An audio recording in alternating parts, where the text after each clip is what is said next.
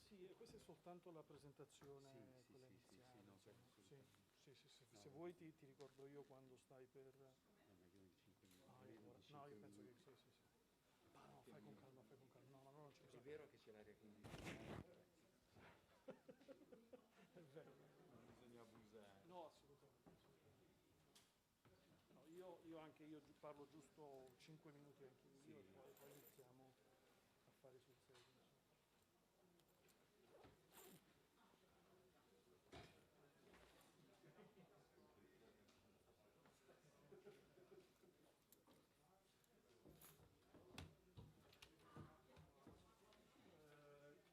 Inizi tu?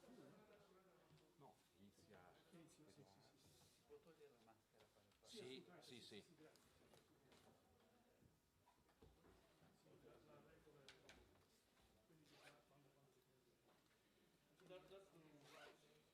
sì.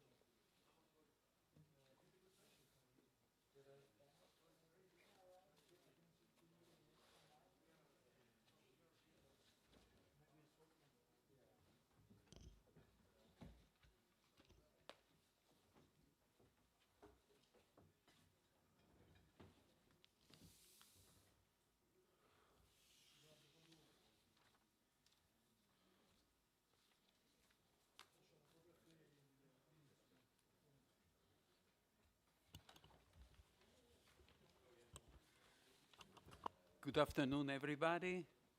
Great pleasure to be here. My name is Edoardo Tortarolo. You will not find my name on today's program, so that's why I mention it explicitly. But despite being absent from today's program, and I will explain it to you very shortly why, I want to make clear how great a pleasure and an honor it is to welcome you to this international conference on rethinking liberal Europe. The reason why I'm saying this and the reason why my name is not on today's program is that I am here on behalf of the president of the Fondazione, Luigi Einaudi, Roberto Marchionati. Previous commitments prevented him from being here with us today, but he's sending us his best wishes and best regards. This Congress, I will be very brief, but I want to make clear a couple of points that are very relevant to the Fondazione. The first one being that this conference, as you are all aware of, is the outcome, the result of an excellent collaboration between a number of institutions. One of them is the Fondazione Luigi Einaudi. The second one is the Ebert Stiftung. The formal name is too complex. It probably changed in the last few years. I've always been aware of the Ebert Stiftung as such. But you will tell us the story. I will tell you later, yeah. Stiftung Reichspräsident Friedrich Ebert Gedenkstätte Heidelberg. So I did my homework. And more or less successfully. And the third institution which has been involved from a scientific point of view is obviously the Institute for the Study of Ideas of Europe, University of East Anglia. They all collaborate on a scientific level, but they could not achieve their aim without the help and the support and the constant attention of Villa Vigoni. Christiane Liermann is there. She has been a friend of Turin for many, many years and a very collaborative partner on many occasions. So the support of all these institutions is a sort of working evidence of the efficacy of collaboration at the European level. From the standpoint of the Fondazione Luigi Einaudi, the organization of this conference is already now 20 past 2 of the first day, a very glorious and very excellent achievement. We are very proud of it, and we are also very grateful to Federico Trocini for having devoted time, energy, intelligence, networking skills to finalizing this conference successfully. And I want to mention just 2 reasons. There are many, many reasons for being proud of this conference. Just 2 of them deserve full mention. A conference at about liberalism, about Europe in the 19th and 20th century fits perfectly the mission and raison d'etre of the Fondazione like almost no other. I can hardly think of a better topic for the Fondazione than liberalism in Europe. Luigi Einaudi, who was in whose name the Fondazione was established back in the early 1960s, was a staunch defender of liberalism during his activity as a professor, as a journalist, as an economist, and as a politician. He was a liberal under very difficult circumstances. And he stressed and emphasized all along his very long career that liberty and liberalism in Europe actually mean what they come to mean in historical terms. And one of the many legacies that Luigi Einaudi provided us with is definitely the necessity of investigating historically what these notions really mean in the reality of politics, without any embarrassment of investigating the practicalities of politics. Many of you are certainly acquainted with the excellent library of the Fondazione Einaudi, which is the core and sort of beating heart of the Fondazione. And if time will allow it to you to do so, please spend at least 1 hour in Via Principe Amedeo, where the Fondazione is located, taking a look at the 6,000 to 7,000 rare books that are the core of the library of the Fondazione. The second reason, so this is definitely one of the reasons, the fact that the topic fits perfectly the mission and the raison d'etre of the Fondazione. The second one is more practical.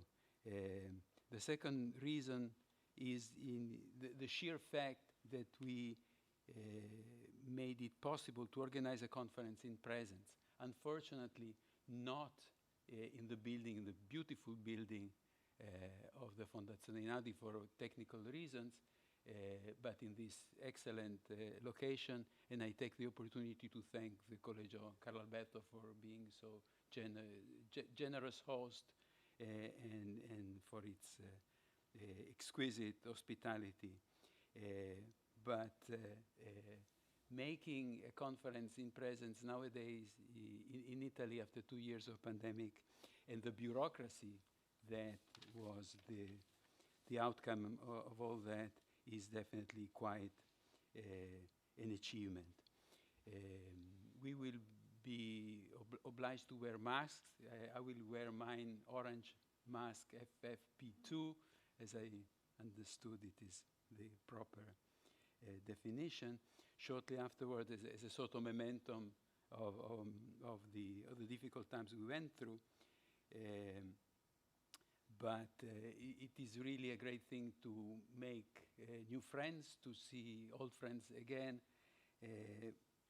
After all, that's the mission of scholars, to be together, to discuss together. This is the flesh and blood of our life as scholars, as historians, and as thinkers on political events. And without much further ado, I will give the floor, I think, to Federico, following the Rayana. Okay, thank you so much, and again.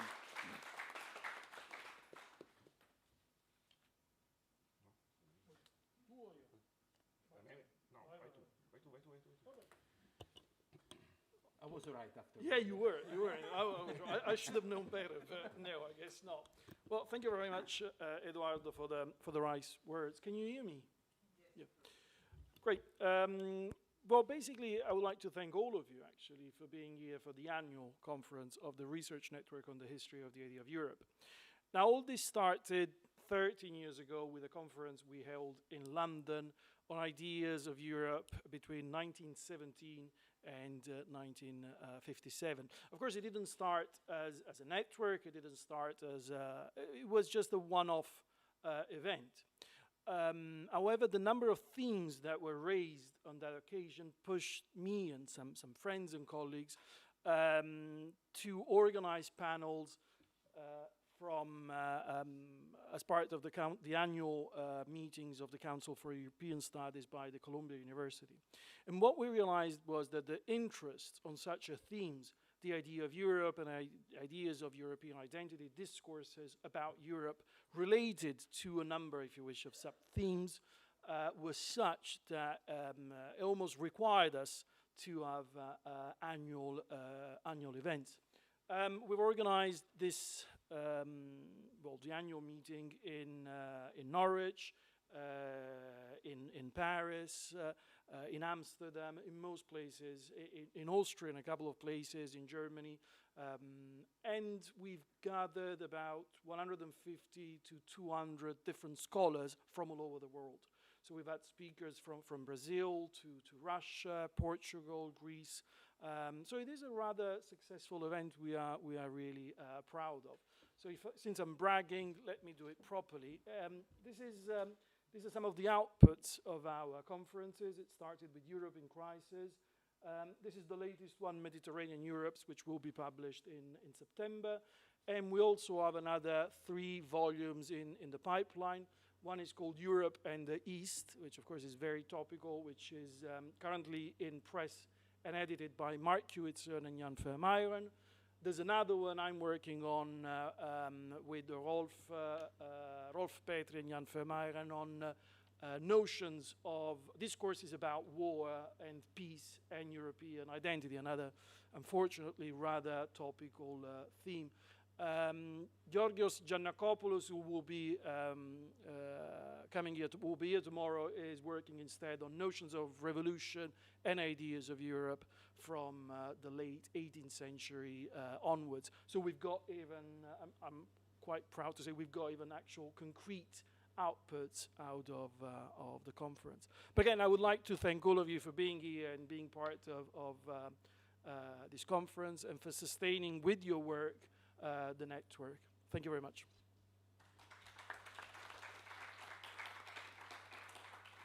And now it's Federico. You cannot, no excuses there. Okay. My name is Federico Trocini. Some of you already know me. And I'm a scientific collaborator of the Fondazione Luigi Einaudi and the Einaudi for Europe project manager. I do not want to take up precious time, so I will just add a few brief notes to what Professor Tortarolo and Professor Dauer have already said. First of all, I would like to thank the institutions that contributed to the realization of this conference. Fondazione Luigi Einaudi, the Stiftung Reichspräsident Friedrich Ebert Gedenkstätte of Heidelberg, the University of East Anglia, the German-Italian Center for European Dialogue at Villa Vigoni, and finally the Collegio Carlo Alberto for its hospitality and kind cooperation. However, it's well known that there are people behind the institutions. I would therefore also like to thank some of them. I refer, first of all, to my 2 colleagues and friends, Matthew and Florian. We have established an intense and fruitful collaboration for over a year now. And there are hundreds of emails documenting this. And let me make a joke. I'm glad that the time has finally come for this conference, because probably I will no longer receive emails from none of them. No. I'll continue. Joking aside, I would like to express my gratitude to both, because this was really a good teamwork. Without their help, this conference would have not been possible. I still want to thank Christiane Liermann for her constant support, for her trust in us, and last but not least, for being here personally with us. Finally, I cannot forget to thank the current chairman of the Scientific Committee of the Fondazione Luigi Einaudi, Professor Alberto Marchionati, who personally commit himself to making this initiative possible and successful. And I'm grateful to him for many reasons, including personal ones. For me, this conference has a special significance because it represents the outcome of a pathway undertaken over 2 years ago on the eve of the pandemic. A pathway aimed at promoting the Fondazione Luigi Einaudi's international network. It's a very important result of which I'm truly enthusiastic and which I hope in the near future will produce more significant effects on the scientific and collaborative level. I would like to say, in conclusion, one last thing, as little academic and much personal meaning. 2 years ago, I found myself in a very difficult situation. Some of friends in this room, I'm thinking to Christiane, I'm thinking to Giuseppe Sciara, know what I'm referring to. However, the Fondazione Luigi Einaudi believe in me, support me, and allowed me to do a lot of things that I'm sincerely proud of. Without the Fondazione Luigi Einaudi, I would not be here today. So let me take one last joke. If Luigi or Mario Einaudi were still alive, I honestly don't know what they would have think of me. But of one thing I'm sure, they would be proud of this institution that over many decades has never abdicated its fundamental missions, that of promoting studies and supporting young scholars, and those, like me, less young.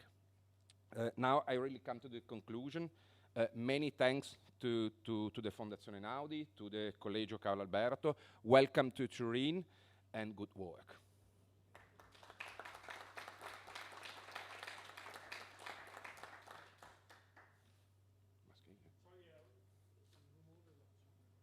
Non lo so. I don't know.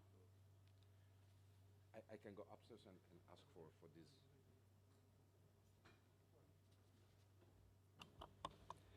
So, ladies and gentlemen, dear colleagues, it's my great pleasure now to share with you some of the thoughts that crossed our minds when we, Federico, Matthew, and I conceptualized this event.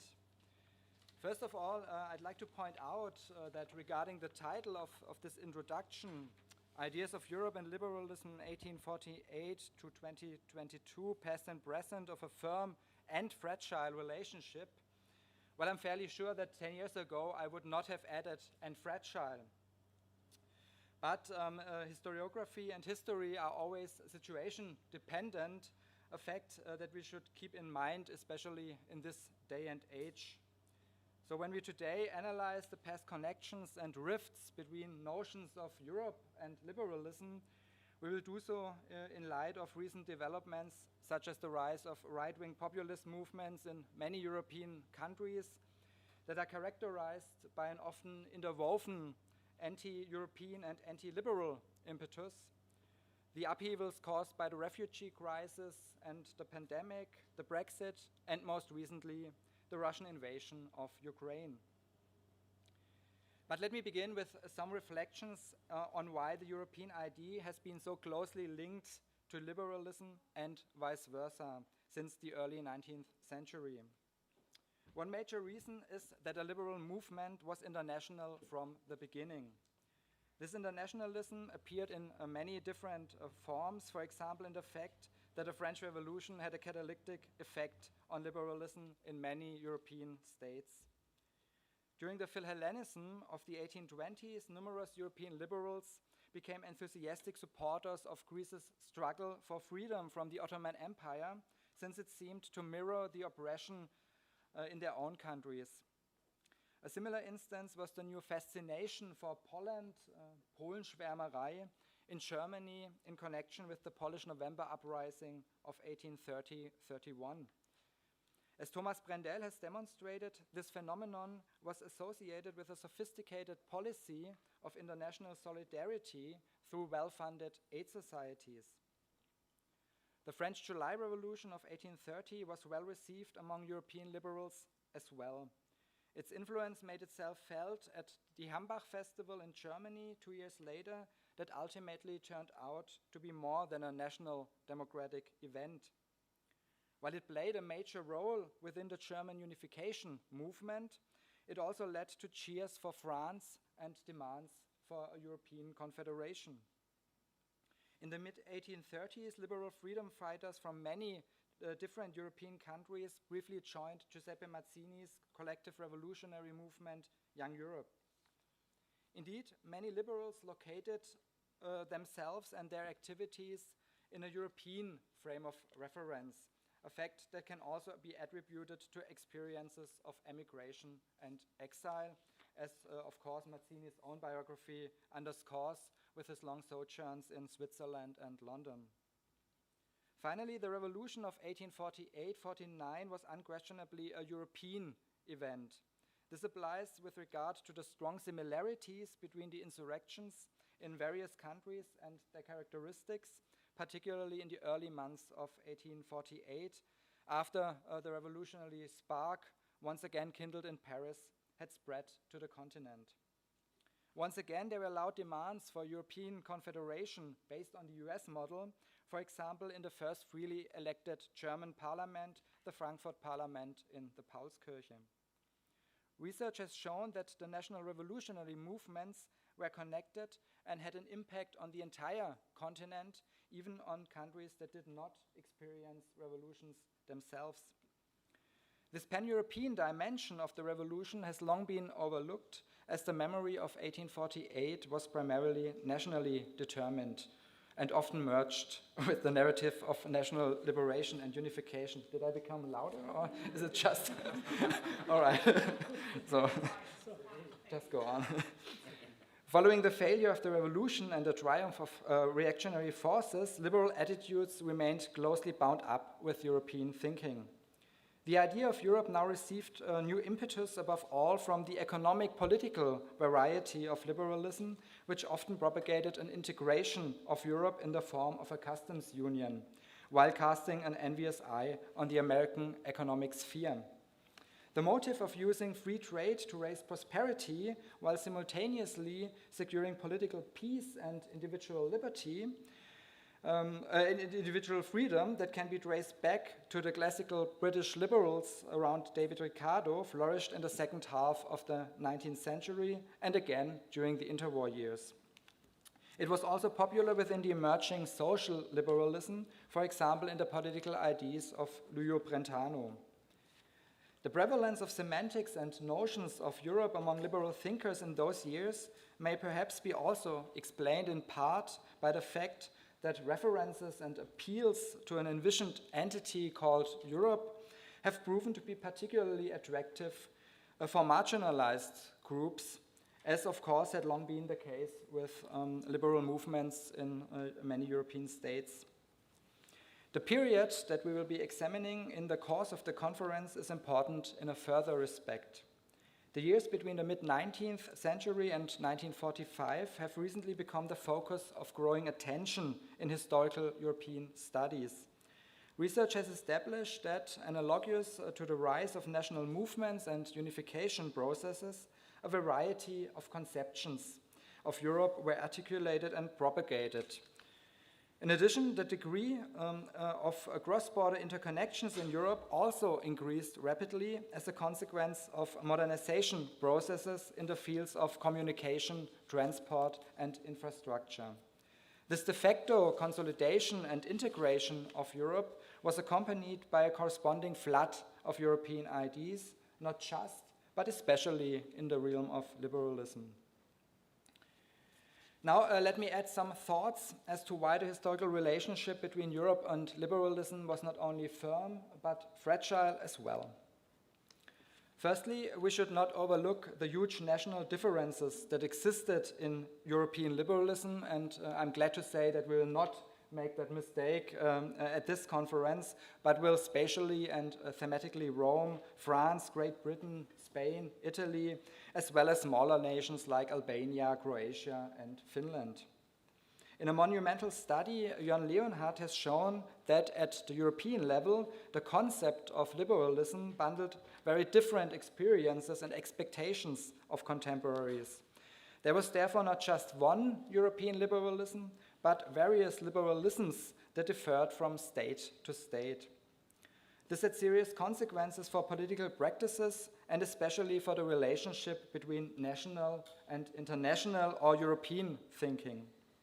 While Germany had no well-established liberal tradition in the first half of the 19th century, and liberal ideas quickly took a backseat to the desire for national unification, things were completely different in France or England. Reactionary forces were able to utilize these particularities to their advantage. For example, in Germany, where Bismarck succeeded in establishing a monarchical empire, not least because he used the desire for national unity to play liberal and socialist forces off against each other. Closely related to this, secondly, the liberal movement was itself deeply divided in many countries. Indeed, it was very heterogeneous and encompassed disparate political objectives, as will be illustrated by some of the papers today. On the one hand, problematic was the relationship of bourgeois liberalism to the emerging labor movement and the gradual splitting off of social democratic and socialist forces from the liberal movement in the course of the 19th century. When the revolution of 1848 took place, the blueprint for another kind of revolution was already available in the Communist Manifesto, which also stood for different forms of internationalism. On the other hand, a strong antagonism developed early on between radical Democrats and moderate liberals, who in some places appeared as proponents of a constitutional monarchy. In point of fact, it is here that the roots of the historically tense relationship between liberal and democratic ideas may well lie.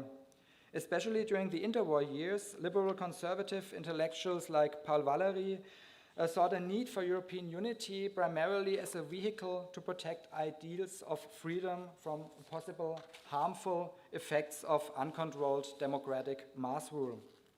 Some members of the liberal elite took up this idea again during the process of European integration following the Second World War.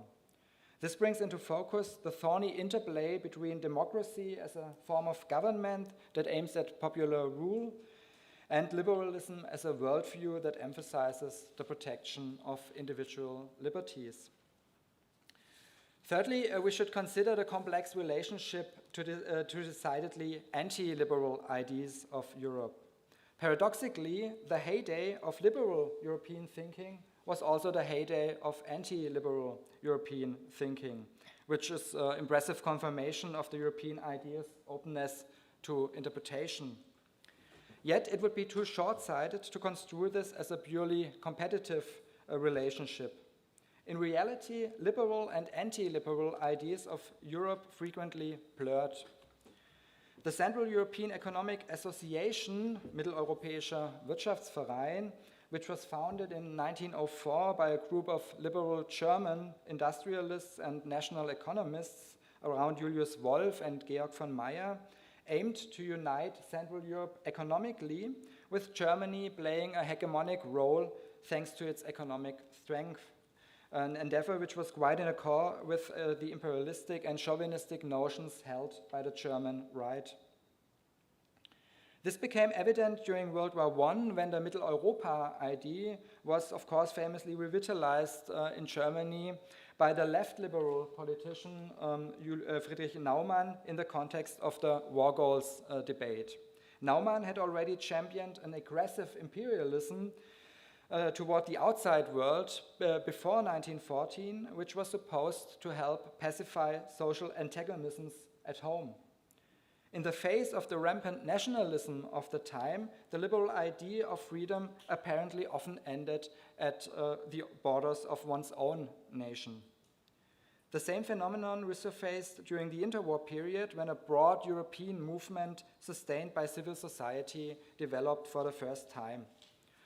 Although its liberal footing, as in the case of the well-known Pan-European Union of Richard Coudenhove-Kalergi, always remained doubtful, there is no question that in many cases its driving forces were liberal politicians. For example, the Committee for the Common Interests of Europe, founded in 1924, was headed by liberals such as the German politician Wilhelm Heile, the Polish Jewish artist and pacifist Alfred Nozick, and the French mathematician Émile Borel.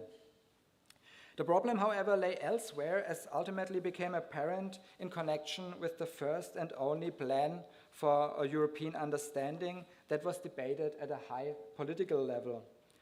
The plan for a European Union proposed by the French top politician Aristide Briand in 1929-1930 resolutely aspired to unify Europe in a federated system under at least economically liberal auspices.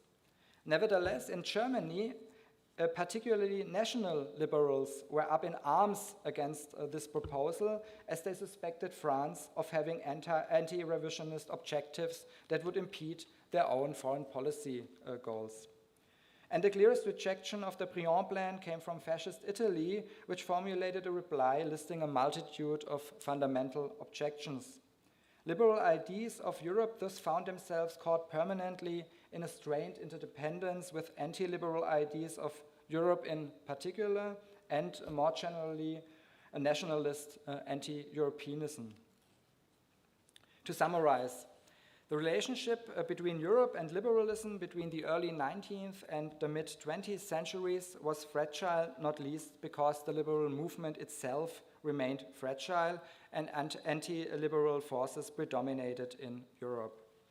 Of course, neither liberalism nor Europe should be construed as a fixed norm, but primarily as a historical phenomenon whose exact shape has always evolved and must therefore be contextualized. Interestingly, in recent years, anti-liberal ideas about Europe have increasingly become the focus of research. However, with this conference, we would like to recall that the history of liberal European thinking was neither shorter nor less intense, but has lain at the heart of intellectual, political, and public debates since the 19th century. In this sense, a Europe united under liberal auspices did not appear from nowhere after 1945, but was able to build on long, although anything but straightforward strands of tradition that need to be traced if we want to gauge the relationship between liberalism, democracy, and Europe, which up to the present day remains as firm as it is fragile. Thanks for your attention.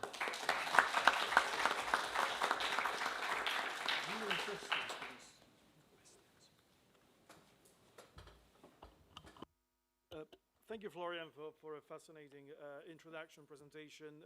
You've touched on a series of key issues that surely will emerge more, well, again and again throughout the conference. I was wondering if anyone has any questions at the moment for Florian's introduction.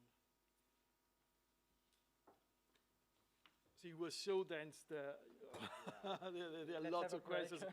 Yep, I think we can have a break and a 5 minutes break, and then we can start with the first panel. Thank you very much. At 3 o'clock sharp. 3 o'clock sharp. Great, thank you very much. And of course, feel free to go back upstairs for coffee and biscuits and everything. Thank you.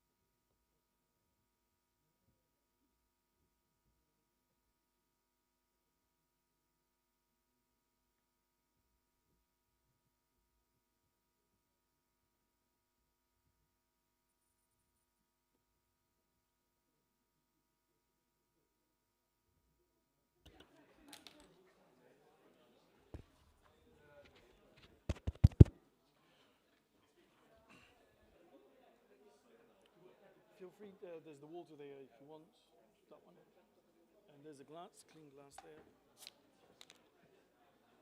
Thank you. Yeah, thank you.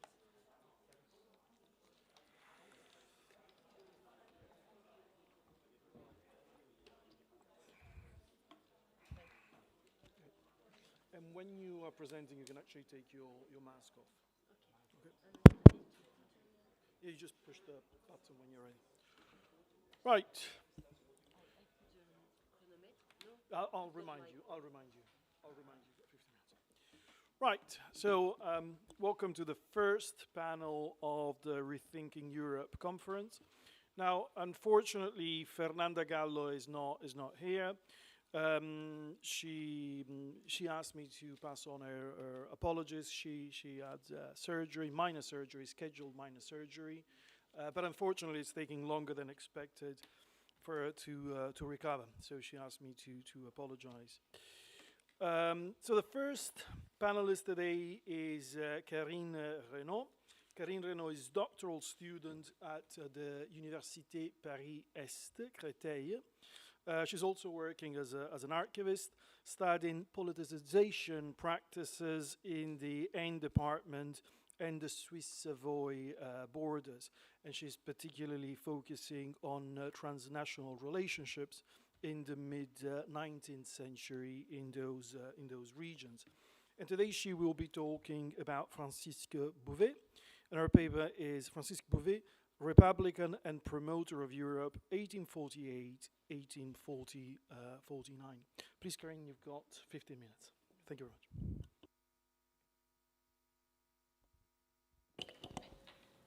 Good afternoon to everybody. I would like to thank you very much, all the organizers of the conference, and thank you for the invitation. I'm going to tell you about Francis Bouvet.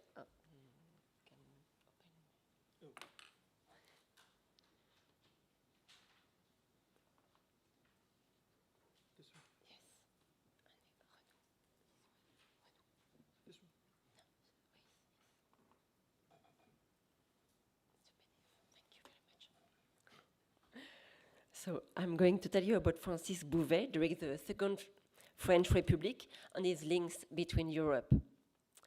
Francis Bouvet was born in 1799 in Vieux-19, a small village in the Aisne department in the Bugey Mountains, near Nantua sub-prefecture, not far from Switzerland and Geneva. He was the son of a surgeon who was captain in the armies of the First Republic. After studying in Nantua High School, he studied at Le Petit Séminaire, a religious institution in Belay, near Savoie. Then he studied medicine in Paris, where he was awarded a doctorate. Early on, he was committed to Republican ideas and suffered the consequences in prison during the Restoration. He was freed thanks to his friend Benjamin Constant. Francis Bouvet was committed to the Greeks and gave them strong support during the Greek War of Independence, so his interest in Europe could already be felt. In 1828, his poems and a book were sold to support the Greeks. He went to Greece himself to defend the Hellenic cause. Back in France, he was very disappointed by the July monarchy. He spoke out against Louis Philippe. He published many political writings and was committed to international issues. Different books, like On the Road of France and the Eastern Question in 1840, etc.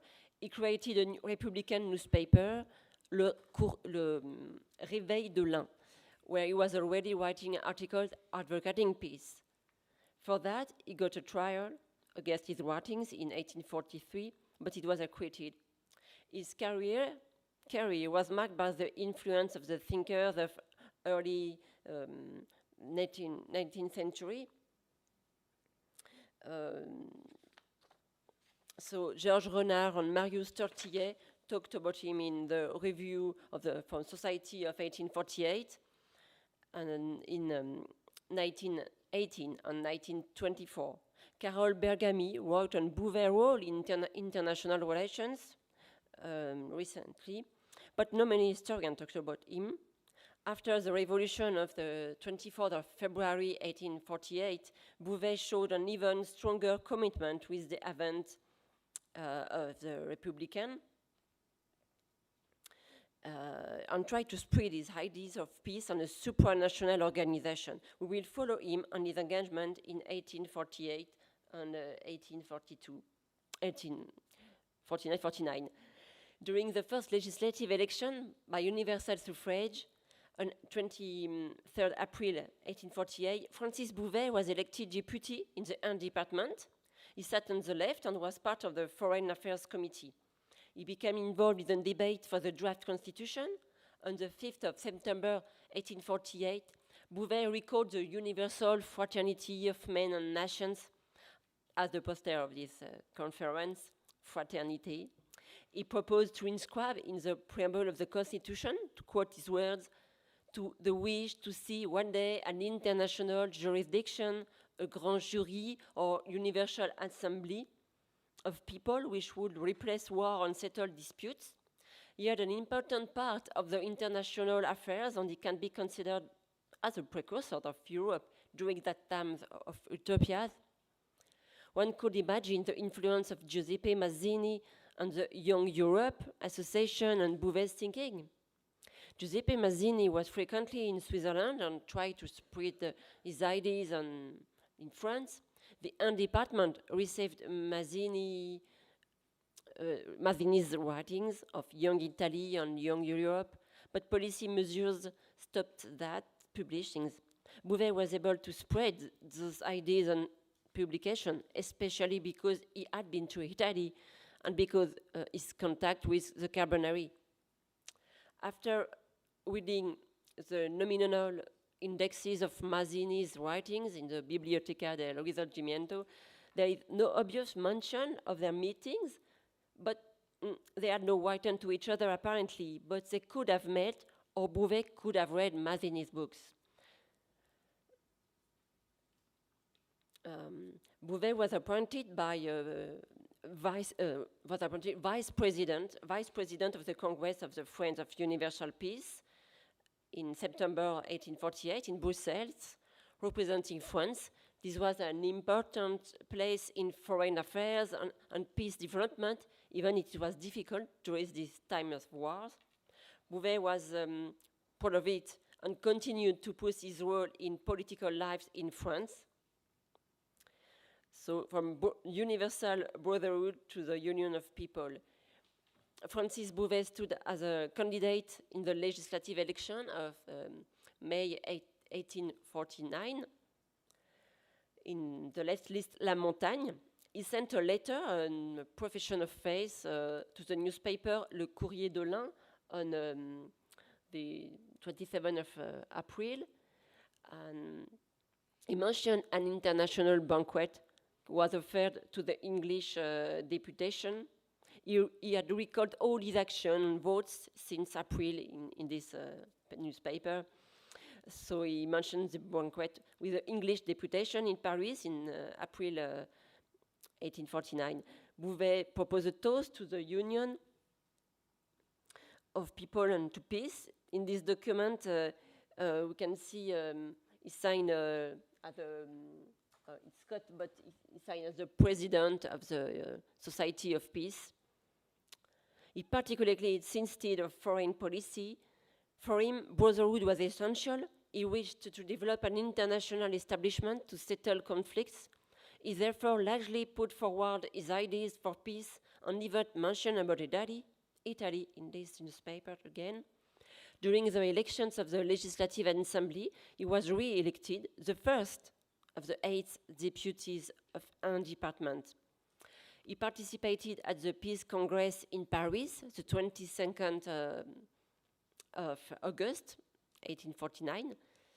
His speech came after Victor Hugo's, who talked of the concept of the United States of Europe. Bouvet recalled his idea of creating a European Congress.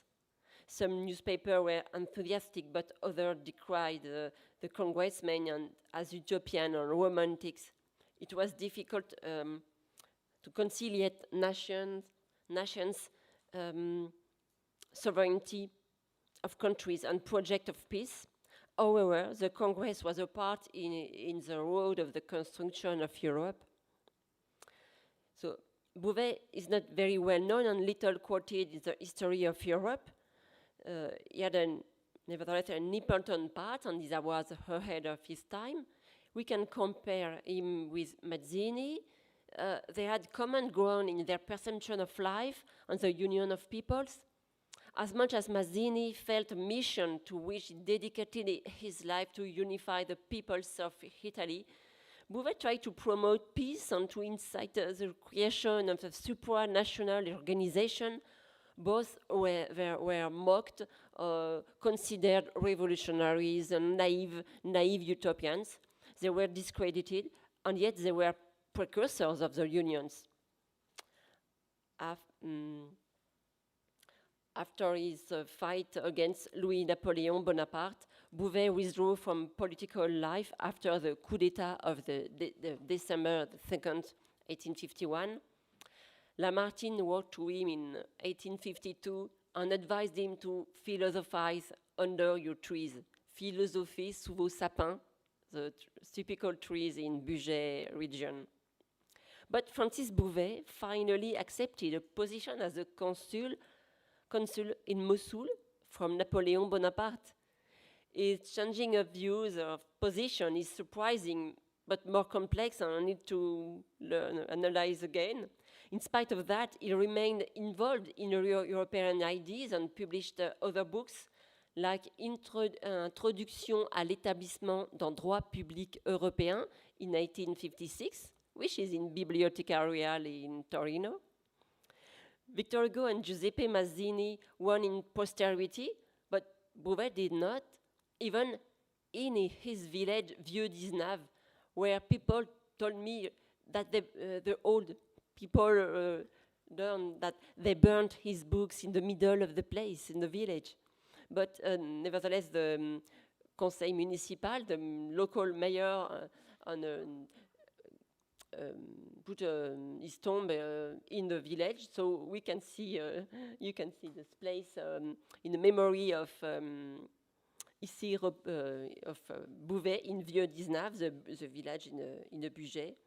He died in 1871 at 73 years. I think Francis Bouvet deserves more consideration and recognized as a promoter of Europe. And again, I think he was ahead of his time and should be most known. So we can, again, learn his writings and put in the road of construction of Europe. Thank you very much for your attention.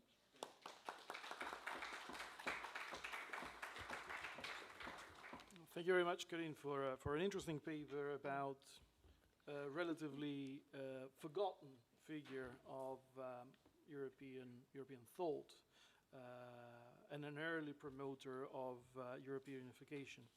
Thank you.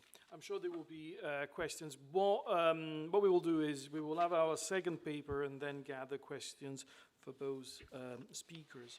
The second speaker of this first panel is Bernd Braun, is Deputy Managing Director of the President Friedrich Ebert Memorial Foundation. I thought it would be useful to translate that name, but I'm sorry for our German friends. And he's also an honorary professor of history at the University of Heidelberg. He is focused on German history, Imperial Germany, and the history of the Weimar Republic in particular. Is the author of a biography of Hermann Molkelbuhr and one on Joseph Wirth, and two books on the chancellors of the Weimar Republic. Today, Bernd will be presenting a paper entitled Ernst Elsenhans, 1815-1849, Lost Ideas about Social Liberal State Building and the International State System in the Revolution of 1848-49. Please, Bernd. Buongiorno a tutti, sono molto felice per l'invito a questa conferenza perché mi dà l'opportunità di tornare a Torino, questa grande città, per la prima volta in 28 anni. Ma adesso continuerò in una lingua un po' più brutta. Dear colleagues, I'm now going to talk to you about a person whose name you have never heard before you looked into the program of this meeting, Ernst Elsenhans, participant of the revolution 1848-1849 in Germany. First, I would like to introduce to you the most important key points from the biography of Ernst Elsenhans. Then I would like to explain some of his political ideas to you. And finally, I would like to outline why these ideas were lost, at least temporarily. Ernst Elsenhans was born on September 26, 1815, in the Swabian community of Feuerbach, which is today a district of Stuttgart, the capital of Baden-Württemberg. He was around 6 months younger than the Iron Chancellor Otto von Bismarck. A year earlier, in 1814, his father, the master shoemaker Johannes Elsenhans, had been appointed Schultheiss of Feuerbach, an office that could be described as a mixture of mayor and magistrate. His father was to hold this office for 27 years until his death in 1841, which he exercised with great skill and lasting effect. Among other things, he improved the infrastructure of Feuerbach, set up a school building, and took care of families in need. Johannes Elsenhans was a capable civil servant and at the same time a socially committed man, in whose household the then famous poet and politician Ludwig Uhland is said to have occasionally been a guest. Ludwig Uhland campaigned vehemently for a liberal constitution in Württemberg and later served as a member of parliament in Frankfurt's Paulskirche in 1848. There is a meaningful quote from Ludwig Uhland that was not meant for Ernst Elsenhans, but still seems to have been written for him. Das ist der Fluch des unglückseligen Landes, wo Freiheit und Gesetz da niederliegt, dass, die fürs Vaterland am reinsten glühen, gebrandmarkt werden als des Lands Verräter. It's the curse of the unfortunate country, where freedom and law lie low, that those who glow for the fatherland most pure be branded as the country's traitors. The status of the parents' home of Ernst Elsenhans was privileged more in ideal than in material manners because his father had a total of 13 children from 2 marriages. Also, he took great care in their education. However, it was not possible for his son Ernst to study theology, as it was not possible to finance it. Instead, he learned surgery and served from 1834 to 1840 as a medic in infantry regiments in Stuttgart. An attempt to study philosophy at the University of Tübingen from autumn 1840 on failed again due to lack of funding. The failure to study theology was the starting point for Ernst Elsenhans to transform himself into a convinced atheist. Elsenhans took up the profession of journalism and also worked as a private tutor. In 1840, he moved to Switzerland, where he wrote for different newspapers. He was also employed as a teacher in English and French families, whereby his knowledge of the English language was exceptional for the time, which was still completely dominated by French. His English must have been so good that he also worked as a translator. For example, he translated one of the historical novels by the then popular Scottish writer Walter Scott into German. The novel, with the promising title Anna von Geierstein, or The Daughter of the Mist, was published in 1846 by the Democratic Republican publisher Heinrich Hoff in Mannheim. 4 years earlier, in 1842, Elsenhans had moved to Mannheim, which was the center of the Republican movement in Baden. And Baden, as you probably know, was the most liberal state in Germany, known as the Musterländle, which you can translate as small model country. In Mannheim, he worked as an English teacher and wrote political articles for the Republican Mannheimer Abendzeitung.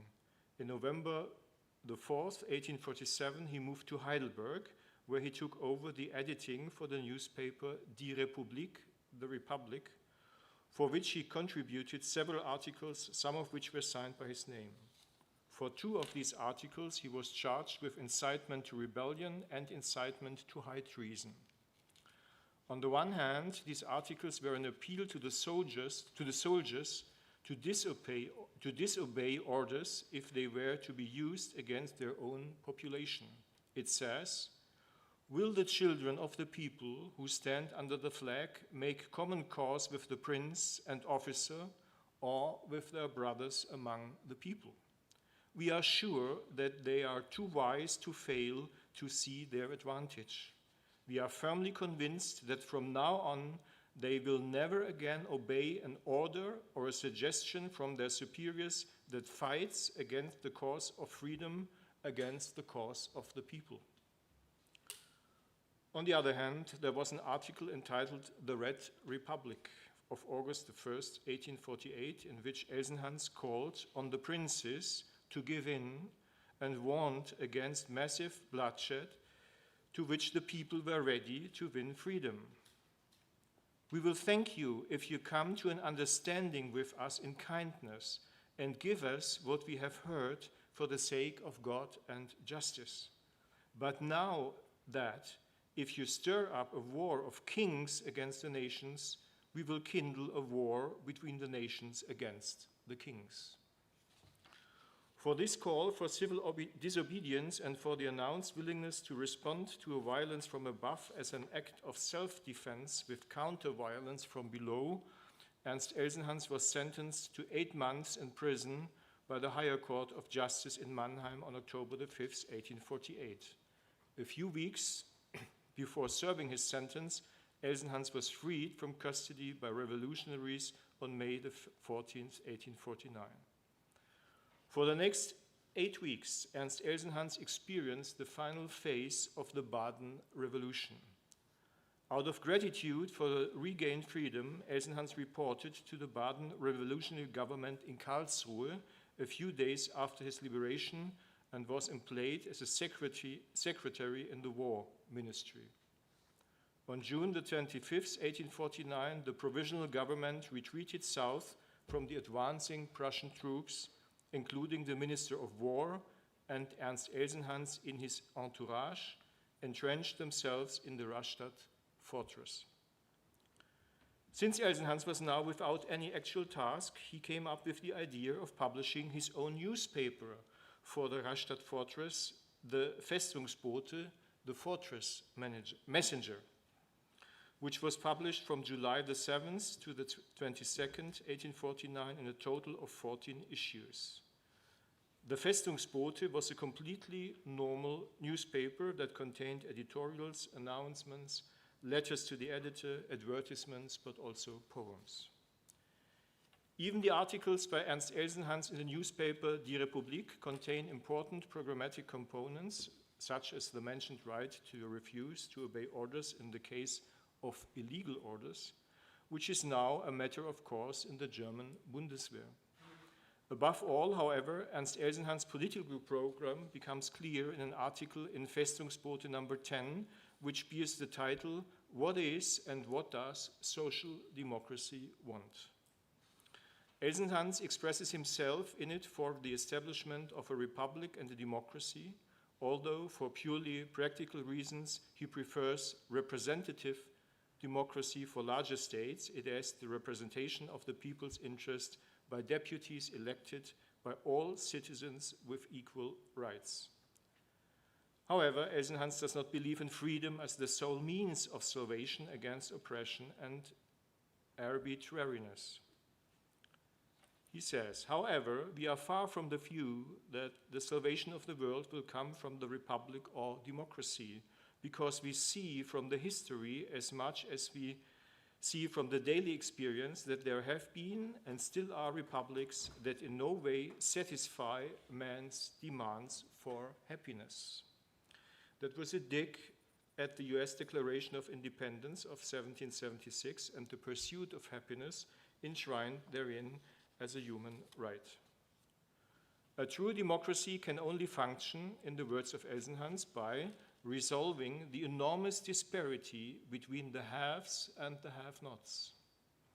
However, the equality that Elsenhans was aiming for was far removed from stupid egalitarianism. Socialism wanted to put an end to the oppression and the desolate misery in the lower classes by urging the continuous improvement of the moral, intellectual, and physical existence of the most numerous and poorest classes, and by achieving, instead of the rule of capital, the rule of work, or at least their equality. According to the socialists, the distribution of goods should be made dependent on work and thereby achieve the greatest possible equality among people. Every industrious, orderly, and skillful man should be given the opportunity to acquire as much property as is necessary for a reasonable enjoyment of life. In his article, Elsenhans mentions the two French early socialist theorists Henri de Saint-Simon and Charles Fourier by name, from which one can possibly conclude that he had not read yet the Communist Manifesto by Karl Marx and Friedrich Engels. However, Elsenhans was not an orthodox socialist, but a moderate social democrat, not to use the word liberal social democrat. Ernst Elsenhans also made forward-looking statements on the issue of foreign policy. In the very last issue of the Festungsbote, he describes how the main changes in human history were brought about by wars, in both a positive and negative sense. The war has subdued the Europeans to the New World. War established the North American Free State, and it is the war that is building new states in South America at this moment, so that in future a European state system will be replaced by a world state system. As a keen observer of the times, Elsenhans was aware of the collapse of the Spanish and Portuguese colonial empires in South and Central America. In the future state of Ernst Elsenhans, however, there should be no more wars if possible, since no wars of conquest are waged, but the existing armed forces are only used to defend the country against external enemies. Elsenhans did not invent the term world state system, but he used it in a completely different way than his coevals. Normally, the historians and publicists of the 19th century used this term as the expansion of Europe across the world. It is the imperialistic division of the world among European colonial powers. That the independence of the colonies was the condition for a world state system was a completely new approach. Yes. In his 1809 published History of the European State System, the German historian Arnold Heeren had typically defined, a greater and more glorious future will supplant the limited European state system through the spread of culture across its continents and the flourishing of European plantings across the ocean by a freer and larger, powerfully aspiring world state system. And at the end of the 19th century, the Viennese publicist Carlo wrote in his study on German national politics about Arnold Heeren, whom he calls the prophet of the world state system. Almost a century has passed before they became the truth. They were far ahead of their time because the conditions for a compelling drive to create such a world state system were not yet available at that time. Karl Rohn was unaware that in the middle of the 19th century, the global system of states had been defined in a completely different way, modern, liberal, and demilitarized, because these ideas had been lost, so to speak, more than lost, they had been murdered. Immediately after the surrender, I'm in the last point, immediately after the surrender of Rastatt Fortress to Prussian troops on July the 23rd, 1849, Ernst Elsenhans was also arrested. Elsenhans was accused of high treason before a court-martial. Actually, a civil court would have been responsible for him, since Elsenhans had not been a soldier, and actually not a Prussian one either, since he had Württemberg citizenship. But the Prussian victors did not bother with such trifles. Only on the evening of August the 5th, a lawyer from Karlsruhe was assigned to him, who of course could not prepare for the trial, which began at 9 a.m. on August the 6th in the Rastatt castle. A Prussian officer was also present during the conversation between lawyer and client. The court-martial, which was held on Baden soil, included 7 soldiers of different ranks, all of whom were Prussians. The death sentence, which was announced after a few hours and which, in typical Prussian-German manner, not only sentenced Elsenhans to death by shooting, but also to reimbursement of the examination costs, was certain from the outset. The death sentence was carried out the night after the verdict. Ernst Elsenhans was the first of 19 people sentenced to death in Rastatt to be executed. He was the only civilian among his fellow sufferers. He was the only one who did not harm anyone else. In the interrogation protocol, Elsenhans says, "I took no part in the fighting because I don't understand anything about military matters." After 3 a.m. on the night of August the 7th, 1849, Elsenhans was driven in a carriage to a ditch in front of a fortress building.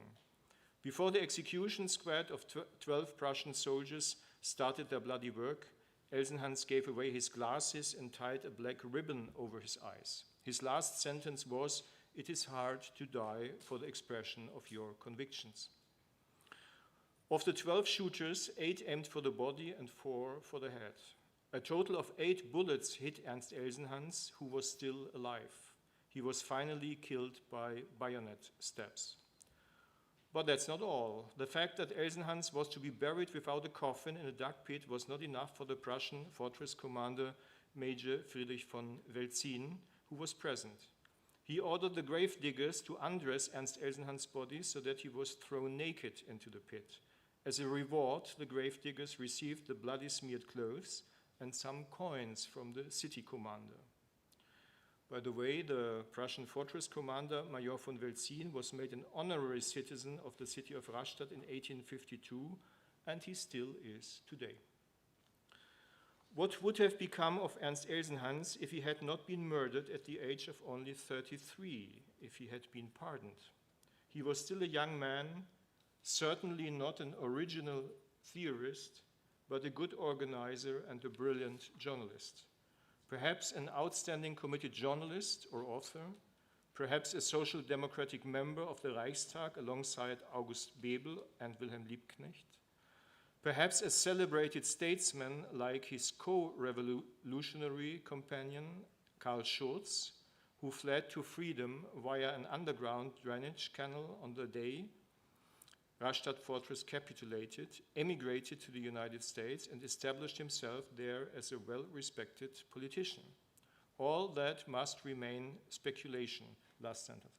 But the case of Ernst Elsenhans shows that liberal ideas are much more dangerous for dictatorial rulers than any military uprising or any revolution. Thank you.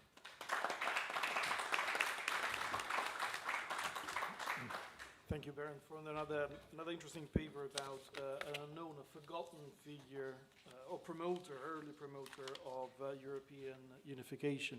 So the floor is now open for questions. We will gather a few questions and then I'll ask the presenters to answer. Any questions? Yes, Helena.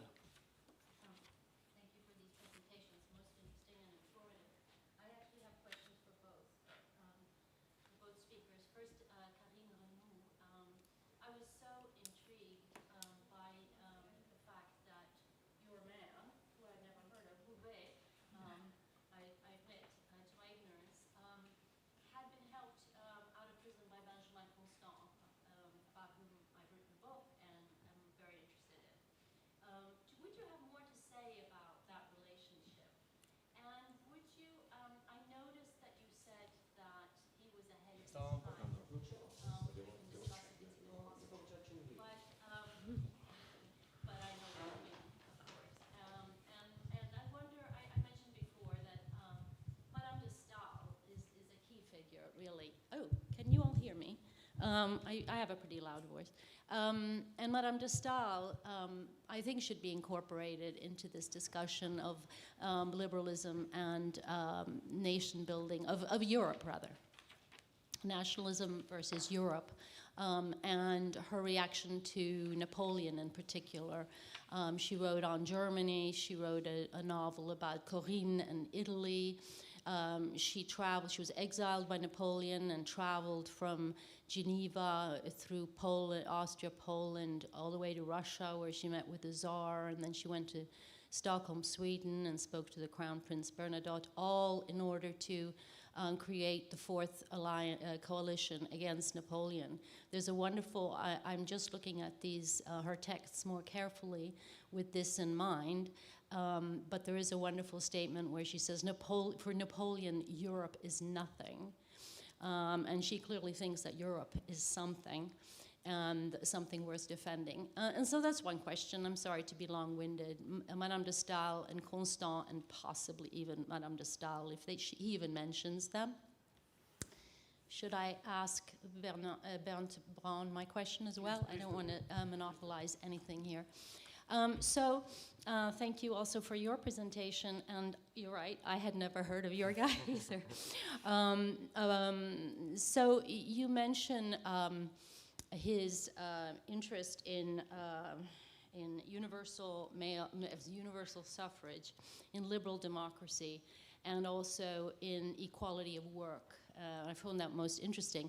But does he include women? When you say all citizens should have a vote, are women considered citizens?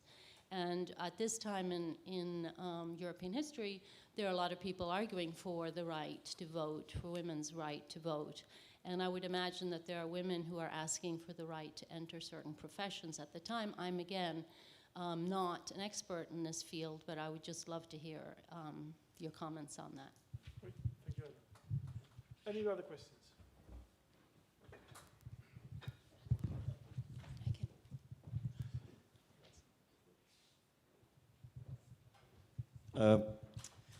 So yeah, I also have two questions. One is for Carine. You also, as an aside, mentioned that Bouvet is sort of on the wrong side. He criticizes the coup d'état, the 18th Brumaire, yeah, in 1851, and he sort of, after a period of withdrawal, then is asked by Louis Napoleon to take up a position as consul to Mosul. Is that so? I wondered if you could talk a bit more about that. If you know a bit about how he came to be reincorporated into that milieu, and if it was because he felt that Napoleon offered some larger vision of peace, some project for Europe, or some imperial enterprise. I mean, I'm thinking, of course, of Tocqueville, who sort of, withdraws rather than after the coup, of which he disapproves. So just in the context of the wider context politically, if you know anything about that yet, or if you have any leads or anything, and then for Bruce, the question I had was about your comment about sorry, Brand. I apologize. My question was about Latin America. You mentioned that he speaks about revolutions and state-building projects in Latin America. I wondered if you could talk a little bit about how that figured for him vis-a-vis movements for national independence, statehood, in a broader context. Thank you, Alexander. Any other questions? Anyone else? I have a question for Bernd. You mentioned at one point, very quickly, Henri de Saint-Simon. I was just wondering how important was le projet pour la réorganisation de la société européenne, written jointly by Saint-Simon and Augustin Thierry,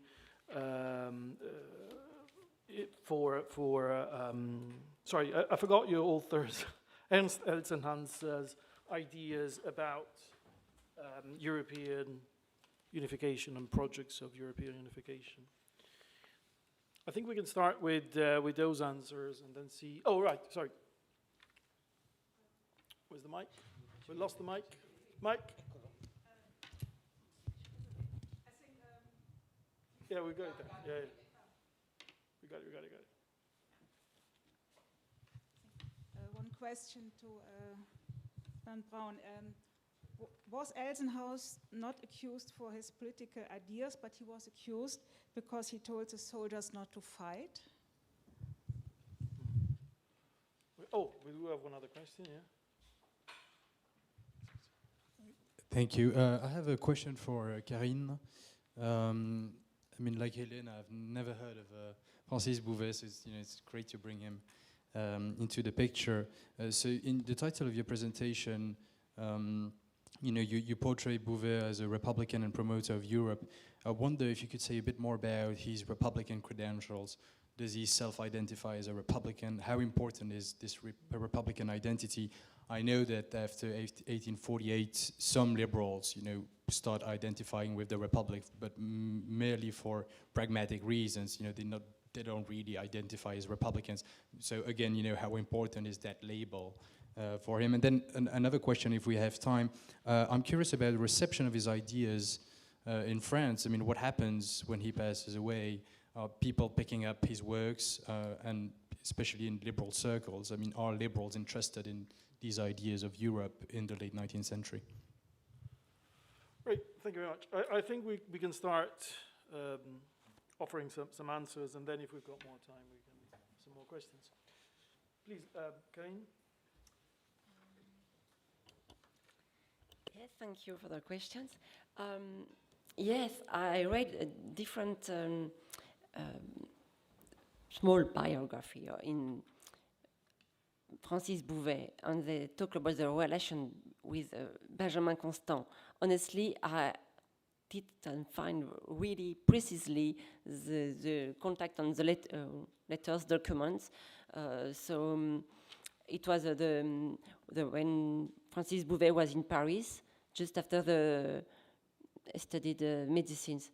So at this time, he wrote articles and can be talked to. Donc I will be happy to talk with you about your knowledge of Benjamin Constant, maybe to find something more precisely about the links between Benjamin Constant and Francis Bouvet. And from Madame de Stel, I think you put the link between the different parts of Europe and the moving around from Francis Bouvet. So I don't know with Madame Stel and the link with Francis Bouvet. It was in Paris, and after that he wrote different things and move again through Europe to Greece and come back to France and to Paris. So yeah. The reading, yeah, I know you talk about the books and maybe to compare themselves.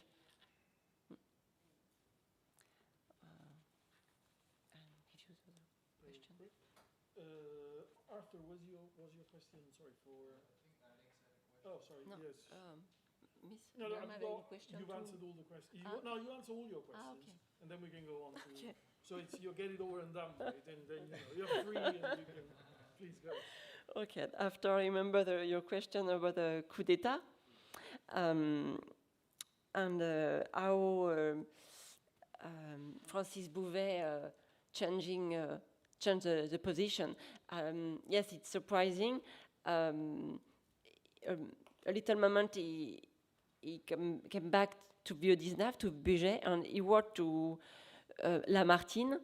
I found a letter I talk about the letter in 1852, just the beginning of, October 52, and Lamartine, because they were friends, and Lamartine came to Bugey to see, came to Bugey to see Francis Bouvet. They talked to each other in Bugey, and so it seemed to be alone not one. And finally, he accepted the job as a consul in Mosul. And I found that Francis Bouvet should have met Napoleon Bonaparte in Italy, but it was written in biography like Benjamin Constant and Napoleon Bonaparte. Donc I would like to find the first document to see not another one, because maybe it can be a reason that's why they knew each other. And I read that Napoleon Bonaparte did not forget people that he met in Italy and during the 1930s, and gave them some jobs or posts during the Second Empire. So maybe you can remember Francis Bouvet when they met in Italy. And another reason that he needs money, and because after the newspaper Le Réveil de l'Ain stopped in April 1847, and I found in the National Archives that Bouvet was separated from his wife. So, and in the small village, the old mayor told me that the house came from his wife. So maybe it's a money reason to come back there. But after Mosul, he went to La Corogne. And a letter in the archives, Department of Archives, we can see he asked for another post because the post of consul in La Turquie d'Orient in Turkey, he was bad for his health. So he didn't would like to go back to Mosul. But I found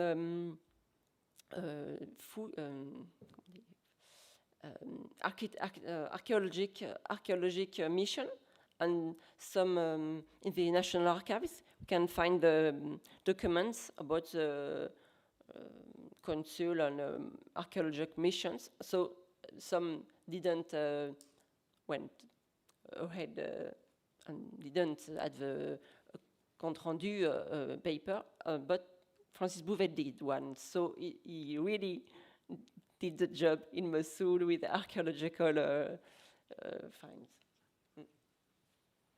And the reception, you talk about the Republican identity. Francis Bouvet wrote to Lamartine that he was very upset not to be the commissaire du gouvernement in March 1848. So because he explained, he talked about the different the Republican article, the newspaper, his life on the Republic. So he was upset not to be like Guy de Champvent, friend of Lamartine. So that's why he was involved in the Republican Party. But en effet, indeed, so the reception ideas of Bouvet in France was in the minority in the assembly. So his ideas had a reception in the Society of Peace, and with all the society, with British people, European, Belgium. So in the Society of Peace in Paris, Society of Peace, and maybe the ideas can spread and move in this type of reception until the construction of the Republic and the talk about settle to stop the conflict. Thank you very much, Carine. Bernd, I'll have to ask you to keep your answers very short. We've got 8 minutes. Please, Bernd. I'm always yeah, no, always the time. Okay. First of all, the women question, women's vote.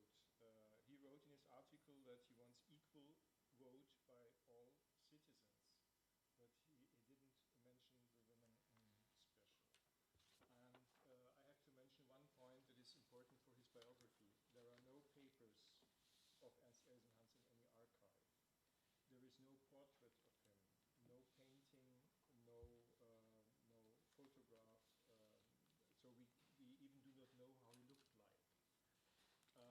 want to find something out about his biography, you have to work as a historical detective and finding a mosaic in another little stone and the next little stone to build something like oh, thank you. Welcome. Okay. To build something like, let's say, an impression, who was this man? But I can tell you that he liked women. After his death, a priest tried to damage his memories. And the priest wrote that he went before the execution to him, and he tried to convince him that he should confess his sins. And Eisenhans said, no, I don't want to confess sins. I would like to ask you to send some letters to persons which were important in my life. And the priest said afterwards he sent letters to 3 fiancés, and this was a proof that this was a person without any moral. So I think the first time that the women's right to vote was mentioned in this political part of the spectrum was in 1875. There was the discussion for the Gotha program of the Social Democratic Party. Long answer right now. And they discussed on this party congress of the Unification Congress of the Social Democratic Party, they discussed if they should mention especially that this is meant also for women. And the end of the discussion was, naturally, it's not necessary to mention, we mean all people. And then in the Erfurter program, it was especially mentioned that it was also meant for women. Latin America, the same thing. No papers, no big information about his life and so on. He mentions this in one article. But it's a proof that he watched the world, and not only Europe, he watched the world and the developments in the world, and he accepted these new states in Southern America as equal to the European states. So he didn't make any difference. But more I cannot tell you about this fact. Next point, if he was sentenced to death, because he mentioned that the soldiers shouldn't fight if they get orders which were, let's say, against humanity, for example. For this article, he got 8 months in prison for high treason.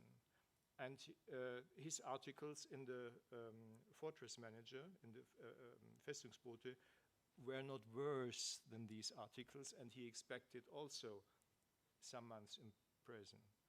But let's say in his newspaper there were also published poems, satirical poems against the Prussian king and the Prussian princes. And maybe this was also one point, that if you make people laugh about dictatorial rulers or absolute monarchs, they don't like it normally.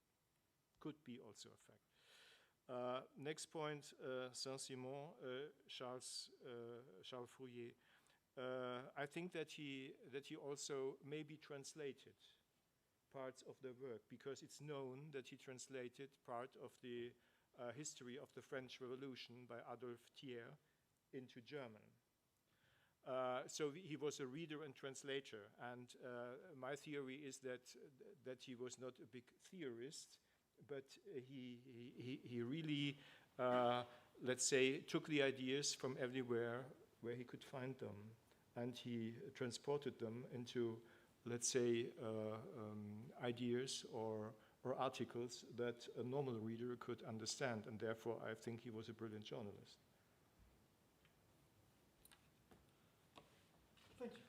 Thank you, Bernd, for your short answer. So I appreciate that. My fears were unjustified. Okay. If there are no more questions, I'd like to thank our speakers for 2 very interesting papers and for a fascinating discussion. Thank you very much. Like this, we are running a little bit behind schedule, so I guess we can have a 5-minute break and meet back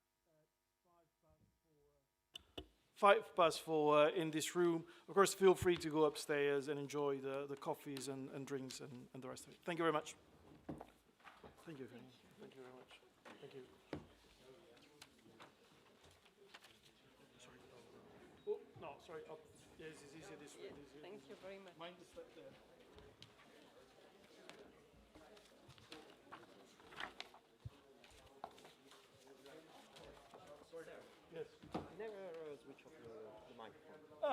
you do it. Okay, wonderful. Okay, even easier.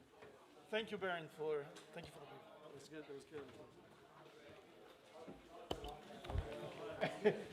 but I was not the only one. No, it's not a problem for me, But for the room, for the people who see you through YouTube. Okay. So otherwise, they So you like think a fish. So you think my fan club on YouTube will not increase because they could not hear me? Okay. You got the sticker. No, I don't. No, you change from my PC, or you are ready? I have it here. I can do it from here. You want it from here? Okay.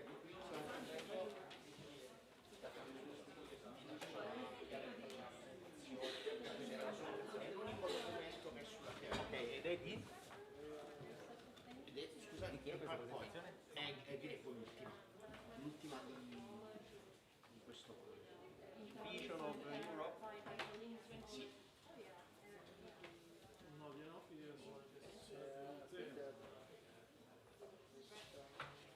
C'è solo una, giusto? Sì, però l'hai fatta col Mac, vero? Sì. Qui ci sono tutti i file. Sì. Voglio solo assicurarmi che sia l'ultima versione. Certamente. I go to take out. Thank you.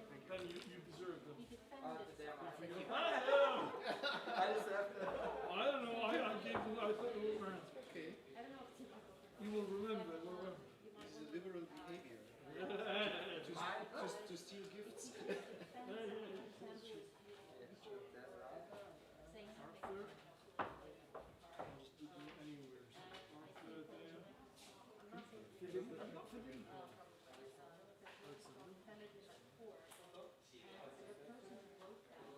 So we've only got 4 chairs.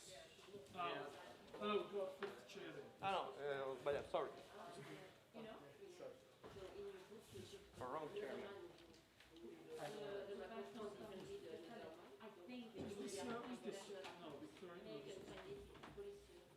Okay, I'm going to get that chair in.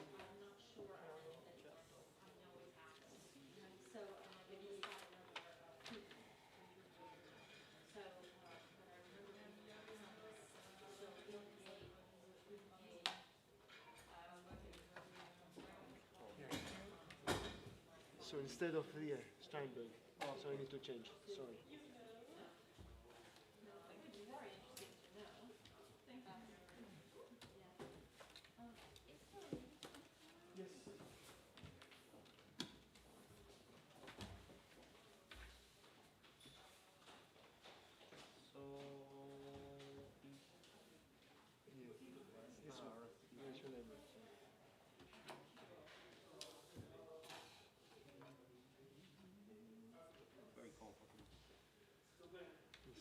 Instead of Steinberg. This delete and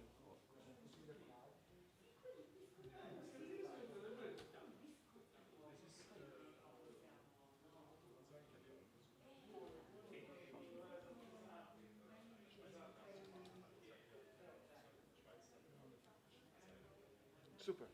Yeah, thank you very much. You're welcome.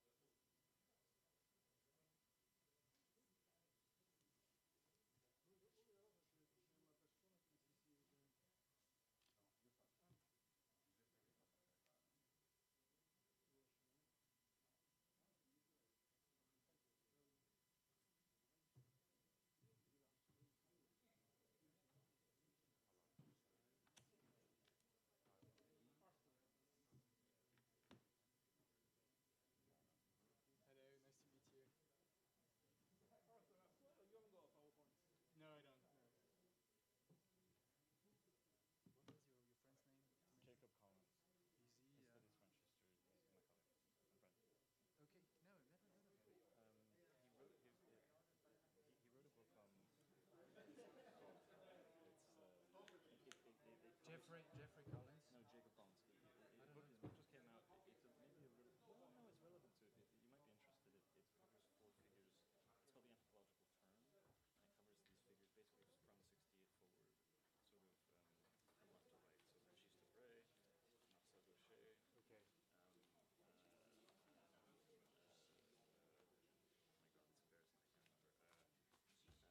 So Regis Debray, Marcel Gaucher. Okay. My God, it's embarrassing. I can't remember. Emmanuel Todd. Okay,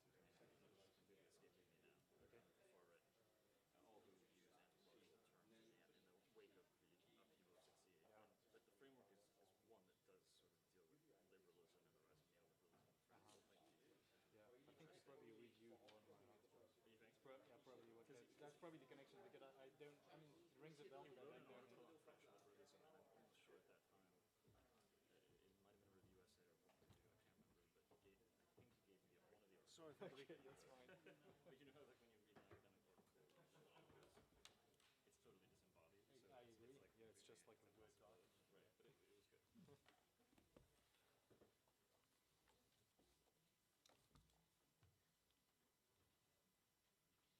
Okay.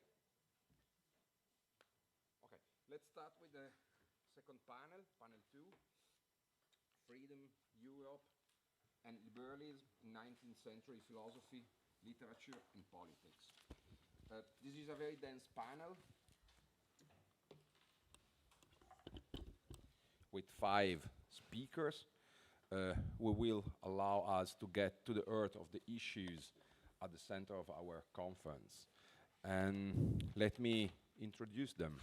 The first speaker is Anna Di Bello from Naples, and Anna is adjunct professor at the University of Naples, Sua Orsola Benincasa, and she's author of several works, monographs, and articles on medieval, modern, and contemporary political thought.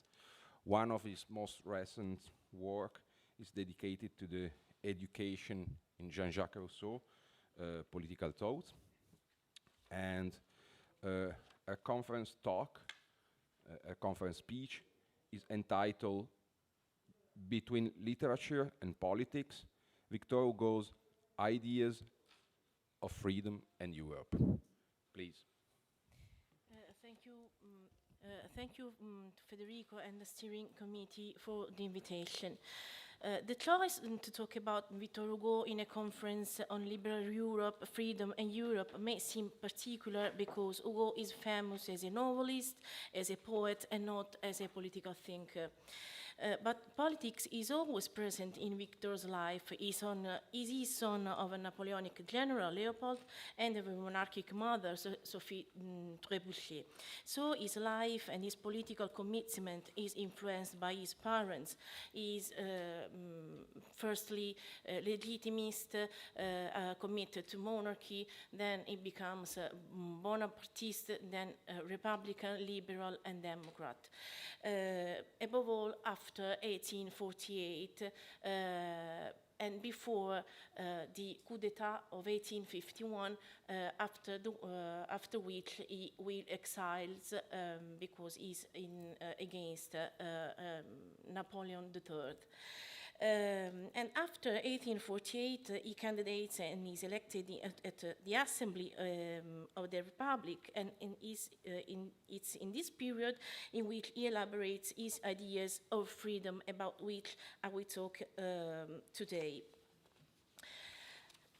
In his writing, in fact, in his parliamentary discourses, he expresses his total commitment to universal values of freedom. He becomes the spokesman for the weak, for the excluded, still deprived of their rights. He defends the rights of women, their emancipation, but also those of childhood and the right to education, because for him, les droits de l'homme ne sont pas un mot de vie d'essence. Les droits de l'homme sont vivants et doivent être défendus en acte. One of the first battles of Hugo is against misery. Hugo constantly expresses his conviction that crimes are committed by pauvres diables, que la femme pousse au vol et le vol au reste. Enfant déshérité d'une société marâtre, infortuné qu'avec une école et un atelier, vous auriez pu prendre bons moraux utiles. I cite from the preface tout dernier jour d'un condamné. In his speech of July of 1849, in the National Assembly supporting the proposal of Armand de Melun on measures to combat pauperism, Hugo shows again his will to détruire la misère, asserts that poverty is not a fate but a social scourge that can and must disappear. But he also undertakes takes action when he goes to Lille in February 1851 to see for himself the housing condition of the textiles workers described by Blanqui in his report Enquête sur les classes ouvrières. He is horrified by what he discovered. Each family lives and works at home in appalling condition, crammed into unsanitary cellars. On his return, Hugo writes a speech for the assembly recounting in great detail his visit. I cite, « Les premiers faits venus, c'est que Lazare nous a donné dans une visite qui n'a duré que 15 heures. Ces faits ont au plus haut degré tout le caractère du moyen. Ils sont horribles. » It's well known, he writes also Les Misérables, that is an emblem of the battle against the misery for Victor Hugo. Hugo is convinced that one of the means to destroy misery is free and compulsory education for all. For this reason, the child occupies an essential place in the work of Victor Hugo. At the time, most children from modest backgrounds work from an early age in countryside or factories. And this is the reason for which Hugo is the first to formulate the notion of children's right in his speech to the Legislative Assembly in January 1850. To the idea that child is considered an object owned by the family and reduced to a mere being, Hugo believes that the child is a being in his or her own right and has the right to become what he or she can be. For him, the future depends on healthy, educated children. En élevant l'enfant, nous élevons l'avenir. Élever, mot profond. En améliorant cette petite âme, nous faisons l'éducation de l'inconnu. Si l'enfant a la santé, l'avenir se portera bien. Si l'enfant est honnête, l'avenir sera bon. Éclairons et enseignons cette enfance. Hugo is also sensitive to women's issues. As a novelist, Hugo composes several portraits of suffering women. Fantine, condemning to prostitution and death, remains the most emblematic. Excluded from political life, considered by the law as a minor, and exploited in life and work in the 19th century, women face difficult social recognition. The question of emancipation is addressed by Hugo explicitly in a letter to the newspaper L'Avenir des Femmes in 1872. Where he writes, dans notre législation telle qu'elle est, la femme ne possède pas, elle n'est pas en justice, elle ne vote pas, elle ne compte pas, elle n'est pas. Il y a des citoyens, il n'y a pas de citoyennes. C'est là un état violent, il faut qu'il cesse. In Actes et Paroles, we read, une moitié de l'espèce humaine est hors de l'égalité. Il faut l'y faire rentrer, donner pour contrepoids au droit de l'homme le droit de la femme. Hugo hopes that before the end of the century, the Republic will proclaim women's right to political equality by granting them the right to vote. Hugo is also against slavery. For Hugo, the master-slave relationship is unbearable because freedom is complete, indivisible, and universal. Aucun compromis, aucune concession, aucune diminution. Avoir des esclaves, c'est mériter d'être esclave. Un seul esclave sur la terre suffit pour déshonorer la liberté de tous les hommes.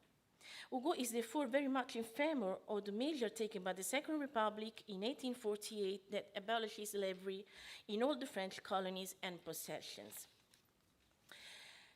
In general, we can say that Victor Hugo is an ardent defender of freedoms, and in particular of the freedom of the press, in favor of which he makes numerous speeches in various assemblies in which he sits.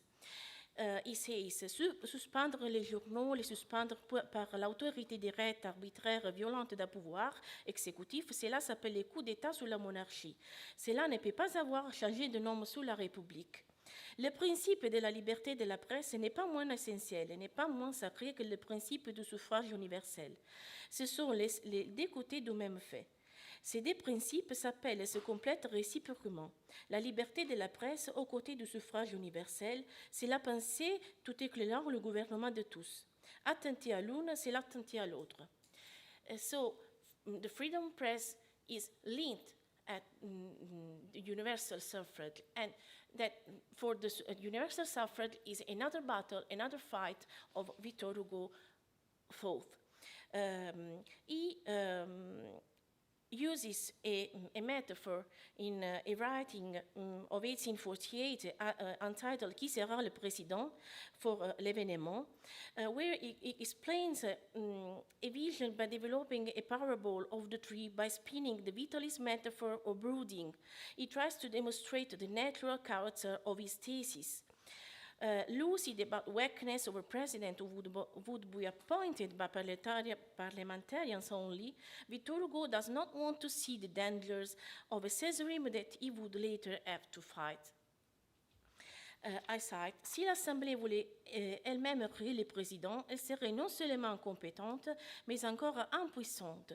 L'Assemblée ne peut que constituer, c'est-à-dire relever la forme extérieure, la qualité et le nombre du gouvernement. Elle ne saurait s'immiscer dans le travail intérieur qui fécondera et ferait jaillir de tronc ces deux branches principales, le pouvoir législatif et le pouvoir exécutif.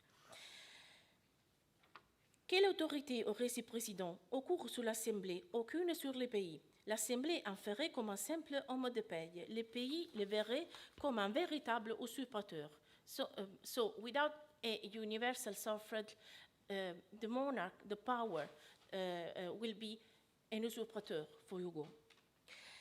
A thirst of freedom and apprehension for its destiny that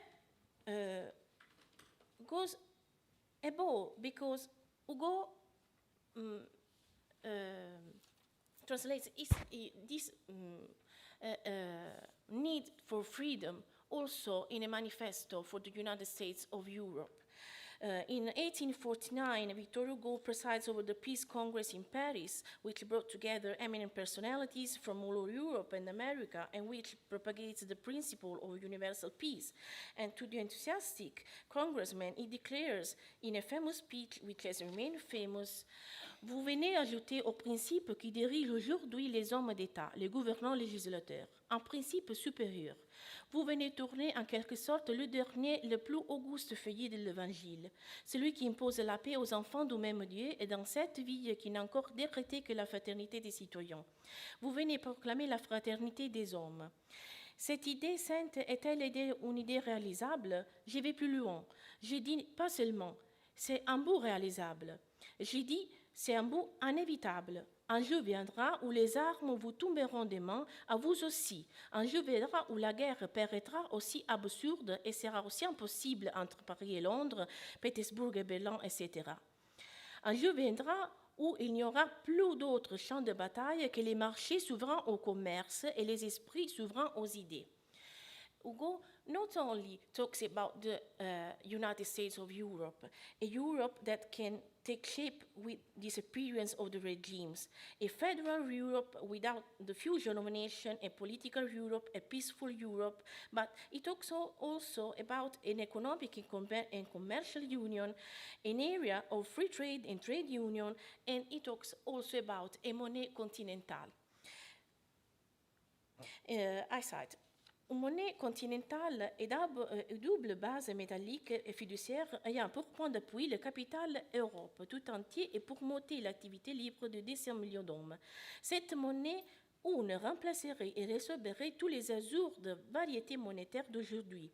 Effigie des princes, figure des misères, variétés qui sont autant des causes d'appauvrissement. So, Hugo does not tolerate any censorship or repression. He speaks out vigorously against the abuses. He approves the movements of nationalities. He is against the restore of Pope Pius IX. He is favorable for the Mexican nationality, for the Serbian independence. He is against fundamentalism and anti-Semitism. Hugo called for an amnesty for political prisoners. Victor Hugo's struggles show a deep desire for freedom in all its form, on all occasions. He takes the side of the oppressed. There is not a right that he has not defended. His work is a long struggle for the future, for the humanity of tomorrow.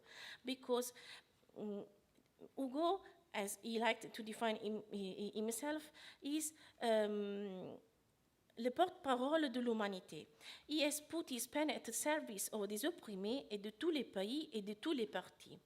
And so this is what I wanted to talk about today, that Hugo is not only a novelist, a writer, but also a political thinker. He's an embryonic research that I will deepen, but I thank you for the attention.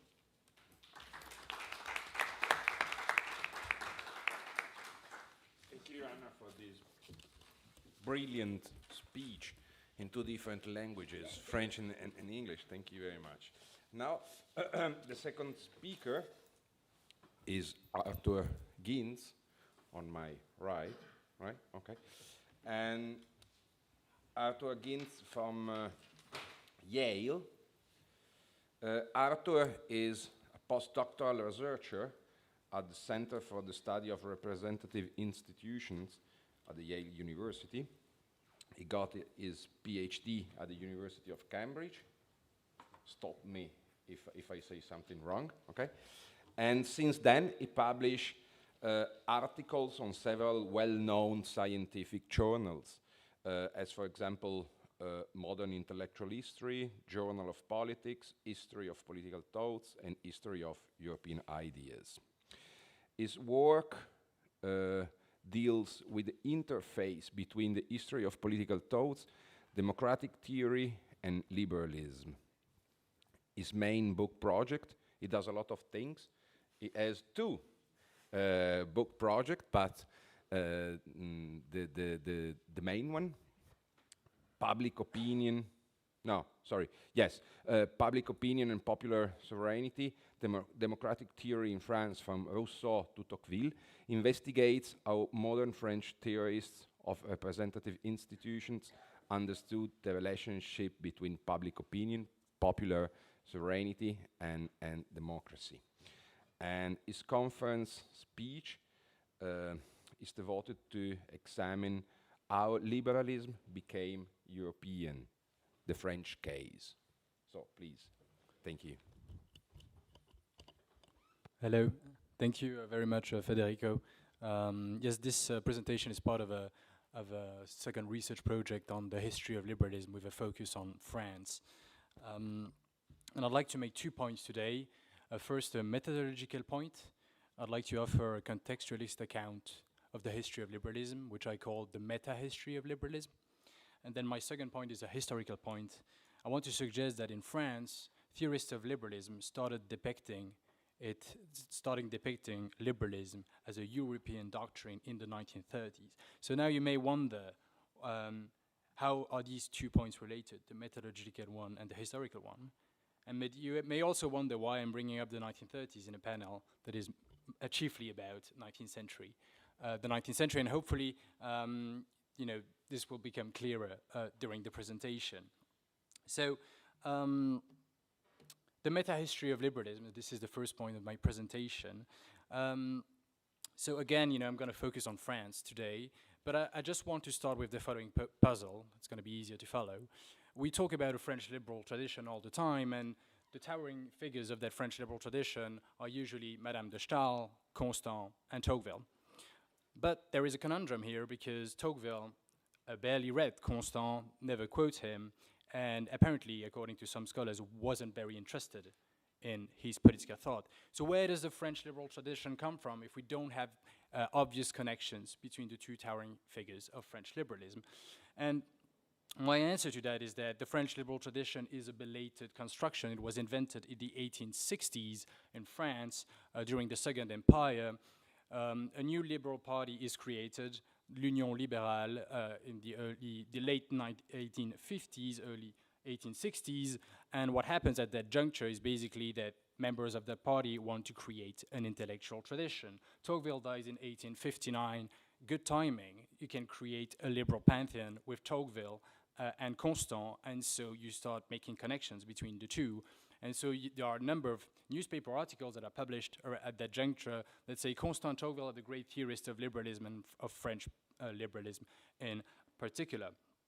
So And it's interesting to see that people who write about Constant and Tocqueville as two big French liberals are surprised that Tocqueville doesn't write about Constant and has nothing to say about him, given that there are connections that they see between the two. How come Tocqueville never mentions Constant? Anyway, so this is the starting point of what I call the meta-history of liberalism. So what is the meta-history of liberalism? There's one important distinction in that history. It's the distinction between liberalism as a political doctrine on the one hand and a liberal tradition on the other. So a liberal doctrine is a political actor that conceptualizes a doctrine and says, this is a set of coherent concepts that can guide political action. This is what I mean by liberalism. And of course, there are different possible definitions of liberalism as a political doctrine.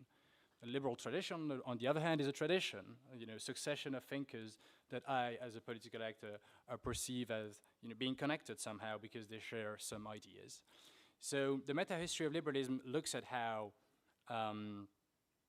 theorists of liberalism define liberalism to and use a liberal tradition to justify that conception, right? So this brings me back to the invention of the French liberal tradition.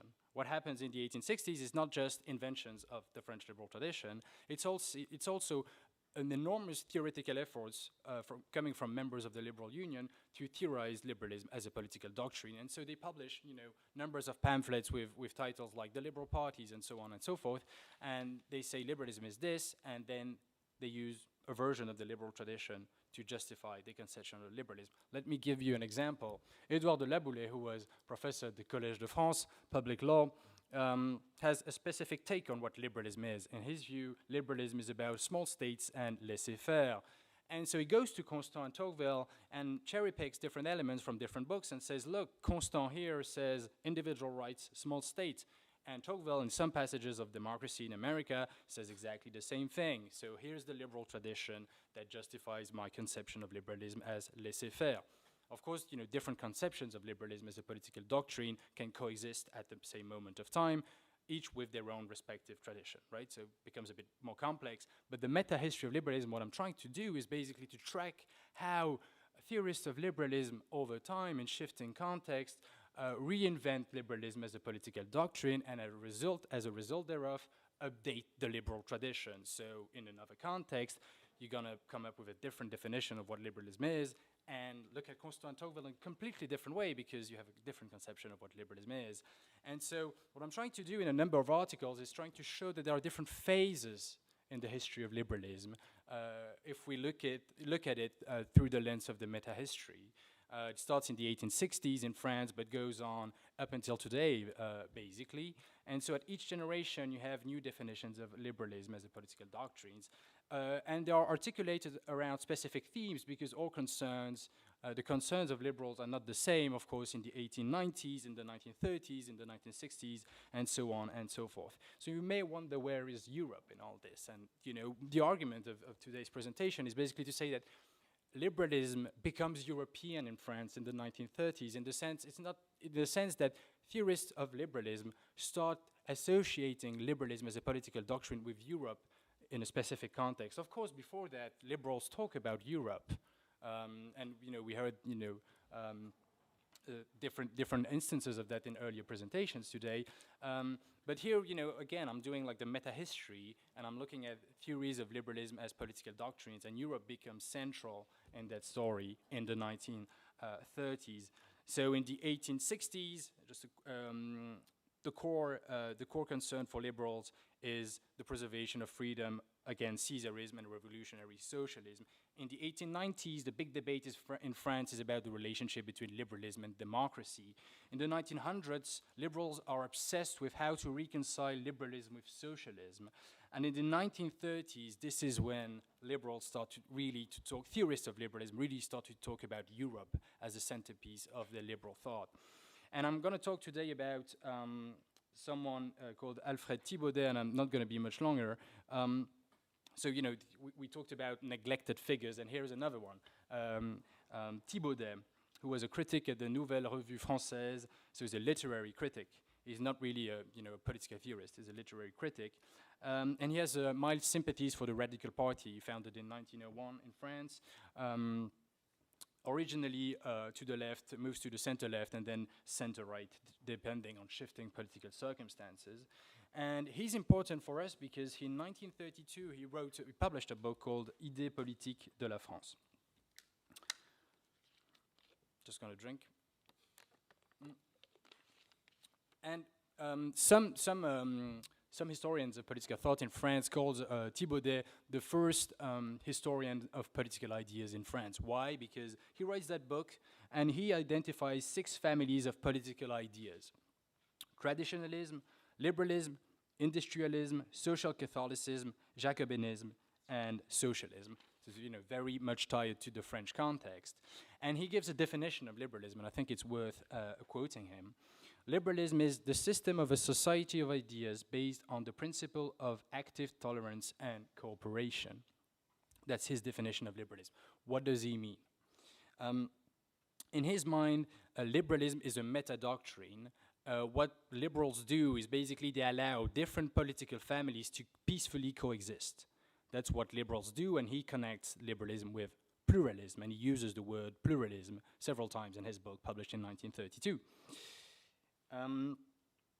And he pins, and then of course that raises the question, then, liberals are just pure relativists because it's just about, peaceful coexistence between different political families. But he says no, liberalism has to prevent what he calls the imperialism of ideas. The imperialism of ideas he associates with fascism and Bolshevism. So liberalism and pluralism on the one hand, fascism and Bolshevism and monism, so to speak, on the other. And the role of the critic, of the literary critic, but also of the analyst of political ideas, is to try to basically bring the best out of each political family, socialism, industrialism, and say, these are the important ideas, and try to see where there are possible convergence between these different families, and create a kind of healthy emulation and dialogue between the different political families.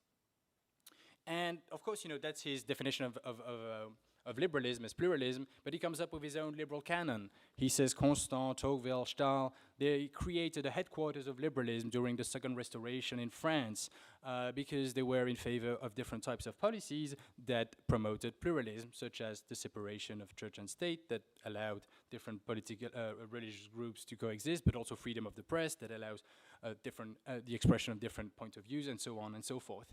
So definition of liberalism as pluralism on the one hand, and this, French liberal tradition of great pluralists, basically, on the other. And this brings me to Europe, and I'm going to conclude here. Thibodeau passes away in 1936, and he publishes a book called The History of French Literature posthumously, so it's published in 1936. And it's a beautiful book, and you have different chapters on Madame de Stael, Constant, and all the usual suspects. And here in that book, he makes very explicit the connection between his pluralist conception of liberalism with Europe. And he says that he identifies, interestingly, he identifies Copé, the Copé group, so in Geneva, with the spirit of Europe, and goes back to what Elena's question earlier. He says that what happened at Copé around Madame de Stael is basically the spirit of Europe, because it's people from different political backgrounds that came together, debated with each other, came from all over Europe, and also wrote histories of Europe. And he is ecstatic about Madame de Stael's De l'Allemagne, reflections on the French Revolution, because he praises comparative histories, right? Comparative politics, but also comparative literature. This is, again, it goes back to this idea of pluralism, the coexistence of different entities as part of the same families. And he ends by pinning Napoleon's Europe, that's his quote, Napoleon's Europe against Madame de Stael's Europe. And Napoleon's Europe is basically the imperialism of ideas that I mentioned earlier. And Madame de Stael's Europe is it's imperialism of ideas, and Madame de Stael is the pluralism of ideas, right? So, what he's doing basically in the history of French literature is providing an additional version of the French liberal tradition that captures the European cosmopolitan dimension of his pluralist liberalism that was already present in his earlier book, Idées politiques de France. Idées politiques de la France. All right, so this is the sketch, and of course the meta-history, you know, this is a moment in the meta-history of liberalism. It continues. Raymond Aron has his own version of the French liberal tradition, Rosan Vallon, and so on and so forth. And so, you know, I'm happy to talk about other moments, but for this conference it was important to talk about the European moment of French liberalism.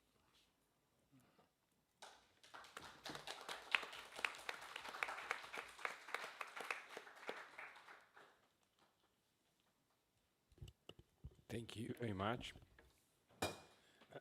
After this was another brilliant speech, and thank you very much because you gave me a lot of ideas, and probably it's better to collect our questions at the end. Okay.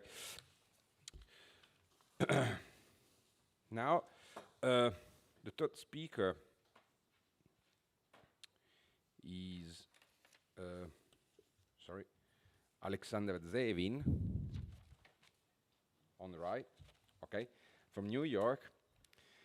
He got his PhD at the University of California. He's assistant professor, and his studies are mainly focused on history of Britain and empire, history of liberalism, and economic history. He collaborates with the New Left Review, and he's recently published Liberalism at Large, the World According to the Economist. And his conference talk is entitled Inventing Liberal Socialism, John Stuart Mill, European Ideas After 1848. Please. Great, thank you. Can you hear me? All right. Perhaps no single figure in the history of thought has embodied the fraught yet fruitful relationship between liberalism and socialism more clearly than John Stuart Mill, who ended up laying claim to both traditions in ways that complicate a conventional understanding of them as fundamentally antagonistic political and intellectual groupings. What is even more striking is that Mill made his claim to a, quote, qualified socialism at the very moment in the mid-19th century when conflict between liberals and socialists exploded throughout Europe, not just in national parliaments or the press, but in violent street clashes on either side of barricades erected in cities from Paris to Pest. My paper will briefly delve into the reasons for this turn in Mill's philosophy, political economy, and engagements by stressing the importance of European-wide events and ideas to it as a catalyst and a point of comparison that both enlarged and called into question the utilitarian views that his father had instilled in him during a famously grueling education. As several scholars have recently argued, this exposure to continental European thought in and around 1848, along with his earlier mental crisis of 1826, allowed Mill to envision realms of historical progress that went beyond the piecemeal reforms envisioned by the philosophical radicals in Britain. Far from being an intractable advocate of pure laissez-faire, as he is sometimes depicted, Mill emerged from these experiences believing that at some point in the future, individual freedom could be made to rhyme with various forms of common ownership and labor and more just modes of distribution. Finally, I will point to some limits in Mill's vision, limits downplayed or ignored by some of the scholars who have argued precisely that his commitments to liberalism and socialism were coherent rather than contradictory or incomplete. Mill's ideas of Europe, like his notions of freedom, depended on the exclusion of a whole range of subjects from the blessings of liberty and the civilized world of Europe. Mill played a direct role in the administration of empire as an employee for 35 years of the British East India Company. Without a sense of his professional and intellectual commitment to empire, I argue, it is impossible to get an accurate picture of the liberal socialism he came to see as, quote, the ultimate ideal of social improvement. Before analyzing these limits, it makes sense to establish the context and chronology of Mill's shifting attitude to liberalism and socialism in a European frame, and to follow this by saying just a few words about the way scholarly debates have shifted on this subject. As a young man in 1825, Mill faced off with the followers of the textile manufacturer and utopian socialist Robert Owen in the London Debating Society. at the very moment that Owen was in the United States to implement his boldest cooperative utopia of New Harmony in Indiana. While Mill declared himself in sympathy with the goal of the Owenites, quote, the amelioration of mankind, he clearly condemned their means for attaining it. Socialist cooperation was at this stage not only a threat to individual independence and happiness as a, quote, system of universal regulation and control, but the communal settlements, or parallelograms as they were known, meant to organize this more egalitarian society, were bound to be unduly expensive to start, economically inefficient to run, and abet idleness and overpopulation. Free trade in grain as well as in land, extension of the franchise, reform of parliament, access to education and family planning, these and other elements of the program of the philosophical radicals made up a morally superior and immediately practicable route to the same results. 20 years later, Mill's attitude to socialism appeared to be more or less the same. In Principles of Political Economy, first published in 1848, Mill dismissed the collectivist experiments that Saint-Simon and his progeny had championed in France as, quote, almost too chimerical to argue against. And then, just a year later, he seemed to reverse himself completely. By the time of the second edition of Principles in 1849, Mill could declare schemes of common ownership and combined labor among, quote, the most valuable elements of human improvement now existing. What had caused this abrupt shift? As Mill later explained, it was the revolution in France of 1848 that had made, quote, the public mind more open to novelties in opinion, as well as his love and admiration for the feminist theorist Harriet Taylor, who had drawn his mind to the, quote, future of the laboring classes and to, quote, alternative modes of the distribution of wealth. Over the next year, he set out to read, quote, the best socialistic writers of the continent, finding most promise in the work of Fourier and his followers, and in the national workshops championed by his friend and correspondent, Louis Blanc. Mill tended to favor a system of decentralized cooperatives, each of no more than a few thousand people, that he thought could gradually and voluntarily spread as they attracted the best laborers to them. After 1848, in his autobiography, Mill says that he classed himself henceforward, quote, as under the general designation of socialist, and considered the great, quote, social problem of the future to be how to unite the greatest individual liberty of action with a common ownership in the raw materials of the globe and an equal participation of all in the benefits of combined labor. The build-up to this moment may have been more gradual than his sudden rhetorical reversal would suggest. At least that was the opinion of Joseph Schumpeter, who thought that Mill became something like a socialist of associationist complexion at almost the moment that he rebelled against his father in the late 1820s. And yet, as I'm arguing, it still took Mill another 20 years to consider, quote, the whole range of topics involved in socialism, prompted, as we have seen, by the revolutions of 1848. The role that continental events and ideas played in this development has generated heated discussion among scholars of liberalism and of Mill's place within it. Today, it is generally taken as a sign of an admirable cosmopolitanism and intellectual range. For the early neoliberals, it was more like a regrettable source of contamination.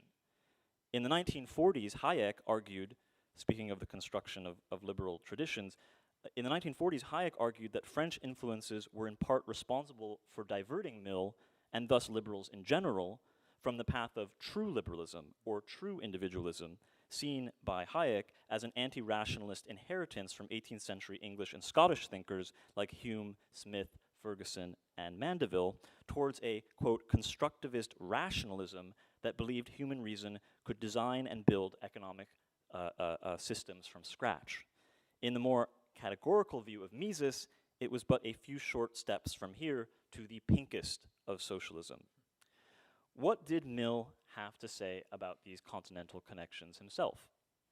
He proudly advertised them in ways that suggest the futility of trying to disentangle or map them on to a simple dichotomy of true or false, foreign or domestic, or positive or negative.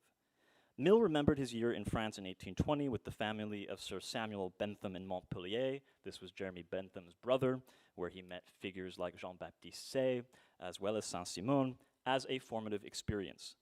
Quote, The chief fruit which I carried away from the society I saw there was a strong and permanent interest in continental liberalism, of which I ever afterwards kept myself au courant, a thing not at all usual in those days with Englishmen, and which had a very salutary influence on my development, keeping me free from the error always prevalent in England, and from which even my father, with all his superiority to prejudice, was not exempt, of judging universal questions by a merely English standard. Not only was this interest in continental liberalism permanent, it seems to have been strengthened by his growing sympathy with socialism. In 1835, Mill adopted Alexis de Tocqueville's analysis of the dangers of the tyranny of the majority, and later explained that he and Harriet Taylor saw limits on democracy as part of their turn to socialism for, quote, as socialists, we dreaded more the ignorance and especially the selfishness and brutality of the mass. Of course, the tendency to divide Mill's thought into two or more strands, or to sideline aspects of it that do not appear to fit into a normative theory of liberalism, has by no means been confined to the neoliberals. It is against this more general tendency to dismiss his socialism that the political theorist Helen McCabe takes aim in a new book, John Stuart Mill's Socialist, gives you a sense of the argument, which argues more forcefully than any previous work that Mill's worldview was, quote, a coherent and as it transpires socialist whole. Tracking the continuities between his earliest engagements with the Owenites in the 1820s all the way to his posthumously published chapters on socialism in 1873, McCabe maintains that, first, his socialism was the organic product of his normative principles, including the principle of utility, or the greatest happiness for the greatest number, and second, that he saw cooperative socialism as consistent with that, quote, in Mill's words, multiform development of human nature and that diversity of tastes and talents and variety of intellectual points of view that gave life much of its interest. Even on liberty, in McCabe's view, rejects the need to choose between liberty and equality and is consistent with an understanding of socialism that allows not just for personal liberty, but, quote, for the free development of everyone's individuality in all domains of life. I have written more extensively about McCabe's book elsewhere, but for the purposes of this paper, I just want to close by turning to a topic that she and a number of other scholars who have argued for the progressive charge that is present in Mill's work have largely ignored, and that is the issue of empire, colonialism, and imperial expansion. Again, without a sense of these, I think we can't get a good grasp of either the liberalism or the socialism, still less the attempt to synthesize the two. If, as Jennifer Pitts has argued, Mill represents a broader turn to liberal empire, a broader liberal turn to empire in the 19th century, the question I would like to ask is, how was this turn to socialism related to that? In at least three important ways that I will touch on now that I think are important in rethinking liberal Europe. The first deals with the rule over colonial dependencies. Quote, despotism is a legitimate mode of government in dealing with barbarians, provided the end be their improvement, wrote Mill in On Liberty. In Considerations on Representative Government in 1861, he wrote, quote, in backward states of societies, rulers are justified in using any expedients that will attain a good end, to guide savages from the rule of will to the rule of law, and to rev the engines of accumulation that might forever be stalled. The, quote, sort of government fittest for them is one which possesses force, but seldom uses it. What kind of government was that, you ask? Quote, a parental despotism or aristocracy resembling the Saint-Simonian form of socialism. A despotism that, Mill underscored, quote, would not be borne by Europeans, but had proven effective with native peoples. Since Mill saw the expansion of European empires as a trend, a more or less inevitable one, he must have expected these experiments in socialism to have ample means of being tested. Second, Mill's conception of political economy in the home country was intrinsically related to imperial expansion and white settler colonialism in particular. The largest of all large exceptions to laissez-faire in principles of political economy is the entry on colonization. Here, Mill argued that Britain had developed to a point where it produced more capital than could be profitably invested at home. The solution to the grave twin dangers of surplus population and surplus capital was more investment abroad and systematic state-sponsored schemes of colonization. Quote, "There needs be no hesitation in affirming," he wrote, "that colonization in the present state of the world is the best affair of business in which the capital of an old and wealthy country can engage." Mill's arguments in favor of strengthening the bonds of empire raise fundamental questions about the socialist future they open or foreclose. Foreign investment and emigration were meant to prolong the life of capitalism in Britain and the other old and wealthy countries of Europe, not to cut it short or to skip to some other stage in the colonies where it had yet to take root. Finally, I want to gesture at a third and striking point in need of further elaboration. How far Mill's writings in the 1860s anticipated the main debates on social imperialism based on the theory of surplus capital that spanned liberal and socialist analyses between the Second Boer War in 1899 and the July crisis of 1914. From Hobson's indictment of finance as the taproot of imperialism all the way to the liberal imperialists and Fabians who linked social reform to imperial efficiency. For Lenin outside Britain, imperialism had sown seeds of reformism and chauvinism within the socialist Second International itself. That empire could solve the social question crops up repeatedly in Mill's later writings. A, quote, "great safety valve," he called it in a letter to the American scholar Charles Eliot Norton in 1868. Here again, Mill left it to a later generation to argue out the precise relations between liberalism, empire, and the future development of socialism, but with this crucial difference, that in the new world to which 1914 gave rise, the Great War, many of Mill's basic assumptions about the trajectory of liberal Europe and its civilizational superiority had been completely upended by an inter-imperial war he did not anticipate that issued in a form of state socialism he had always opposed. These limits and tensions in one important discourse or narrative about liberalism in Europe and how and from where the threats to it emerged are one of the key questions that I think we need to address in rethinking liberal Europe. So thank you.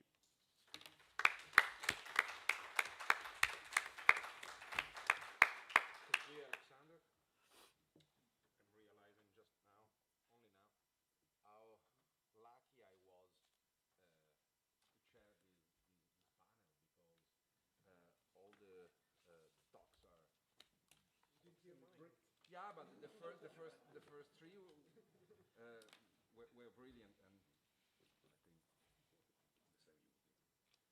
So, wait. Okay, our fourth speaker is Oded. Is it right? Od Steinberg from Jerusalem, and Oded is assistant professor in European studies. He got his PhD. He got his PhD at the University of Oxford, and his main interests are focused on the intellectual, cultural, and diplomatic interactions between Britain and Central Europe. In 2019, he published the monograph, the book Race, Nation, History, Anglo-German Thought in the Victorian Era. And today, his conference talk is entitled Racial Time, Liberalism, Race, and Historical Time in the Late Victorian Age. So please. Okay, thank you. I need the PowerPoint, so hopefully yeah. Oh, okay, wow. I have long quotes, so you need to follow them now. I won't read all of them, so that's why I need just a minute. You have to go on 29. 29, sorry. Yeah, yeah, suppose you're right, and Steinberg, yeah, that's me. Oh, can you see now? Okay.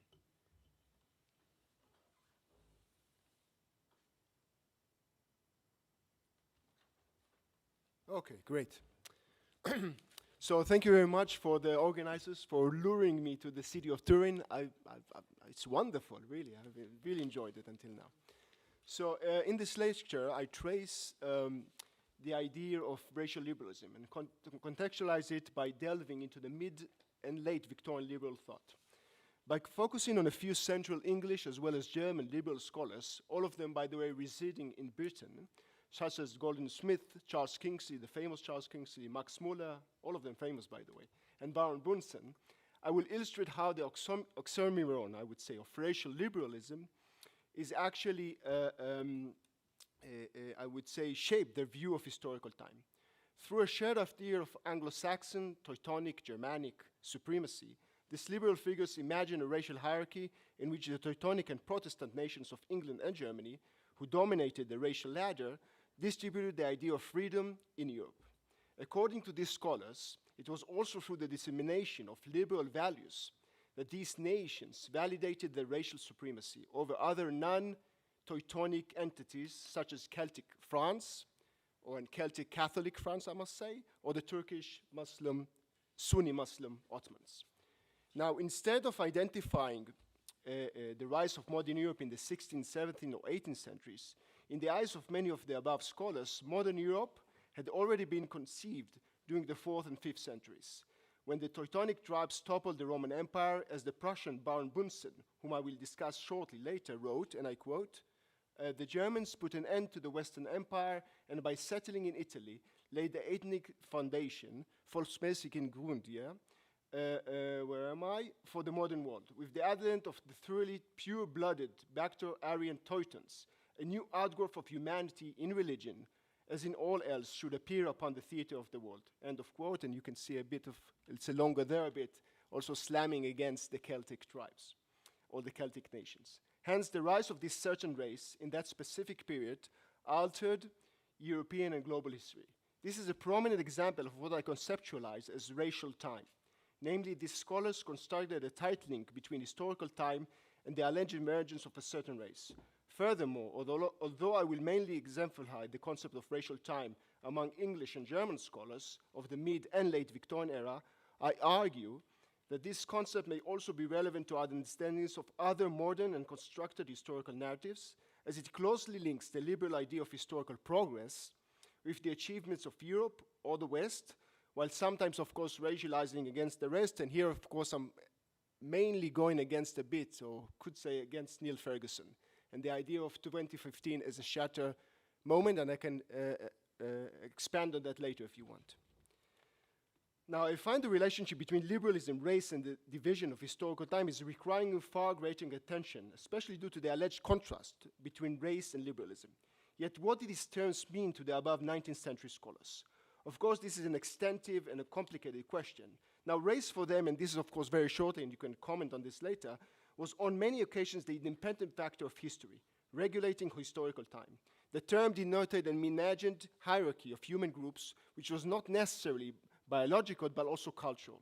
Occasionally, together with race, it was religion, nation, language, or class that these liberal scholars observed as dominating history.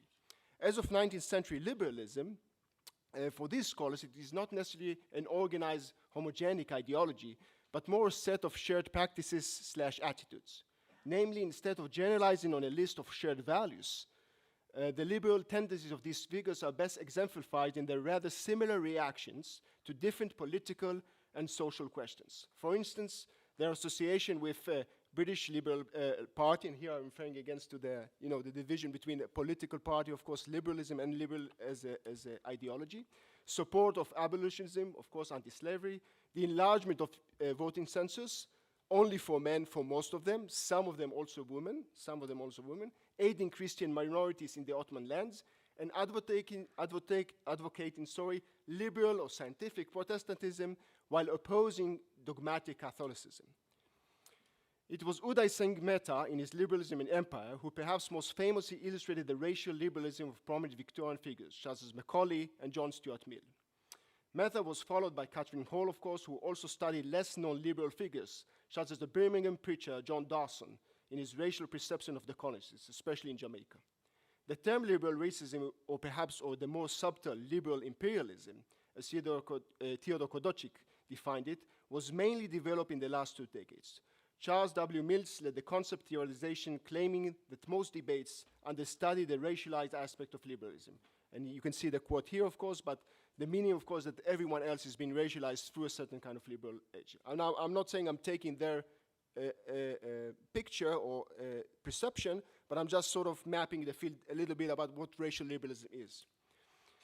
Hence, these studies, among others, identify different racial components in British and European liberalism, exemplifying the systematic exclusions of non-whites as well as of other groups, Jews and so on, from the individual rights and freedoms that they were associated with liberalism since the end of the 18th century.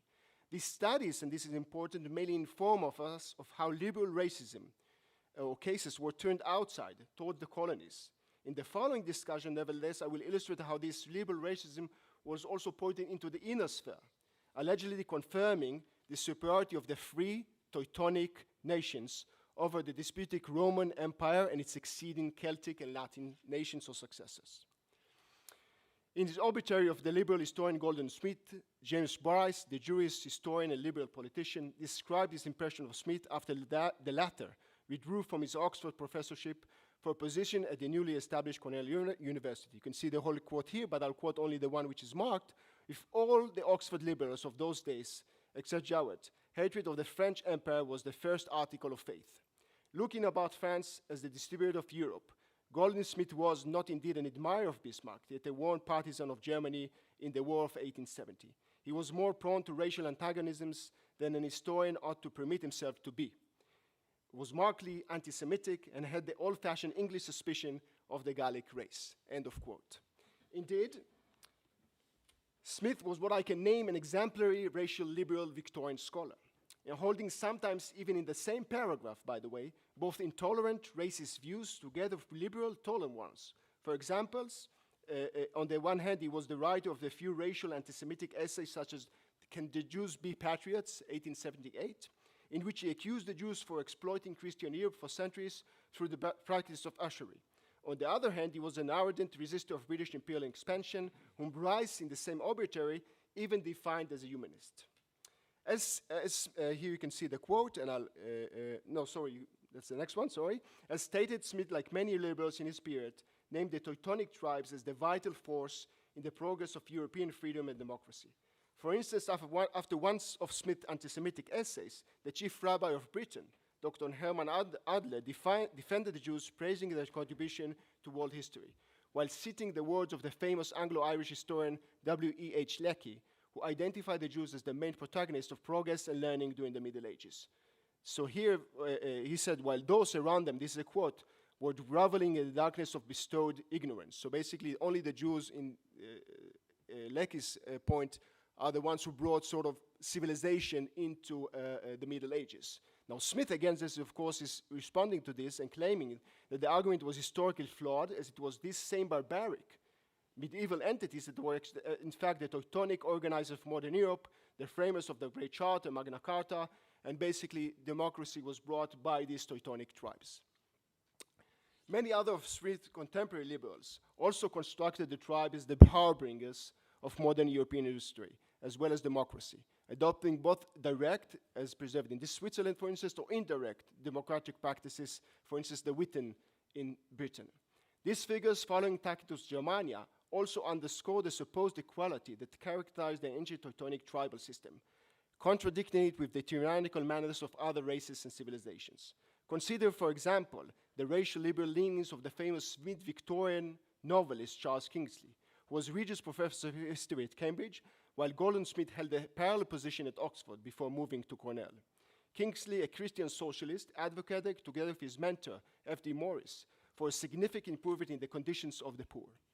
He was, nevertheless, a man of contradictions, criticizing slavery as seen in his novel 2 years ago, but supporting the cause of the South during the American Civil War.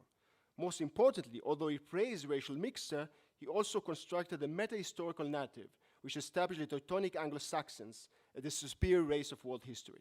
In one of his most successful historical novels, Hypatia, he referred to the process as infusing, and I quote, new and healthier blood into the veins of a world drained and tainted by the influence of Rome.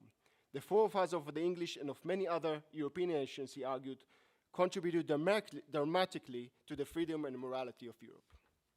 You can see the quote here. By the way, the men of the West is a racial current ideological group who uses Kingsley all the time in their advancement of a sort of a new I would say, example of how the West should be. So this is a very sort of right. I found this only this week, and it's fascinating. They quote Kingsley once and again and again and again. In a series of lectures titled The Roman and the Teuton, he stated in front of his Cambridge students that England, more than any other place in Europe, succeeded in cherishing the Teutonic value of freedom, since it evaded the tyrannizing influence of Rome. You can see the whole quote here. The main important point is basically that more than any other land, the taint effort of Roman civilization. So basically, he says many less is with the Anglo-Saxons, there are the Teutons, liberalism as well, but the Roman is tyranny as well as womanizing against them. So basically, genderizing against the whole concept. Friedrich Max Mueller, the Anglo-German scholar of comparative languages, who was Kingsley's close friend and relative through marriage, shared similar opinions. He identified England and Germany as close Teutonic and Protestant allies that stood as a bulwark against the other European stocks and creeds. As he wrote in a letter to Kingsley, and I quote, "England and Germany will represent the Teutonic element in Europe, with all that is good and bad in it, and it united by common objects. They will stand like a breakwater between the Romans and the Roman Catholics in the west and south, and the Slavs and Greece in the east and north. The future of Europe," and this is the end of the quote, as Max Mueller repeated in various letters to several colleagues and friends, depended not only on an alliance between Germany and Britain, but also on the union with America, as you can see here in the quote, which Mueller defined as a third Teutonic nation. By the way, very interestingly, you can see in New England a whole group of American scholars who are also in touch with these scholars in Germany and Britain, basically saying that the Teutonic communities or liberalism with them moved actually to America. So there's a westward movement here. It's a movement in time, but it's also a geographical movement to the west. Mueller was heavily influenced by his Prussian mentor, Baron Bunsen, a king Anglophile who served as a Prussian ambassador to Great Britain during the middle of the century. Bunsen, who following the preaching of Friedrich Schleiermacher, adhered to liberal Christianity, cherished the liberal attitudes of Britain and Germany, which distinguished them from Catholic Europe. As he wrote to his friend, the historian and educator Thomas Arnold, who was the father of the famous British Victorian poet and educator Matthew Arnold, he was another, I'm talking to Thomas now, another passionate liberal and Teutonic thinker. And here what's fascinating is, of course, you can see the hand here, but that cannot, and I'm quoting, "But that cannot be the case with you, the son of great Albion, the pride of Europe, and the drive of Teutonic and Christian liberty." So there's a sort of mixture here between Christian liberty, and of course, the end of the circle had begun with the Teutonic wanderings, but it was completed in terms of a meta-historical narrative with the Protestant Reformation. So this is their meta-historical sort of notion of freedom as well as Christianity. Okay, and I will conclude now. In this very brief lecture, I have aimed to exemplify the liberal racism of a group of mid and late Victorian scholars. These liberal scholars located the beginning of modern Europe with the triumph of the Teutonic tribes, and specifically the English and German ancients, or the victory over Rome and its French Catholic inheritor. While racializing against other European entities, these scholars defined this Teutonic victory as paving the way for what they understood as European liberalism, an ideology of certain freedoms led by the dominance of the Teutonic race. Thank you very much.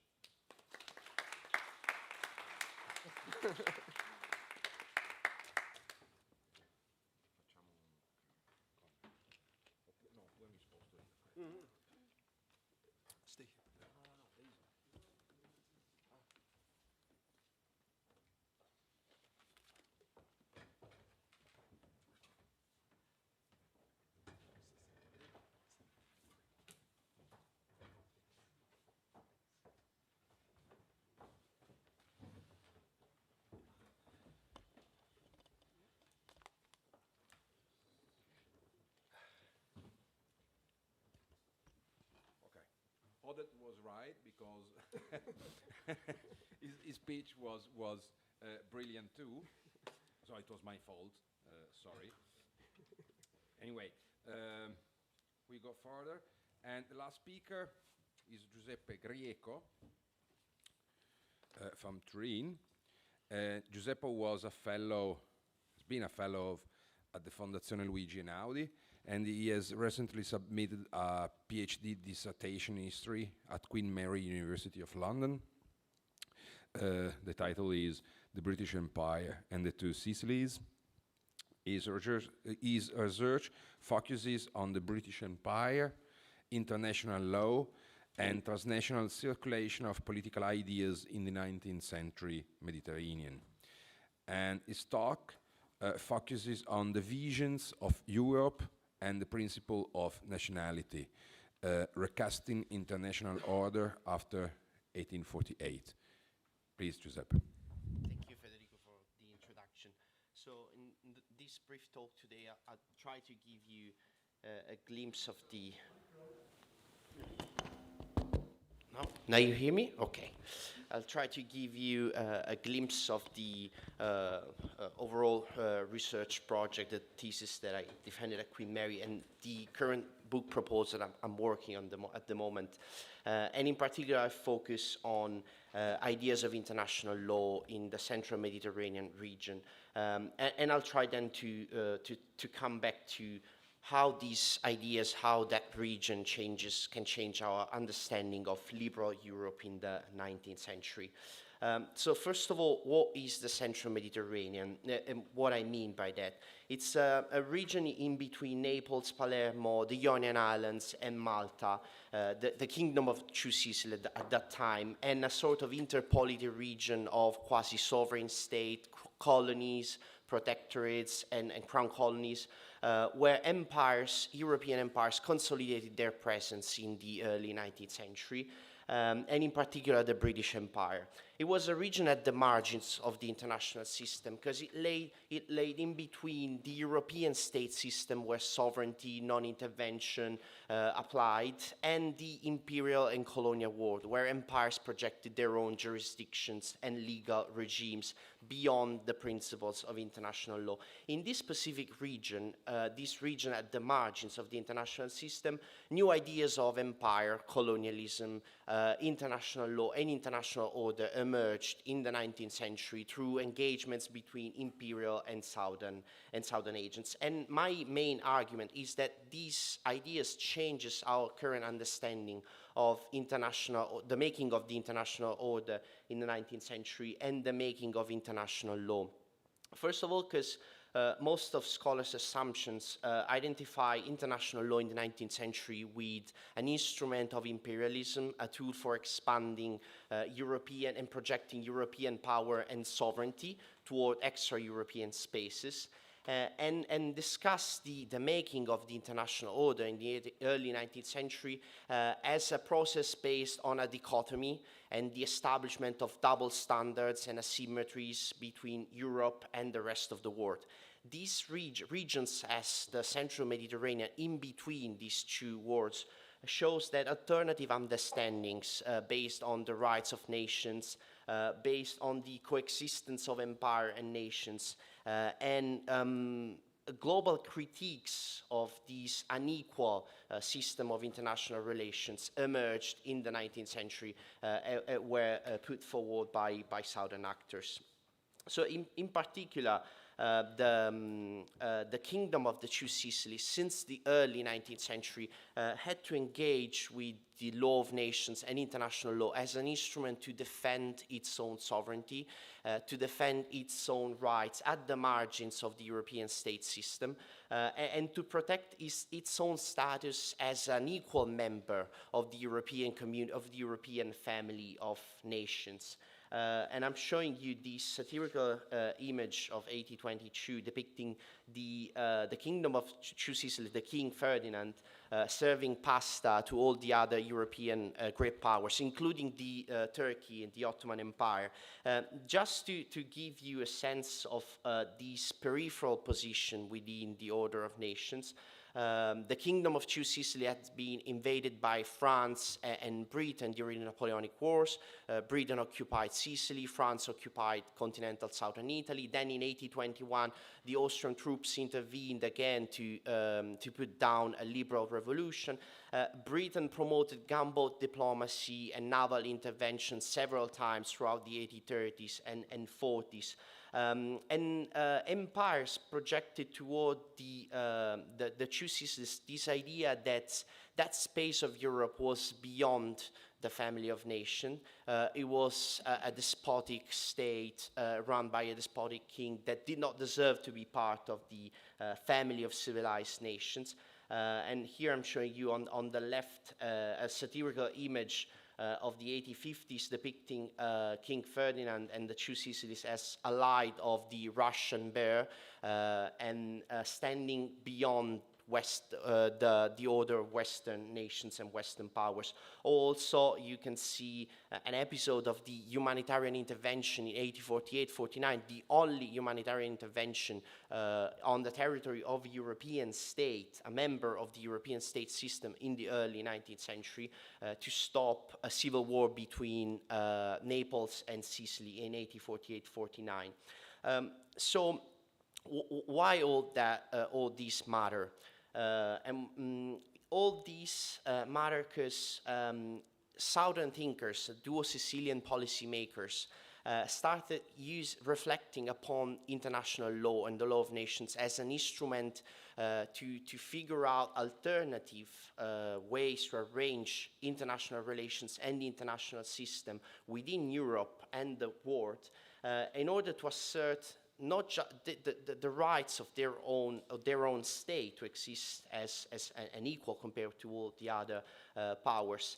And after 1848-49, when most of Southern liberals moved to Piedmont, Sardinia, to the Kingdom of Sardinia and Turin, where the only existing constitutional monarchy survived, they started reflecting on new foundations for international law based on the principle of nationality, the idea according to which all nations deserve to become a nation state, so to self-determine themselves.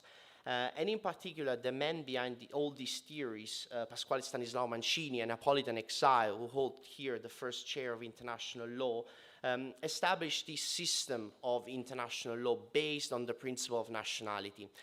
He did that to challenge the foundations and the boundaries of international law. At that time, European scholars mainly conceived international law as a European body of law based on what Jennifer Pitts called parochial universalism, so a European set of rules and norms made by Europeans that aimed at be applied throughout the world, but at the same time involving other extra-European nations in a subordinate position within a system that was dominated by European empires and states. Mancini challenged all that by proclaiming nationality. And then maybe during the question we can go back to all his intellectual references, how he used the thought of Giambattista Vico, Hegel, Napoleon Hegelians to shape that principle. But what matters at the moment is that he shaped that principle of nationality by making a case for national self-determination as a global rule of law, as a principle that applied not just to Europe, but also to colonial contexts. So a principle contrasting the rule of intervention as an instrument of policing used by great powers in Europe and by empires in colonial context.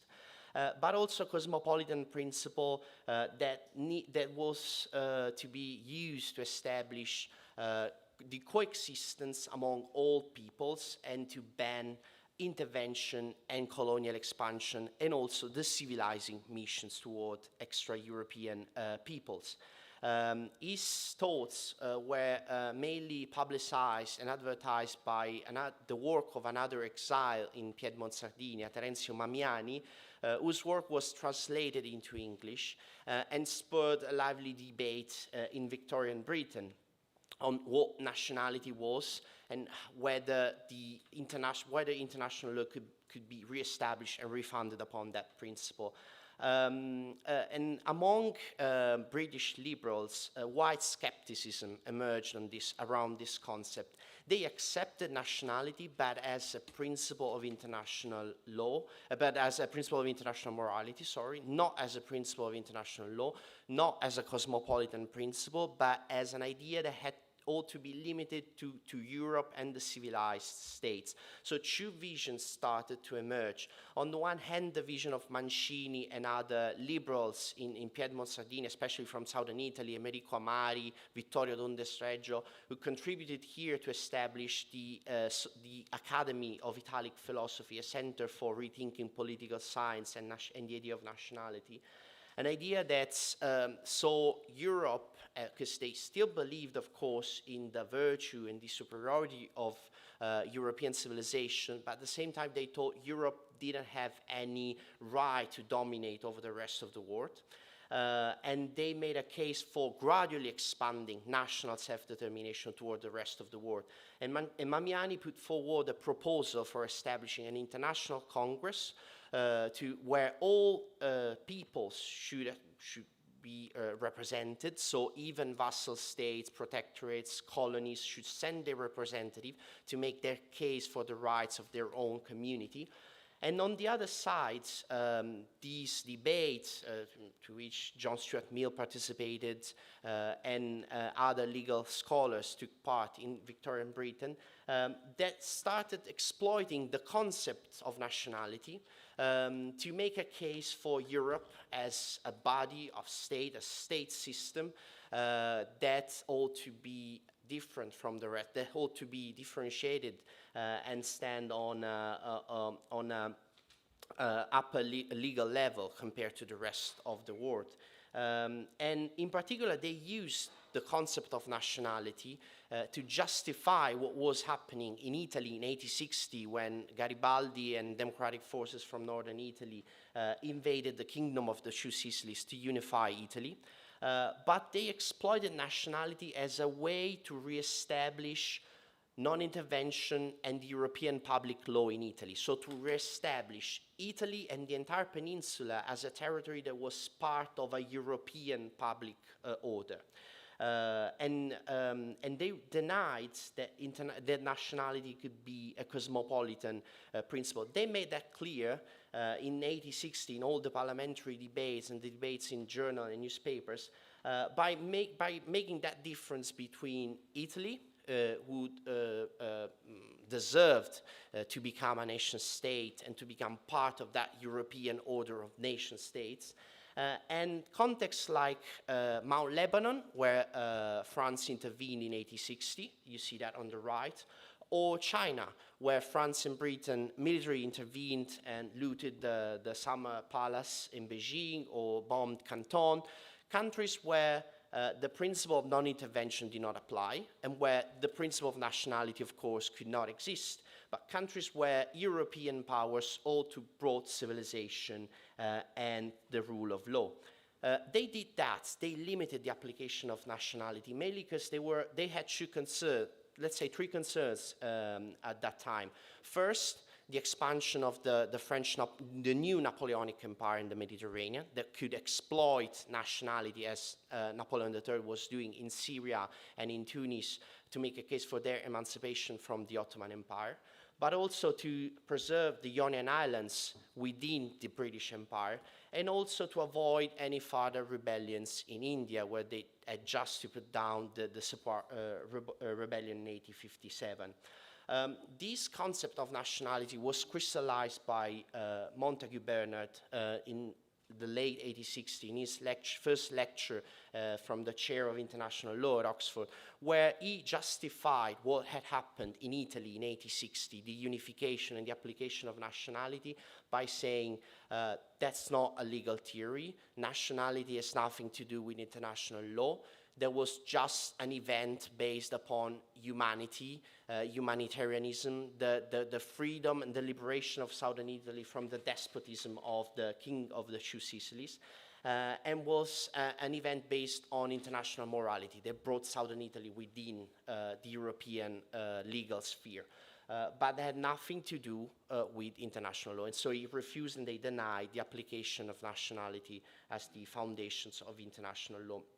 So what happened was that at a time in which international law was undergoing a moment of revival, renaissance, and the European Congress system was being transformed and reshaped by European powers, while Southern legal thinkers brought forward this cosmopolitan concept for enlarging the European community of state, a community based on national self-determination, Victorian and other European legal scholars transformed the Mediterranean into one of the boundaries of the coming Eurocentric and hierarchical international order.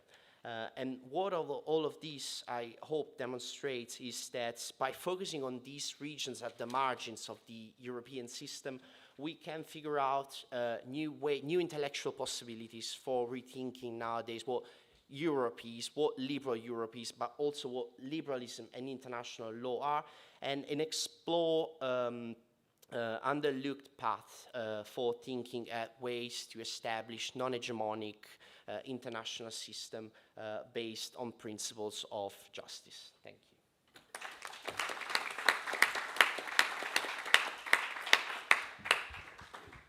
Thank you, Giuseppe. This was the fifth brilliant speech. Anyway, I think it's a panel full of prompts, huh? So probably there will be space enough to brilliant discussion. We need a microphone. There was a microphone somewhere. Okay. Ci pensi tu? Okay, thank you. Ben Brown. Thanks a lot. I would like to ask three short questions. The first one is to Anna Di Bello. You described Victor Hugo as a political thinker, but I would like to know if he was able to find followers or to found a community, like, for example, Leo Tolstoy in Russia, the Tolstoyaner, which means it's a question for the influence. Was he a political thinker in his own apartment, or did he have a big influence on the French society? Second one is to Odette Steinberg. You talked about the Victorian era, which ended in 1901, I think. And 13 years later, only 13 years later, no one in Great Britain would have spoken about the Teutonic and Christian liberty, because the Germans turned into the Huns, which means they were no longer Christian. They came from the East with no moral standard. So did any of these thinkers, of these racial liberals, live until the outbreak of World War I? And how were they able to argue with their, they had to, in their argumentation, they had to make a turn of 180 degrees, how they were able to do this? And the third is to Giuseppe Giuseppo. I would like to ask you, you mentioned that the international law was an argument to re-establish it or establish it, was an argument against the kingdom of the two Sicilies. But was the same argument used against the papal state? And I think, or I presume that there were much more difficulties to use this argument against this very special state in Italy.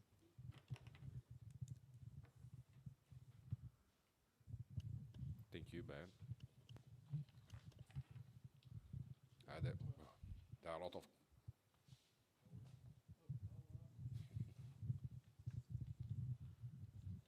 Thank you.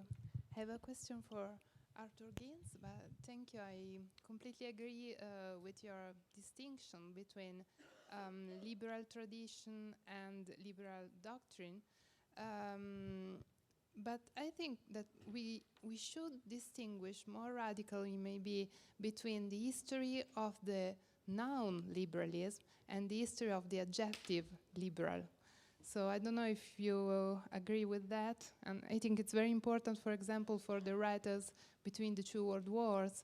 I will talk about that on Friday, but Thibodeau is between these authors. Thank you.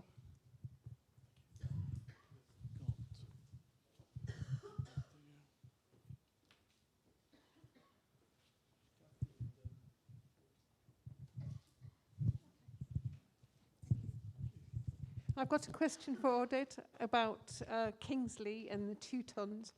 And I wondered whether this anxiety, which seems to be under the surface about Teuton identity, has got to do with the fact that at the time he's writing, England is becoming much less English because of the migrations of particularly Irish workers into English cities, and also the fact that non-Anglo-Saxon British people are so important in colonialism. I mean, the Scots and in India and Australia and Canada. So I wonder whether this is a kind of sense of trying to cling on to something which is actually disappearing in terms of actual identity.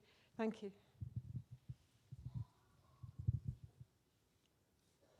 Thanks to all the speakers. My question is to Odette. You called your book Race, Nation and History, not Race, Nation, Religion and History. So I want to ask, how strong is the aspect of religion in your argumentation for constructing these phenomenon, you called it racial liberalism? Perhaps religion is less strong, is one of the less strongest aspects because it's so, in German we say flexible. I don't know the English word at the moment, flexible. So fluid. Fluid, perfect, yeah, thanks. Yeah.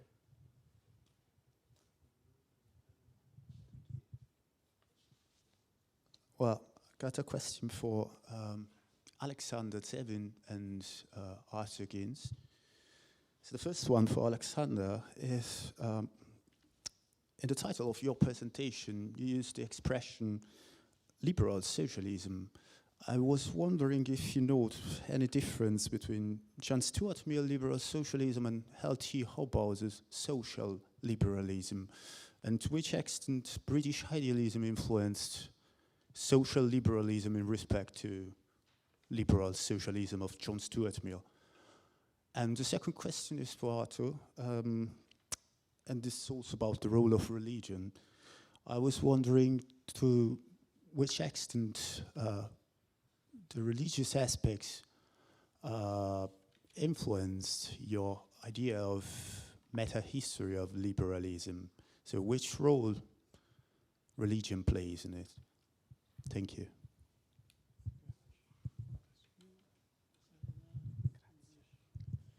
Thank you to the panel. The papers were amazing. I mean, I have so many questions, but for a moment I'm going to focus on Odette and Giuseppe.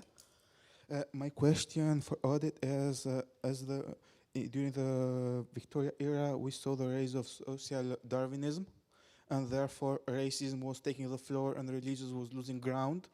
Therefore, I was wondering how it did actually influence in transforming the liberalism, let's say, thought, and how it entered the new era. My question about for Giuseppe, however, we are working on the same space in the Mediterranean world, so I was wondering about the standard of civilization, which was a very key, let's say, fundamental element in judging, let's say, which nation deserved statehood and nationhood and recognition and other those fundamental elements back then. So I wonder if the Kingdom of the Two Sicilies did actually try, for instance, in the former Ottoman provinces, were trying to negotiate and to include themselves into the civilized West or Europe using legal arguments, as has shown the research of Bakic Haydn, for instance, with nesting Orientalism. So I was wondering if the Kingdom of Sicily tried to make something similar to save itself, let's say, from disappearing out of the map of Europe. Thank you.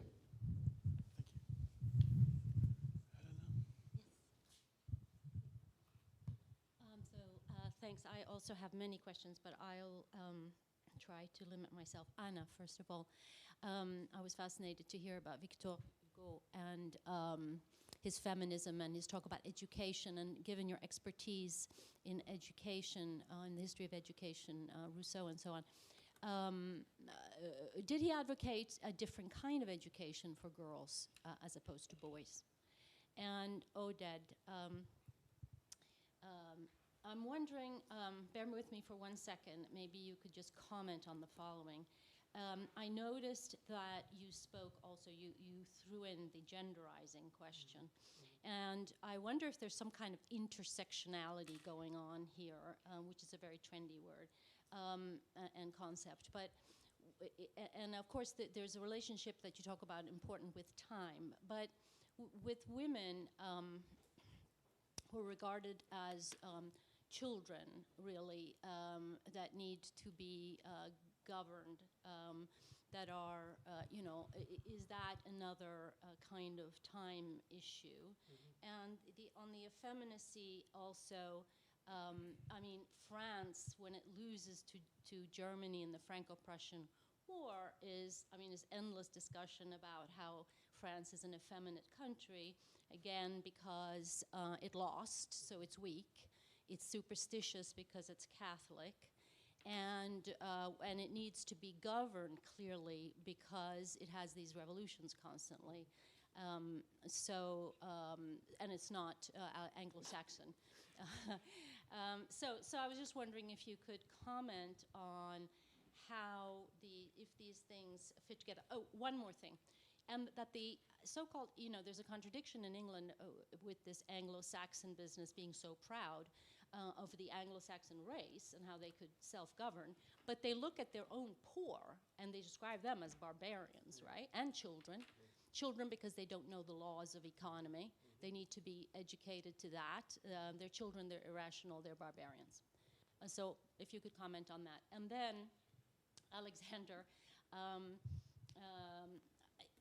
don't remember exactly who broke up with who and why, but I wonder if you could comment about the breakup, as I understand it, between Tocqueville and John Stuart Mill on the issue of empire. I believe there was an exchange of letters, and one of them was upset with the other one about, and I think it might be Stuart Mill who wrote to Tocqueville and said, I can't believe you just said that about, because Tocqueville had said, basically, that empire was great because it'll turn effeminate or weak men into fathers, landowners, citizens. So we send over to Algeria our unemployed, our criminals, and they will become citizens because they'll have land and they'll be able to, so on and so forth. But if they both had this view of colonies being for the benefit of the center, like what was the argument there?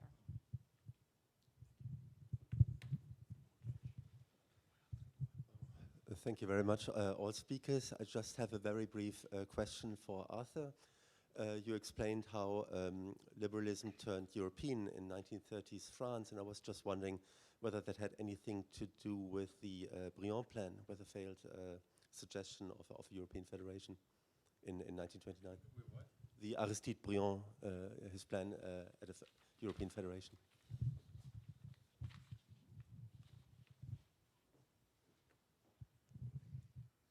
Thank you, Matthew.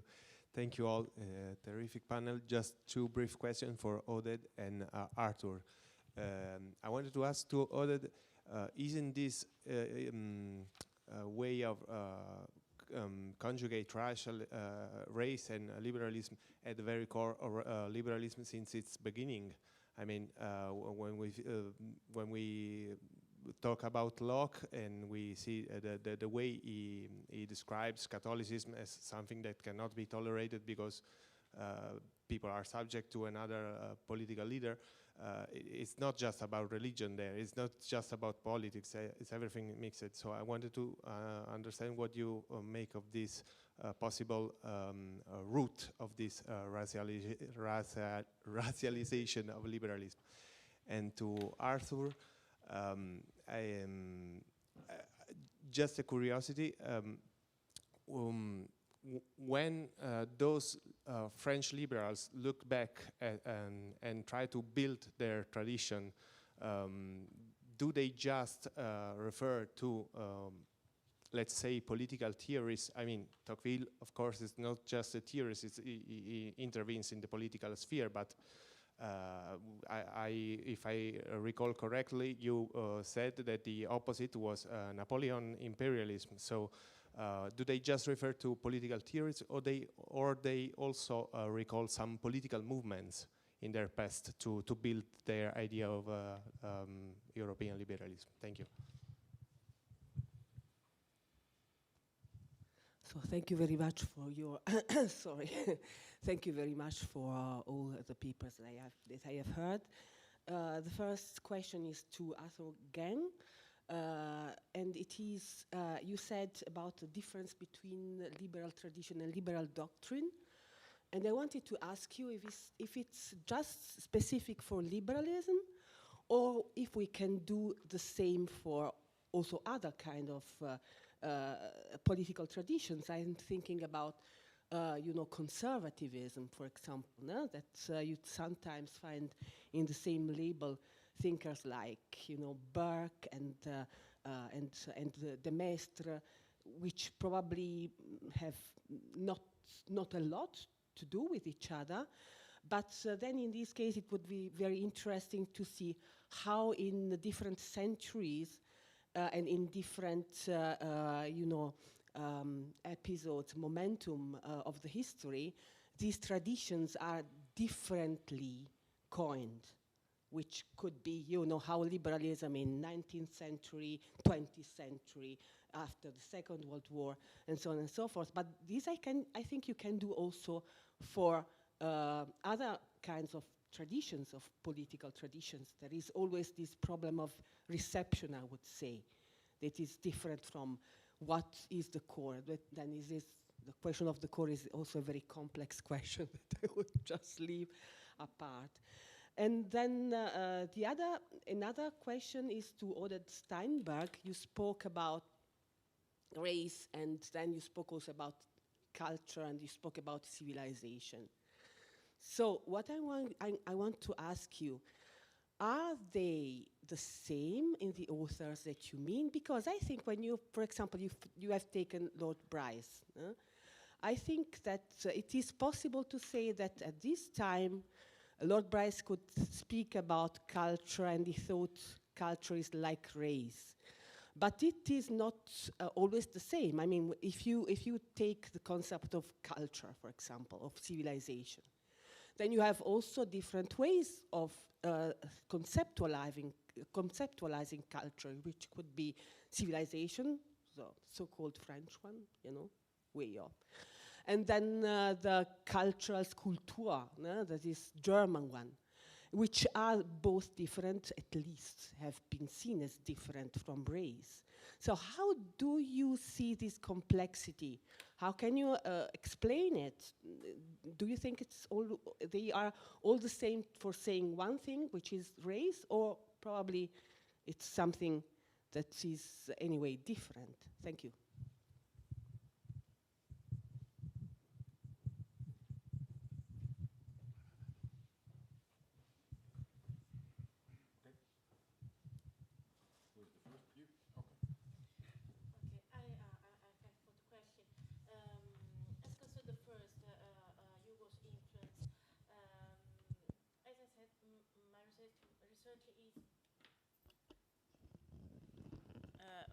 My research is an embryonic research, but so I don't know specifically who are Hugo's followers at the time, but I can say that Hugo is aware of the power of the press. He founds a newspaper with his son, so he is aware that his speeches, his writings and talks go beyond the frontiers.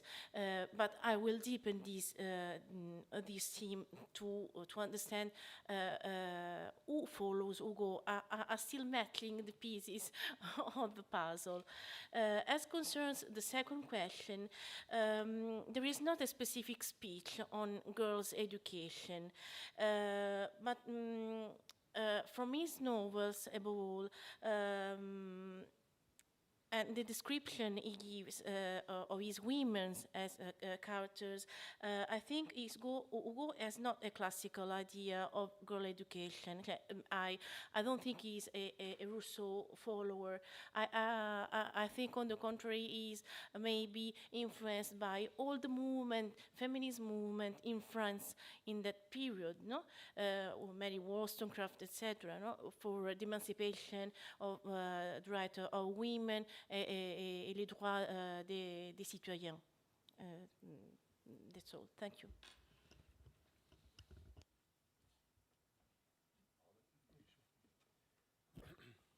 Okay, thank you very much. I hope to go through everything at least shortly. So I'll be short.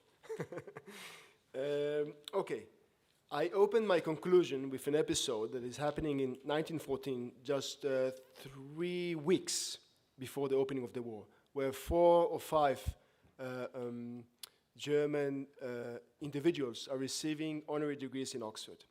And in this speech, the words of Cecil Rhodes, the infamous Cecil Rhodes, of course, are quoted, where it's stated that, the Teutonic nations, this is 3 weeks before the war, should be sisters and sort of lead the world forever. This is the mindset. Now, Bryce, who I opened with the quote, and is a very sort of prominent figure, even though he's not associated with race, it's true, but he very much has a racial thinking. I can explain more later. I'll just say that Bryce was accused of being philo-Teutonic during the war. Now, he was accused for that because he was the one who wrote 2 very important reports during the World War I. The first one is the invasion to Belgium. That's why, of course, he's being accused of being philo-Teutonic, and there, of course, he's in a cognitive dissonance. I mean, if I was a psychologist, that's what I would say. He needs to prove how English he is, because he was the only one who was leaving. But it's a fascinating episode, just fascinating. A whole book would be written just on the cognitive dissonance of Bryce, but that's for another thing. But that's so it's mixed, but they don't know. This thinking is still going on, despite the Tripitz plan, despite the whole animosity. The animosity with Germany does not start in 1914. It starts in the 1890s, of course, where the Saturday Review is accusing the Germans of they are the most dangerous ones because they're most keen to us by race. So they and us are actually fighting on the same territories. And this is the change. The change is there with the colonial endeavors of post-Bismarck era and so on. But we can go on and on, but I think it's a fascinating topic, this break. Sorry, I think I've been too long on the first one. So let's Federico, please stop me if okay, it's Kingsley. Right, Kingsley. I think English identity only started then. In that sense, I'm taking a bit Kirshan Kumar's sociologist from the States, but I'm taking his view a bit. I think English identity only started in the 1860s. Referring, for instance, I refer now to Colin Kidd. The whole idea, Colin Kidd, who wrote about, of course, Scottish Teutonism. So Walter Scott, who was mentioned beforehand, I think by Bernard, the belief is that, the Scots are part of the Teutonic nations, the lowland Scots, God forbid not the highland Scots, but the lowland Scots are part of us. And this is how you explain. So I would say that English identity always starts that, but absolutely correct with Ireland. I just written an article with Guy Biner about race in Ireland, and that's one of our takes. It only begins there because they want to show what is English identity. So it only begins there. It's not at the end of it, it's the beginning of it. Sort of versus Linda Colley, Britain's for longue durée of British identity. So that's a bit of a... sorry, where was I? Why not religion? There's not enough space in the title. So but that's the short answer. And the true one is that I wanted to call it racial time, like like this lecture is titled, but the press said it's not. You need more catchy words in the title. No one knows what racial time is. But you're absolutely right. Religion, as you see in this lecture, and if you are bored enough to read my book, you can see in my book, religion plays a dominant role there. And I think it also relates to another question about, I think the last one, all the three last ones. Sorry not to refer because I want to be short. I hope I'm not missing anyone. Missing, but the class issue and the comment, I will go to that. Okay, the three comment, starting from the, sorry not to be so organized, but there's too many here. The Times saying something about women, absolutely. What the thing is very interesting, they they patronize these scholars, especially Freeman, who I did not mention today, but is a major part of my work. Freeman patronizes and says, but he's not a patronizer, he says to his sort of students, women students, he tells them, but it's not patronizing, it's against the grain, because it's going against the movement in the era. He says to them, especially to one individual there, he tells her, why don't you write a children book? So the children books are being given to women.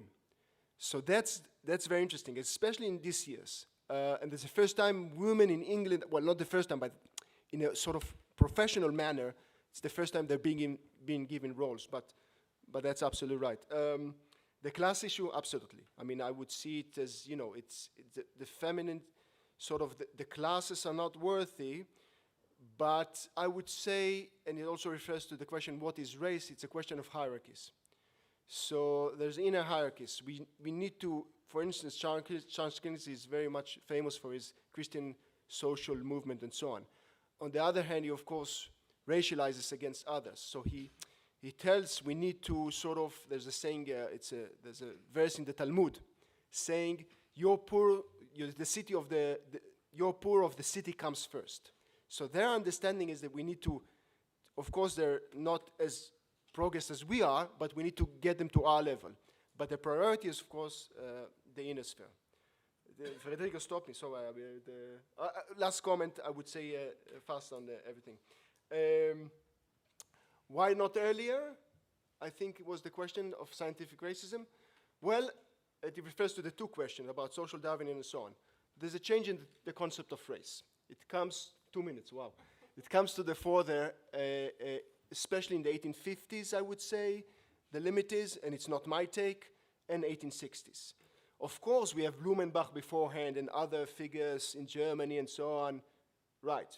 I would claim, and again, it's not my claim, that a lot of these figures are not necessarily doing a hierarchy of races. What is typical to racial thinking in the second half of the 19th century, I would claim, is the hierarchy. That's the only way I can define race. Believe me, I looked through and throughout what race means in the terms of fluidity of race. What does it mean in the second half of the 19th century? I don't want to go into definitions. I think the only definition that is applicable is the case of the hierarchies. Once you said that an innate trait, whether it's cultural, whether it's religious, whether it's biological, while it forms a hierarchy, then it's a racial thinking. Because it means, even on the civilized mission understanding, that they will never be there, only in 1,000 years. But this 1,000 years means that it's a racial thinking. You see, so that's, I think it hopefully it responds to all the last three questions, but I can go on. Thank you very much. So when it comes to international law being used against the Papal States in the same way as the two Sicilies, that's not really the case, because the main argument against the Papal States in 1859, 1861 is that it's a state with a bad ruler, which is not achieving good governance, while the argument against the two Sicilies is more like a humanitarian and civilizational one. So the two Sicilies need to be brought again within the European order, because at the moment they are standing outside and beyond what they call at that time the West, the family of nations, European civilization, and so on. And also because that argument has a longer history, because it's since the 1820s, 1830s, that the cultural imperial imagination that depicted, connected with the Grand Tour and so on, that depicted the two Sicily and southern Italy as a European periphery, since the 1820s started turning into a legal argument, into a process of legal orientalization.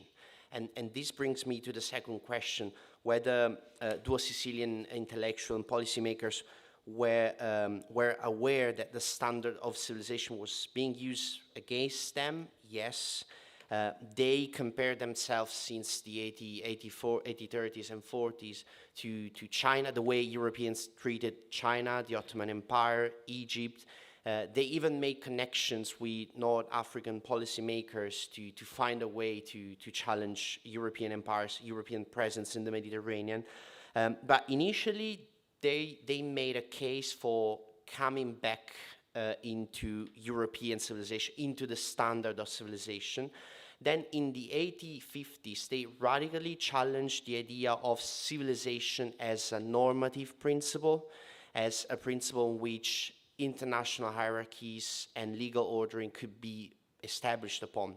And they advanced the idea of nationality as opposed to that normative legal order. So they still believed in civilization.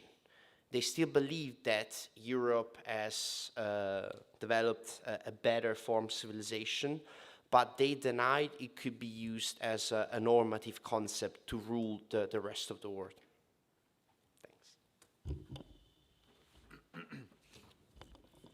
Well, thanks a lot for all these great questions. On the distinction between the word, the adjective liberal and the word liberalism, yes, I think it's a helpful distinction. I'm not sure it can perfectly matches liberal traditions and liberalism as a political doctrine. What I can say is that I think it's helpful to think about the historical development of liberalism, especially during the 19th century. I mean, the word liberalism predates the word liberal predates the emergence of the word liberalism. I mean, talking about France, I mean, in France, the word liberalism appears around the 1810s. The interesting thing is that it's not used that much. I mean, you have newspapers that talk about liberalism, but it's pretty rare compared to what happens later on. And if you make that distinction, you're right. I mean, in my narrative, the history of liberalism really kicks off in the 1860s in France. It starts later. Why? Because earlier, it's mostly about party politics. I mean, the label liberal is used in reference to party politics. I mean, Constant never writes about liberalism. He's not a theorist of liberalism. He's affiliated with the Liberal Party. He writes a treatise called Constitutional Politics. He doesn't write a treatise called Liberalism, as other people later will do. Tocqueville never writes about liberalism. He's a theorist of democracy. I mean, he writes Democracy in America and doesn't write a textbook called Liberalism. He identifies as a liberal in his correspondence. He talks about liberalism in reference to party politics, but he's not a theorist of liberalism. So in that regard, I think it's super helpful. And I think once you make this distinction, you're able to understand, you're able to make fine-grained, a more fine-grained periodization of the history of liberalism. I mean, liberal party politics starts before people start theorizing liberalism as a doctrine, and maybe, in other countries, theorizing liberalism as a doctrine starts before canon building and so on and so forth. And so, depending on the country you look at, I think it's helpful to make these distinctions. So on the second question on religion, you're right. I mean, it's very important. In the meta-history, there are moments where liberals, theorists of liberalism, talks about religion a lot. And usually in France, that's when Republicans display an hostility towards the church or towards Catholicism in particular, or religion in general. I'm just going to give you a couple of examples. In the 1870s, Republicans, including Gambetta, become very vocal against the church. And in that context, very interesting, there are liberals that say, wait, you shouldn't forget the lessons of Montesquieu, Constant, Tocqueville. They wrote beautifully about the Christian religion and how liberal values coexist with the spirit of Christianity. So, you know, in this very specific context, the 1870s. And then, you know, there are other contexts in other countries. I mean, one of the things I'm trying to explain is that the French liberal tradition is not only about France. You know, liberal tradition migrates, and in the US since the 1960s, American scholars have reinvented the French liberal tradition, and in my reading, these are interventions into debates about American liberalism. So there's an American reading of Tocqueville, there's an American reading of Constant, there's an American account of the French liberal tradition. If you look at the 1960s, for instance, Robert Bellah, the sociologist, writes this famous article, 1967, Civil Religion in America, and he, you know, quotes Tocqueville a lot and basically completely obliterates the religious dimension in democracy in America. He says that civil religion is all about the township and about morals. In reaction, you have a number of American scholars in the 70s and the 80s that say, wait a minute, Tocqueville is all about religion.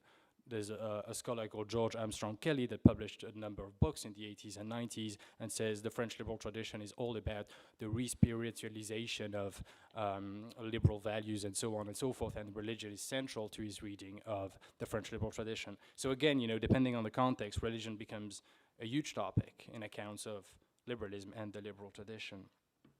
On Aristide Briand, I'm afraid I don't have an answer. I mean, I'd be super interested to know more about this, and I don't know if Thibodeau quotes him or engages with him at all, to be honest. On political movements, that's a great question. What I can say is that, the problem with the political parties in France is that they shift a lot, they relabel themselves, and the political, you know, on the political spectrum, the center-right and the center-left, they change all the time. So I guess that not that many people refer to political parties per se because it's tricky, because they change, you know, their affiliation change over time. What people do is that they quote founding moments. That's very, very important. So of course figures, Constant, Tocqueville, Montesquieu, and the cast of figures changes over time. But for instance, if you look at the founding moments of liberalism, they also change over time. So for instance, in the 1860s, people say that the founding moment of liberalism is the French Revolution, because that's during the French Revolution that there was an explosion of liberalism. But then, you know, later on, in the early 20th century, there are people like Joseph Barthélemy, who was a liberal constitutional theorist. He says that, you know, it starts with the 1848 revolution. So again, the founding moments change over time. And then the last question about other traditions over there. I was looking here, but the questions came from there. Other traditions, yeah, I agree with you, and people don't like that. I mean, I've talked with people and say, but then you lose what is intrinsic about liberalism. Well, you know, that's one of the things that the meta-history does, is that, you know, you can apply that to socialism and conservatism. One of the positive things it does, I think, is that it makes the boundaries between these ideological canons much more porous. Why? Because, for instance, when you look at the history of socialism and liberalism in France, they are treading zigzagging path. At some moments, liberals say socialism is awful. At other moments, they say we should aim for a synthesis between liberalism and socialism. So, you know, the meta-history, I think, brings together these different threads. Same with conservatism, actually. In France, the problem is that people don't talk about conservatism because it sounds bad, so they talk about moderation most of the time. So again, you know, you can look at the different paths trodden, and there's brilliant work done on the co-optation of earlier figures on conservatism. Emily Jones has written a brilliant book on how Burke became the founding figure of conservatism. So yes, that's one of the implications, I would say.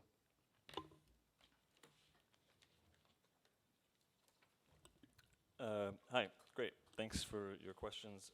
So first, on the issue of, on the issue of the relationship between John Stuart Mill and Leonard Hobhouse, and I guess really between one generation of liberals and another generation of new liberals, more broadly, you know, my response would be that the new liberals, L.T. Hobhouse is one, J.A. Hobson is another, take selectively things from Mill to justify certain aspects of the new liberal program to do with taxation, equality or proportionality of taxation, and ideas that Mill has in principles of political economy. They use to sort of say, well, look, nothing in our program, the kind of people's budget, let's say, is the kind of locus classicus of the political instantiation of the new liberal philosophy in politics.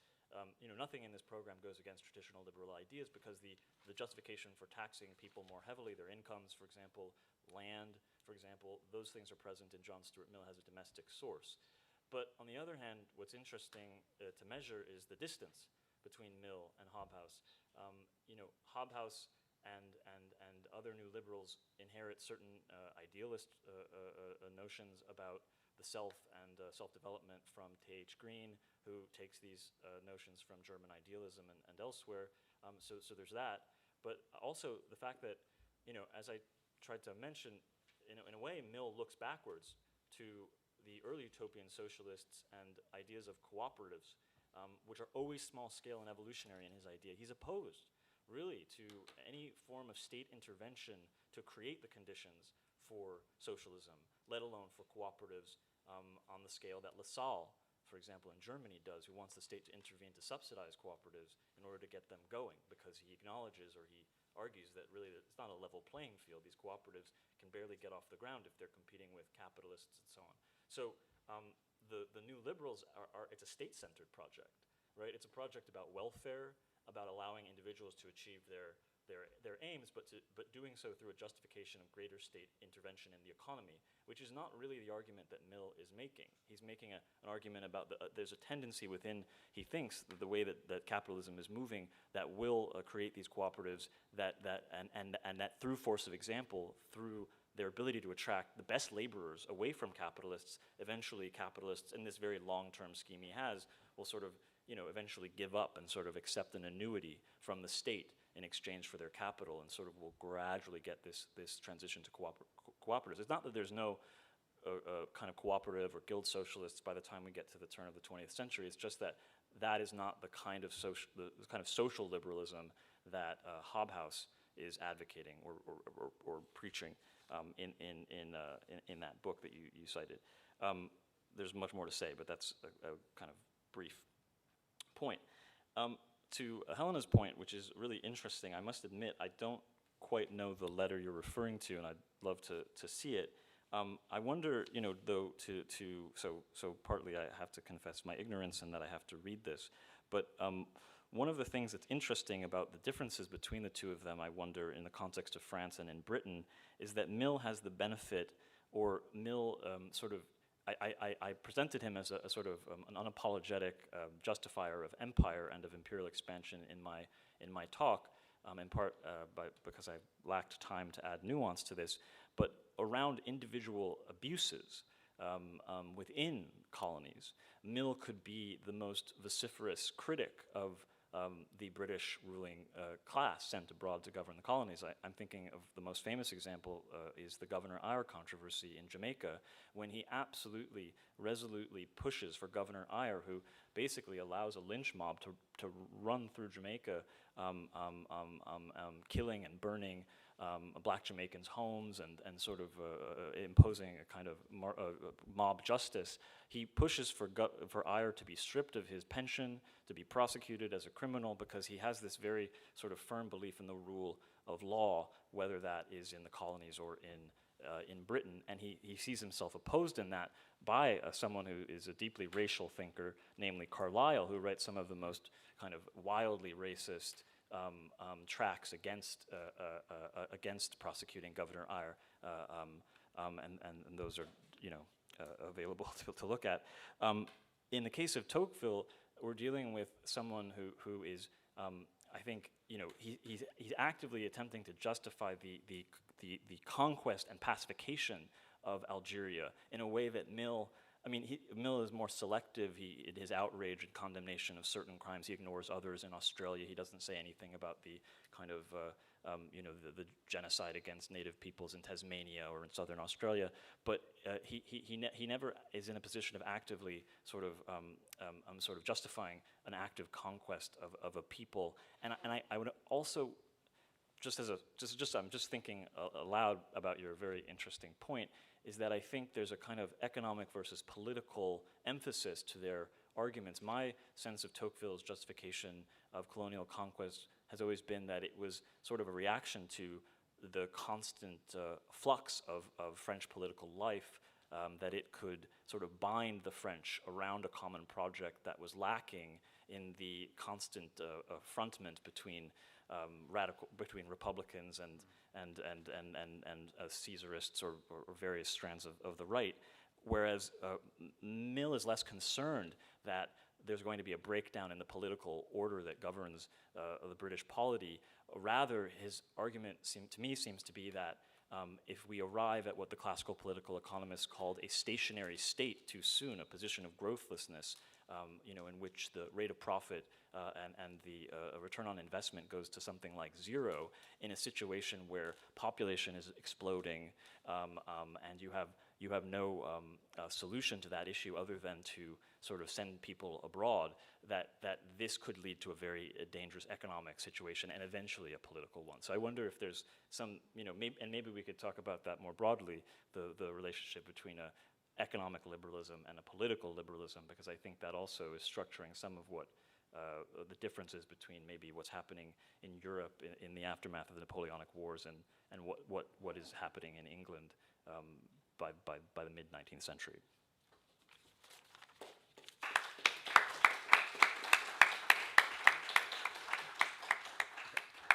Since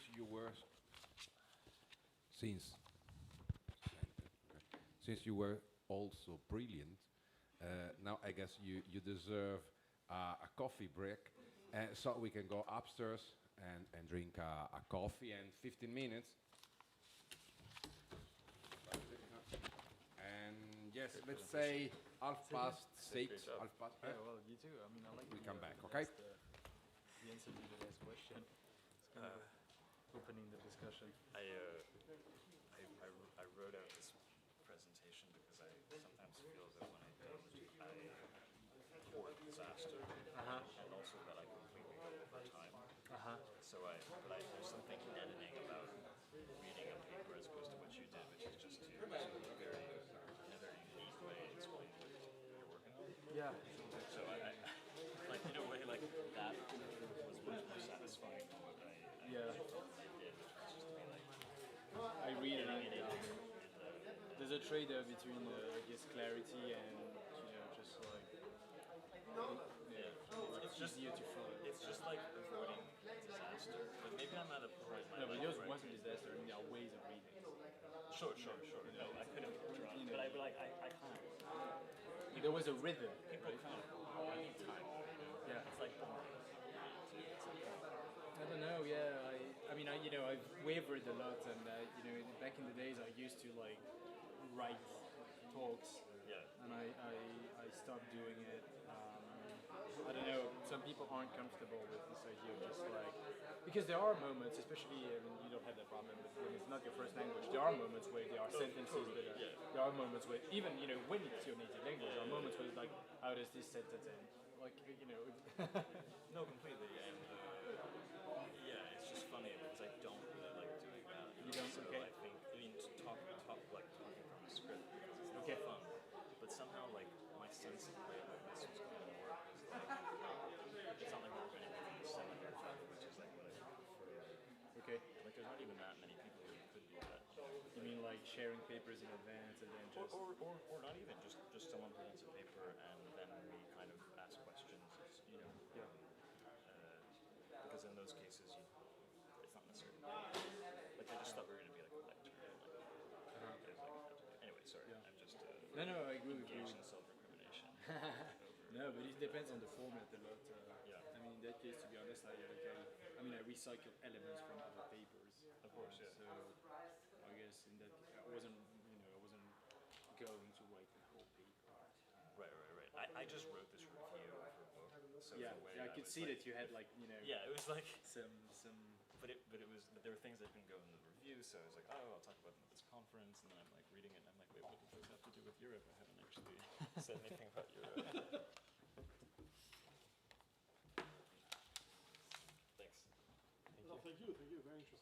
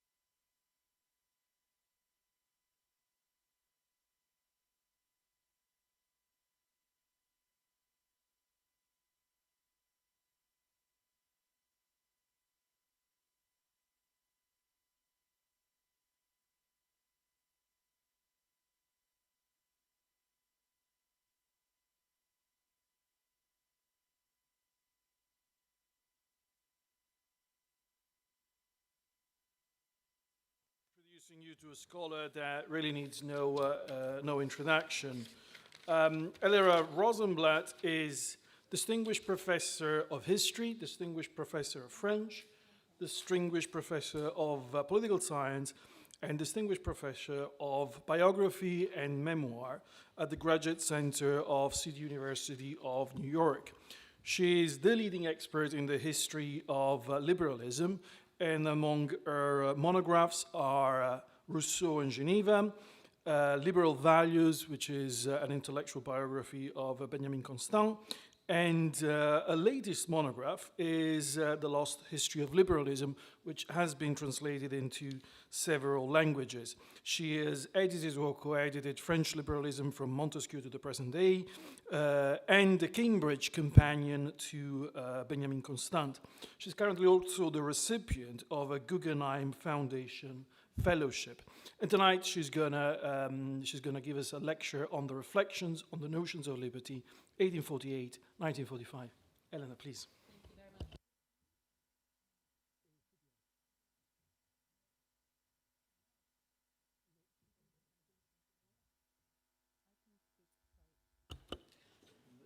Oh, hello? Yeah, there we go.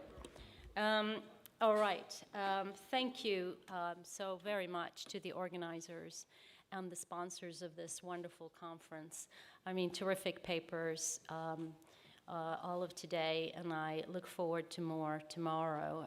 These papers are really a hard act to follow, as they say, but I'll do my best. So I have suggested that I'll speak about reflections on the notions of liberty, 1848 to 1945, and I'm actually going to take a longer view of the history, and I'm going to talk about how the idea of liberty changed over history, starting actually way back in Rome and ending pretty much with today, if only to contextualize this period that we're talking about today, 1848, 1945, which I think is a key moment in the history of liberalism. What I'm going to, well, first of all, I have become interested recently in big intellectual history. So the history of big ideas. I remember a lunch I had with David Armitage some years ago in New York, where he told me, because he's written a good article about this that you may be familiar with, and he said at lunch, I'm interested in writing small books about big ideas. And I thought that was really, really interesting. And I guess that's a little bit my approach now. Now, when you write about these sorts of major transformations or transformations in, over a long period of time, you run the risk of oversimplifying, being too schematic, and I'm aware of that, also of teleology, which we all want to avoid. I hope I haven't done that too much. I recognize that that's a danger, and I'm opening these, I'm presenting these reflections as a way to stimulate a discussion, basically.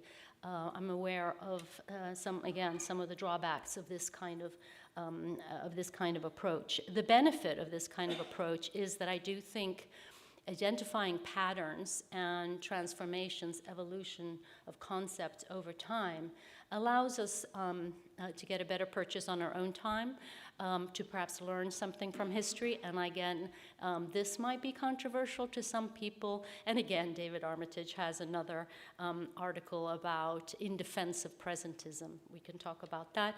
And I'm not trying to say, I'm hoping I'm not presentist in the negative sense, but I do think that casting a reflection on the present, using the past, is a helpful thing, maybe an important thing during this crisis of the humanities, which we are living through, at least in the United States, where, anyway, we can talk about that. So the argument I'm going to make is that an originally political idea of liberty over time got changed into, superseded by an economic definition of liberty. So we start with an idea of liberty which is about self-government, about political participation, and we end with something much more about individual rights and choices, and almost a consumerist view of liberty, an economized view of liberty, a marketized view of liberty, if I may. I draw here on some important work I will build on and offer my own interpretations and slight amendments. Orlando Patterson, Freedom in the Making of Modern Culture. Daniel Rogers, Contested Truths, Keywords in American Politics Since Independence. Several works by Philip Pettit on liberty as non-domination. Quentin Skinner, of course, Liberty Before Liberalism, Cambridge University Press, 2016. And recently, the very provocative book by my friend Annalene Dedeen, Freedom and Unruly History, Harvard University Press, 2020. And I do develop ideas from my own book, The Lost History of Liberalism from Ancient Rome to the 21st Century. I feel that much of what I'm going to say here dovetails with what I say in that book. So, what do we think of liberty today? It's mainly, I think, freedom is, and I'm going to use liberty and freedom as synonyms. Freedom is the protected private sphere where laws cannot intrude. It's a negative liberty. It's liberty from, basically. It's liberty from interference by the government or coercion. And it's really, we're quite focused when we speak about liberty of in the possession of inalienable rights. So here I list a whole bunch of rights that we're used to hearing about: women's rights, gay rights, LGBTQ rights, children's rights, all the way to gun rights, the right to clean water and sanitation. There's been this cascading of rights, and I think this is really kind of, has become almost like an obsession. Now, this is very different. This wasn't always the case. In classical, in ancient Rome and Greece, is this okay, or am I getting feedback? Are you all right? Can I? All right. Liberty meant, first of all, not being a slave, not having a master.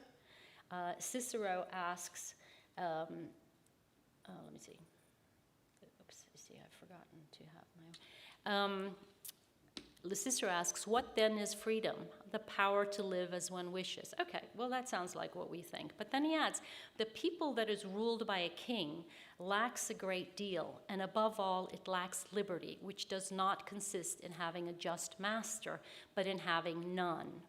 This is liberty as non-domination, as Philip Pettit and recently Quentin Skinner have described it. In other words, it's not enough that you have an absolute ruler that coerces you, or that interferes in your lives. It's enough that you have somebody who can do that, and that you know that has that possibility. So you need a way to avoid that from happening. You need a certain amount of self-government.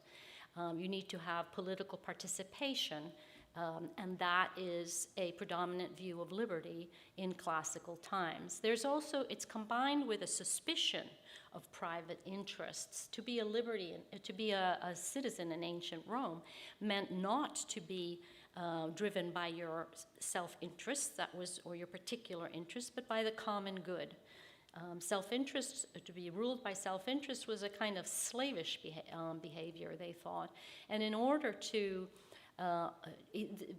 being a citizen was not something that came easily or naturally to human beings. It had to be taught.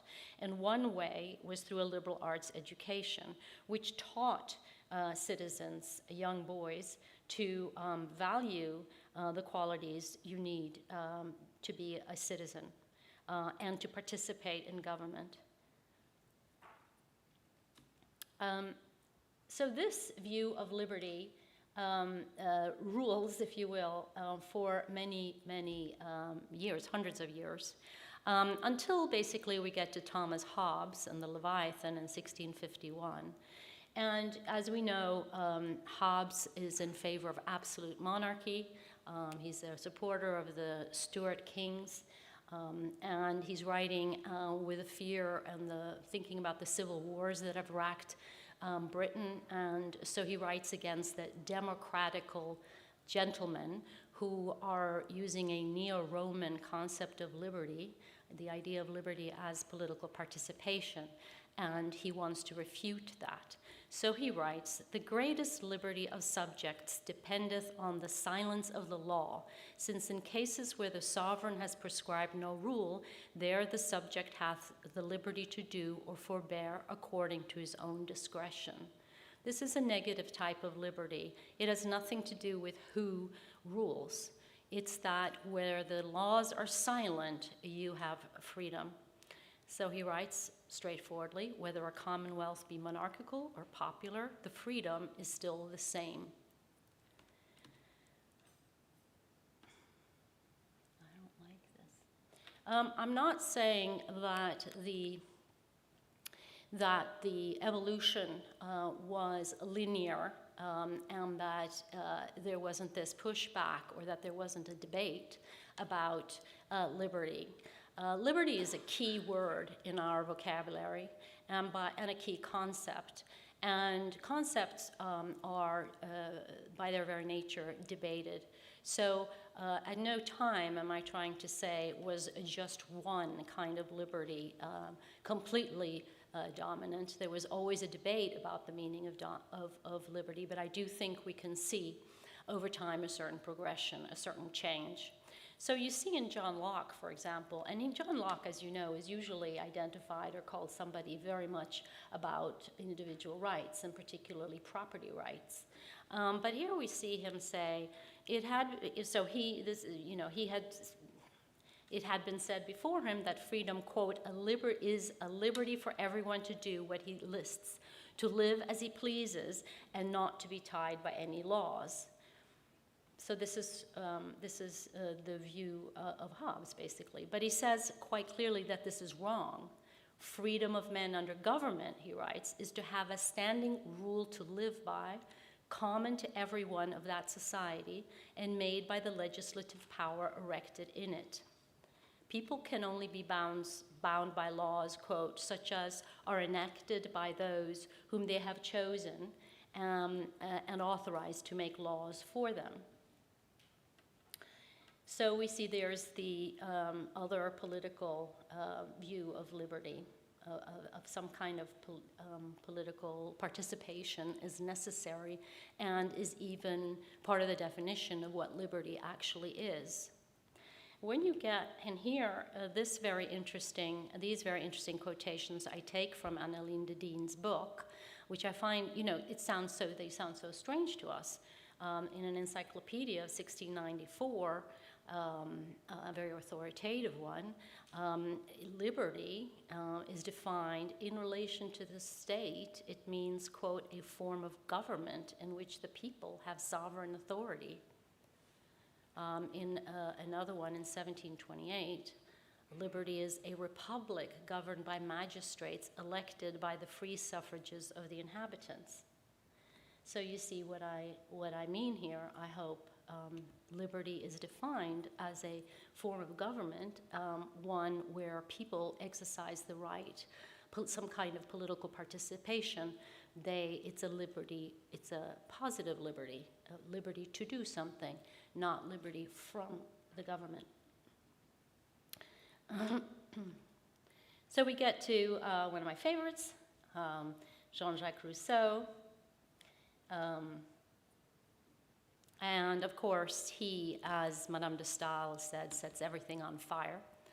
And he says then in the social contract of 1762 that the object of a social contract should be to, quote, find a form of association which defends and protects with all common forces the person and goods of each association, and by means of which each one, while uniting with all, nevertheless obeys only himself and remains as free as before.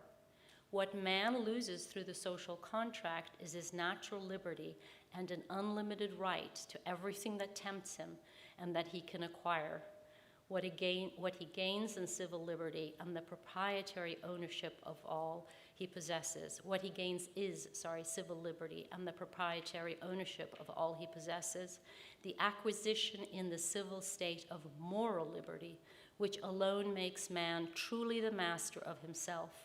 For to be driven by appetite alone is slavery, and obedience to the law one has prescribed for oneself is liberty.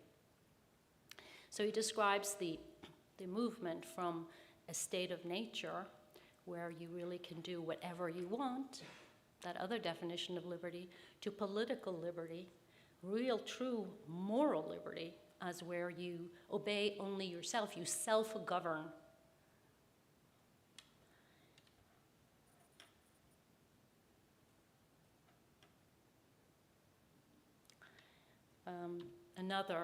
Because Rousseau is so terribly important, we'll see another idea that he throws out there. If one inquires into precisely what the greatest good of all consists in, which ought to be the end of every system of legislation, one will find that it comes down to these two principal objects, freedom and equality. Freedom, because any individual dependence is that much force taken away from the state. Equality, because freedom cannot subsist without it. And later, in Letters Written from the Mountain, he writes that freedom cannot subsist without equality. No citizen should be so very rich that he can buy another, and none so poor that he is compelled to sell himself. He adds in a footnote that one must tolerate neither very rich people nor beggars. I think these quotations speak for themselves. And we'll see what changes over time. The Atlantic revolutions will have a very important impact, I think, on all of this thinking. And if you look at Jeremy Bentham, for example, he's quite horrified with what's going on and the new kinds of thinking that is coming out. And he writes, a sober and accurate apprehension of the import of these fundamental words, liberty, is not only a true key to jurisprudence, but also the only effectual antidote against the fascinations of political enthusiasm. So when I was saying earlier that concepts are terribly important, they're key words that are contested, I'm also saying that words are really tools and even weapons that are used in political argument. And Madame de Staël, again, I refer to her, said, debates about words are always debates about things. So this is not merely about semantics, I think. It's about convincing people. It's about moving people. Sometimes it's about distracting them or obfuscating things. But these words have a tremendous import, I think, and it's interesting to look at them. So here, someone who is worried about the revolution points this out and says how important it is to have a sober and accurate apprehension so that you don't fall prey to the fascinations of political enthusiasm. And in 1776, he claims to have made a kind of discovery, the idea of liberty as merely a negative one, namely the absence of restraint or coercion. Quentin Skinner will say that there's nothing new about this. This is Hobbes. Now, here we have a disagreement, clearly, because the famous Richard Price, publicist and dissenting minister, in his observations on the nature of civil liberty of 1776, I think this is a somewhat long quotation, but I think it's worth reading in its entirety. By physical liberty, I mean that principle of spontaneity or self-determination which constitutes us as agents, or which gives us a command of our actions, rendering them properly ours and not effects of the operation of any foreign cause. Moral liberty is the power of following in circumstances our sense of right and wrong, or of acting in conformity to our reflecting and moral principles without being controlled by any contrary principles. You notice here moral liberty is the power. Religious liberty signifies the power of exercising without molestation that mode of religion which we think best, or of making the decisions of our own consciences, respecting religious truth, the rule of our conduct, and not any of the decisions of others. In like manner, civil liberty is the power of a civil society or state to govern itself by its own discretion, or by laws of its own making, without being subject to any foreign discretion or to the impositions of an extraneous will or power. So liberty, once again, is self-government. It's political participation. It's having control of your government, basically. It should be observed that, according to these definitions of the different kinds of liberty, there is one general idea that runs through them all. I mean the idea of self-direction or self-government. Did our volitions originate not with ourselves, but with some cause over which we have no power? Or were we under a necessity of always following some will different from our own?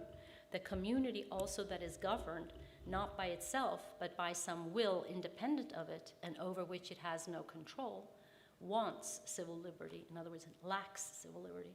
Any will distinct from that of the majority of the community, which claims a power of making laws for it, this it is, I think, that marks the limit or that lays the line between liberty and slavery.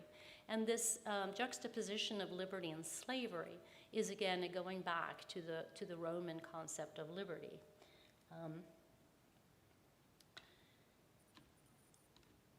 Nope. Oh, why? No, wait. Sorry. You should remember that one last quote from Richard Price. You should remember, I need to tell you also how many prints, how many editions of this text were sold, something like some enormous amount, thousands. It went into 11 editions, I think. So it was read by masses of people and must have had quite an influence. You should remember that a representation in the legislature of a kingdom is the basis of constitutional liberty in it and of all legitimate government, and that without it, a government is nothing but a usurpation. When the representation is fair and equal, and at the same time vested with such powers as our House of Commons possesses, a kingdom may be said to govern itself, and consequently to possess true liberty. When representation is partial, a kingdom possesses liberty only partially, and if extremely partial, it only gives a semblance of liberty and produces the worst of all forms of government. You see here the beginning, we have the outbreak of the French Revolution, and of course Richard Price writes a very important piece, or makes a speech, actually a sermon, supporting the French Revolution and equating it to the Glorious Revolution, which horrifies Edmund Burke, and we'll get to him in a minute. But here you have a Parisian women's petition in 1789 to the French revolutionaries. You have broken the scepter of despotism. You have pronounced the beautiful axiom that the French are a free people. Yet still you allow 13 million slaves shamefully to wear the irons of 13 million despots. Here we have that slavery imagery again. She's not arguing on the basis of rights. And women will take a very long time before they start talking on behalf of rights. She's asking for something other than rights. Edmund Burke now, horrified by what's going on in France, horrified by Richard Price's sermon. The effect of liberty to individuals is that they may do what they please. Liberty, when man acts in bodies, is power. So he recognizes this, that it's power. But then he says, society requires not only that the passions of individuals should be subjected, but that even in the mass and body, as well as in the individuals, the inclinations of men should frequently be thwarted, their will controlled, and their passions brought under subjection. This can only be done by a power out of themselves. In other words, it's not about individual self-government. You need a power outside of yourself to keep you in line. Mary Hayes, another early feminist, Wollstonecraft's disciple. How long will man refuse the liberty he claims? How long will he cherish with narrow policy and superstitious veneration the maxims of tyranny and the institutions of barbarism? I think here again, women in general are asking to contribute. It sounds quite sweet to our ears today, and it really frustrates feminists that they don't, today's feminists, that they don't argue more explicitly for their rights. Madame de Stael never advocates women's voting rights, but they do want to participate. They say we want to participate, we want to get educated so that we can be better citizens, we can be better wives, we can have a kind of a political, we can participate politically in forming citizens, in forming our husbands to be good citizens, and there's a whole discourse about that. And here we get to Madame de Stael, though. And when we get to Madame de Stael, this is in 1798. So this is after the terror, which really shocked liberals, and understandably the terror, the guillotine, and so on. So Madame de Stael and Benjamin Constant had been great supporters, of course, of the revolution, and they continue to be, of the early stages of the revolution, but they're horrified by the terror and by the crowd activity and by what they see as the irrationality of the masses, of the crowds. They're prone to violence. There was this attempted coup d'etat by Babeuf, and the conspiracy of equals, where he wanted to, this man, institute a kind of communist society. This horrifies them. And so you have here Madame de Stael describing liberty in a certain way. The interest of Rome summed up all the interests of the Roman citizens. Enthusiasm, here we have that word again, was created by sacrificing personal interest to the general one. Not because the Romans were more generous than we are, but because the individual sphere mattered less to each citizen than what he derived from the res publica. But in France, the reverse is true. It is the respective individual existence of private fortune that alone can generate the love of the Republic. The liberty of the present time is everything that guarantees the independence of the citizens against the power of the government.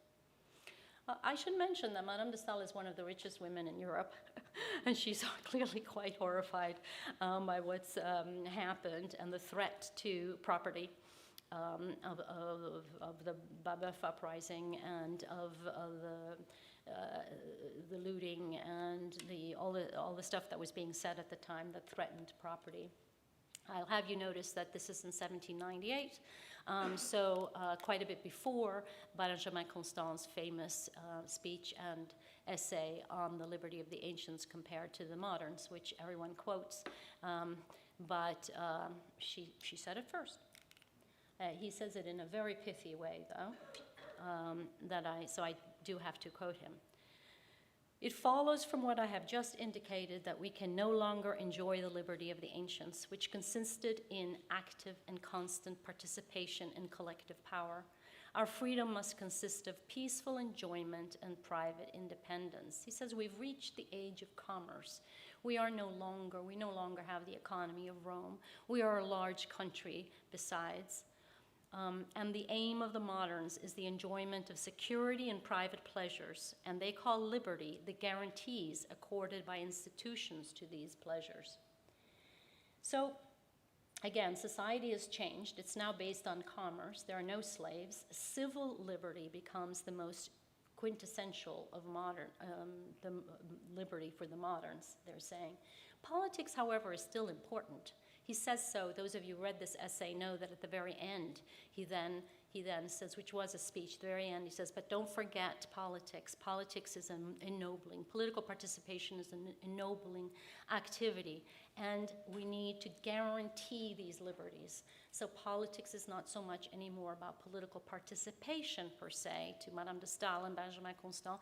It is now a guarantee to this other, more important civil liberty, which is in the private sphere, I should call it this. Now we get, finally, to our period, the beginning of our period.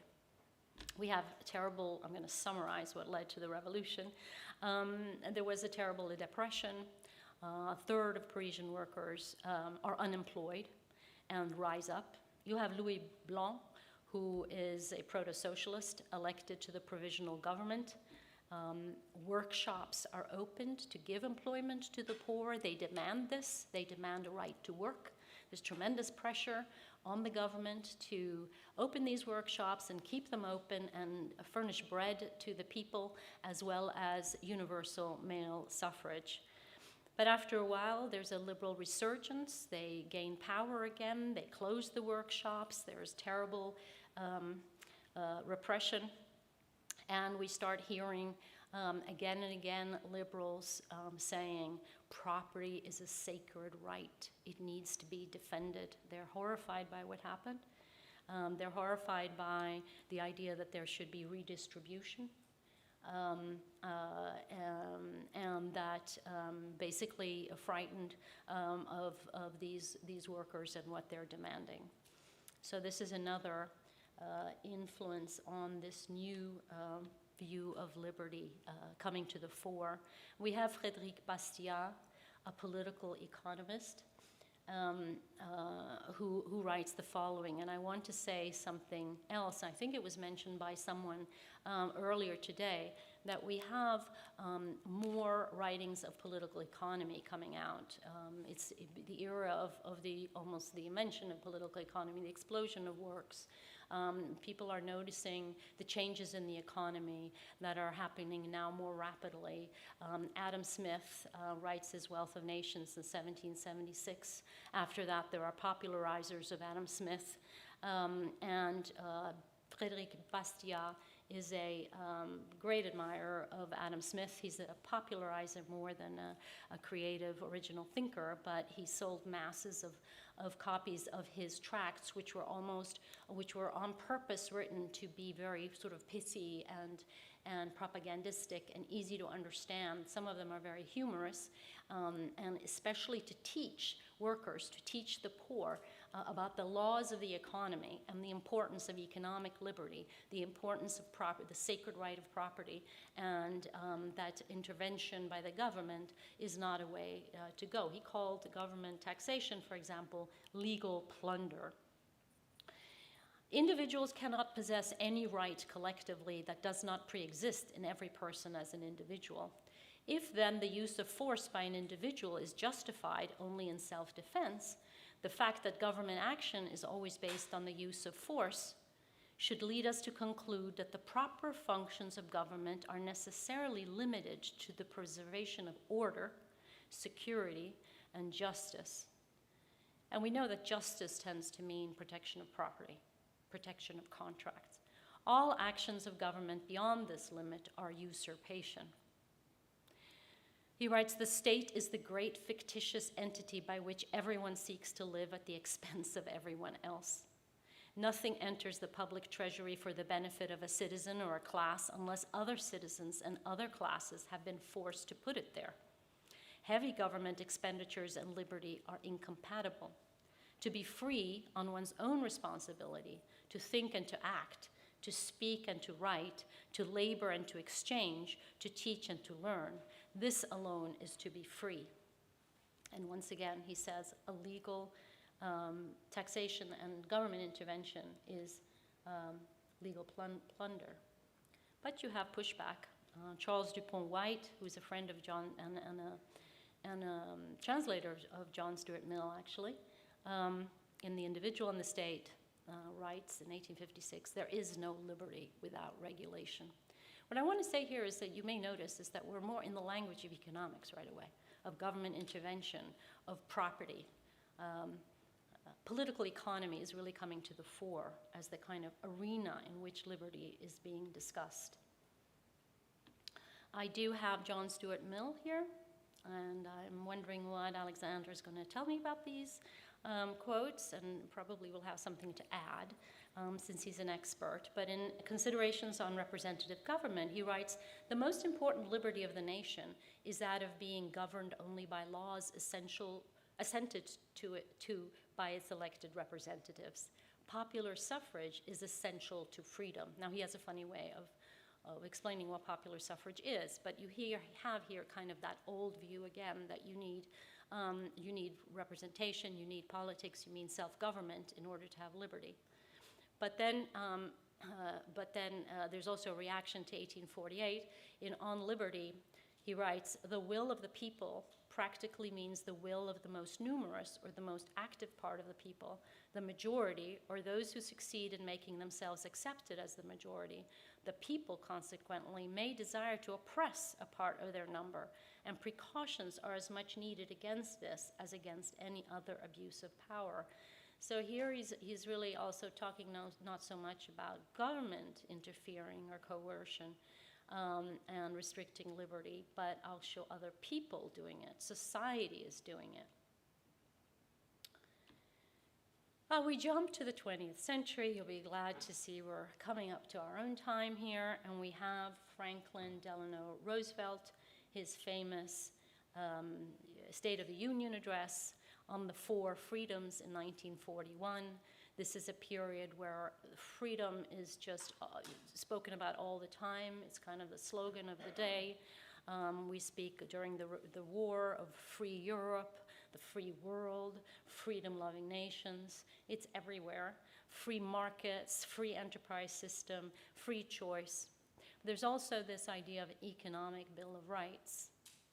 And in Roosevelt's 4 Freedoms speech, he's famous for talking about not only, listing as the 4 essential freedoms, not only the freedom of speech and the freedom of worship, but the freedom from want and the freedom from fear. And this is what America is fighting for.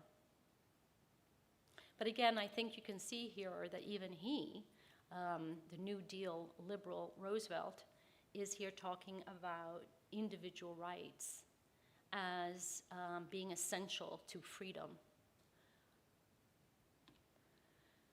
And we get a response to that by Friedrich Hayek in The Road to Serfdom. And those of you who have read it or know about it know that he's horrified by what's going on in Europe, the rise of totalitarianism, and he thinks that these new liberals that were spoken about earlier today are putting England and the world on the slippery slope to socialism and totalitarianism. It's government intervention.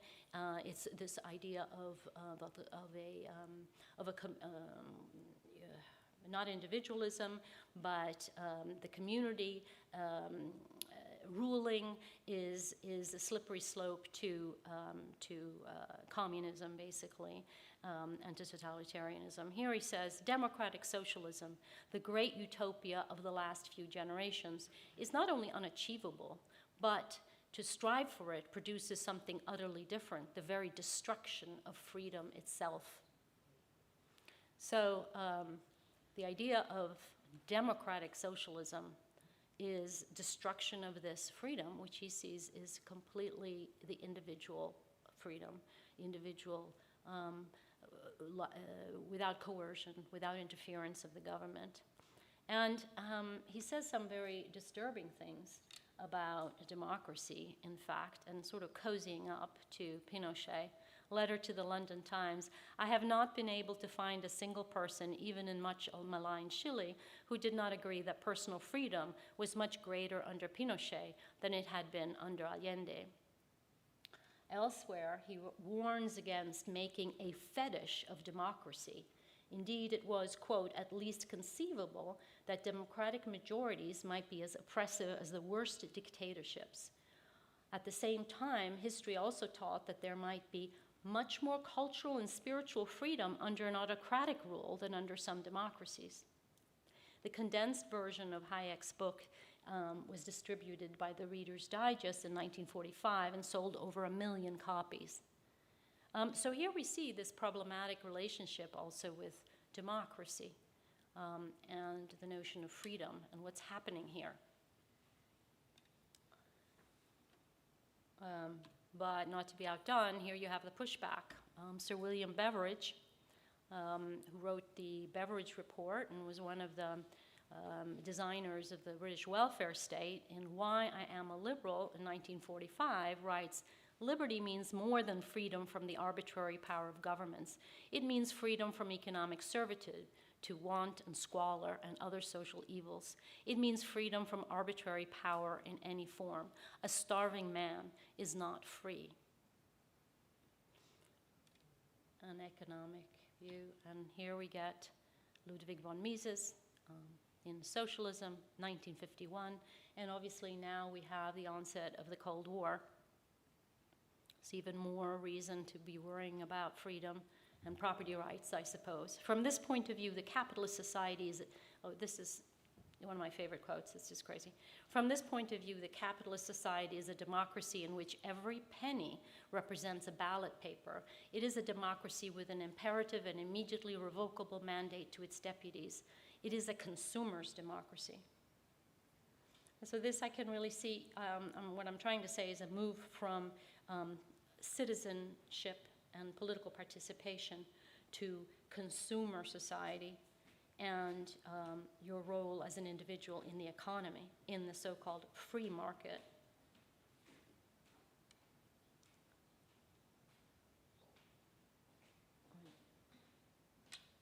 And this is, in fact, how we now get to Isaiah Berlin, who I think you've all heard of, and his two concepts of liberty. He is what's called a Cold War liberal, very, very concerned with the rise of totalitarianism, very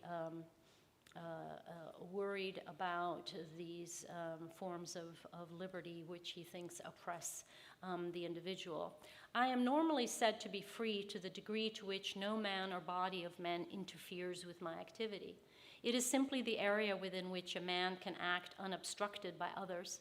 If I am prevented by others from doing what I could otherwise do, I am to that degree unfree. And if this area is contracted by other men beyond a certain minimum, I can be described as being coerced, or it may be enslaved. The wider area of non-interference, the wider my freedom." Negative liberty, which is the good kind of liberty for Berlin, was a liberty as it has been conceived by liberals in the modern world from the days of Erasmus to our own. And then he says, freedom in this negative sense is not, at least not logically, connected with democracy or self-government. I'm going to say that again. Freedom is not logically connected with democracy or self-government. I think what I'm arguing for here is that really the fear of property rights being invaded by the poor or by the demos, the rise of socialism in 1848 and the social question, and now totalitarianism, really pushes liberals to redefine liberty to be this all about property rights, all about the individual. Americans during World War II need to be told what they're fighting for, or so it is thought. This is, by the way, the time when Western civilization courses are designed and taught at colleges and the Anglo-American alliance is then preaching this idea of liberal democracy and an Anglo-American tradition that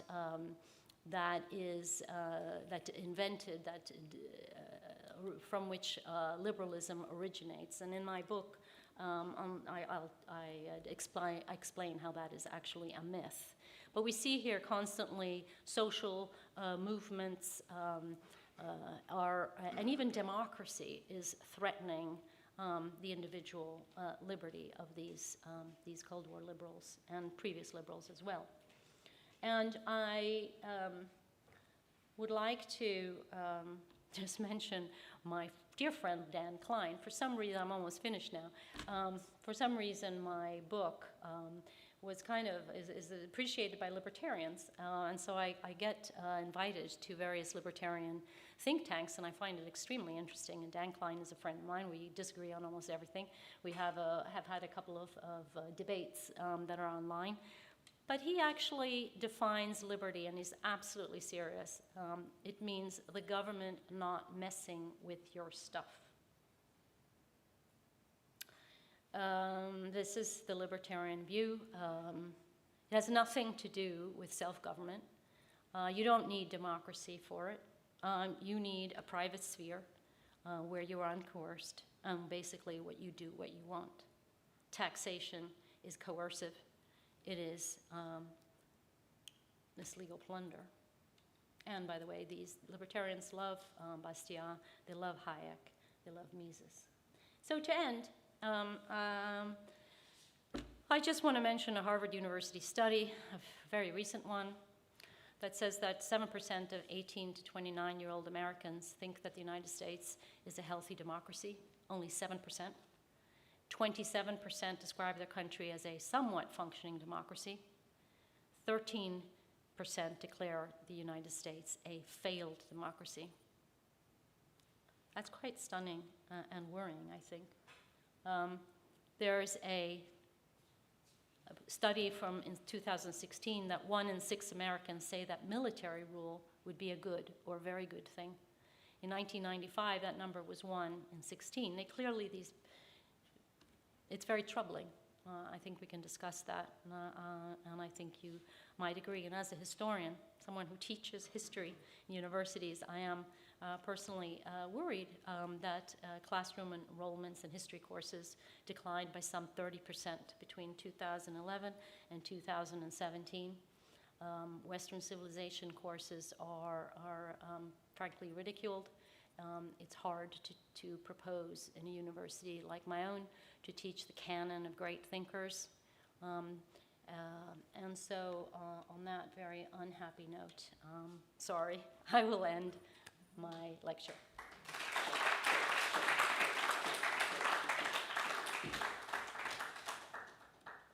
Thank you very much, Elena, for a sweeping portrait of the idea of freedom. That was really fascinating. We do have a few minutes for questions, and then I think they will send us away from the building. We got Kathy, and then, yes, the three of you. I'll just collect 4 or 5 questions. Thank you for the interesting lecture. Do you think we're witnessing the end of the Enlightenment then? I hope not. That's all I can say. I mean, the Enlightenment, do you want to wait? Do you want me to wait? Or should I? If it's a quick answer. It's a quick answer. No, I mean, the Enlightenment is not one thing, right? So which part of the Enlightenment is ended? No, I don't think it's the end of the Enlightenment, but it might be, from my perspective, an end to a certain way of teaching the Enlightenment. I'll fight on, and I think there are probably people in this room who are interested in ideas. I think we all are. And so we'll carry on.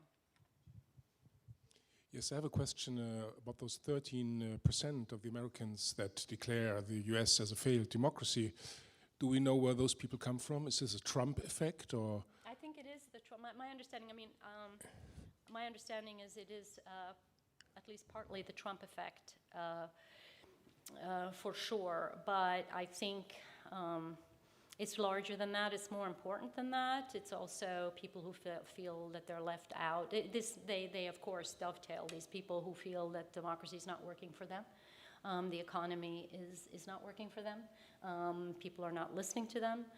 The Democrats are not, there's stalemate in government. Democrats and Republicans can't agree. They can't, they're not even facing the major problems that confront us. I have some op-eds and some podcasts on this, where I say the big issues of our time. I mean, one of the good things about liberalism, we're talking about its evolution, has been its ability to adapt. We talked about it's different in different places and different circumstances, but liberalism has been able to adapt and find pragmatic solutions to problems. Often that's when they're successful. Today we have our politicians in America not even talking about the great crisis that's going to be caused by automation in the next few years, although millions of people are going to be unemployed. The effects of AI on the economy and on our democracy. They can't deal with immigration. They can't deal with climate change and any important things. These are major issues, and I think young people probably realize that and are frustrated. If I may, one more question. Obviously, everybody's talking about the latest Supreme Court decision. Yeah. And what does that do with the American democracy? Do you think this is going to have a long-term effect? The decision on the abortion issue, of course. it's tragic.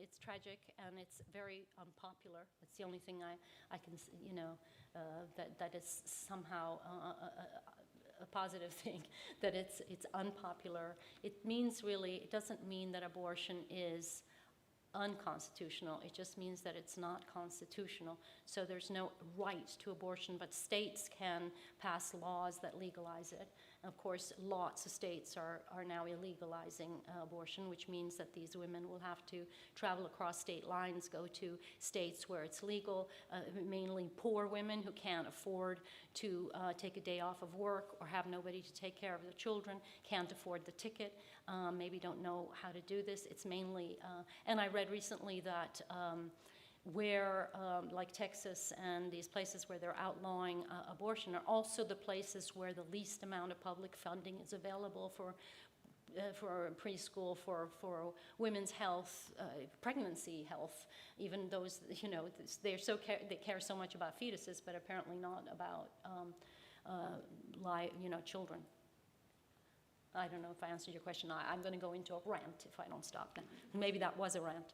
I would like to ask how the 53% not mentioned US youngsters define the US democracy.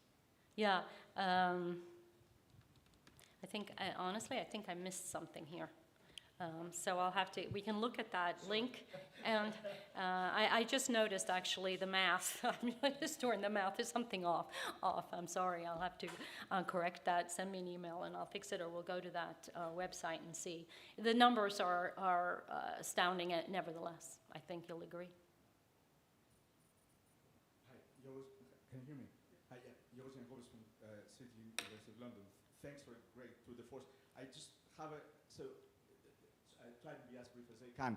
I totally understand that a reason for these kinds of reconstructions today is two things. I'd say one, you said that the kind of current state of political liberty, how it's being reduced to discussions about rights and only rights. A second aspect, neoliberalism, Europe, America, again, they capture a certain definition of liberty and leave other things. A third thing I'd like to mention, and actually it's being discussed a lot today, Liberty Talk, Ukraine, international politics.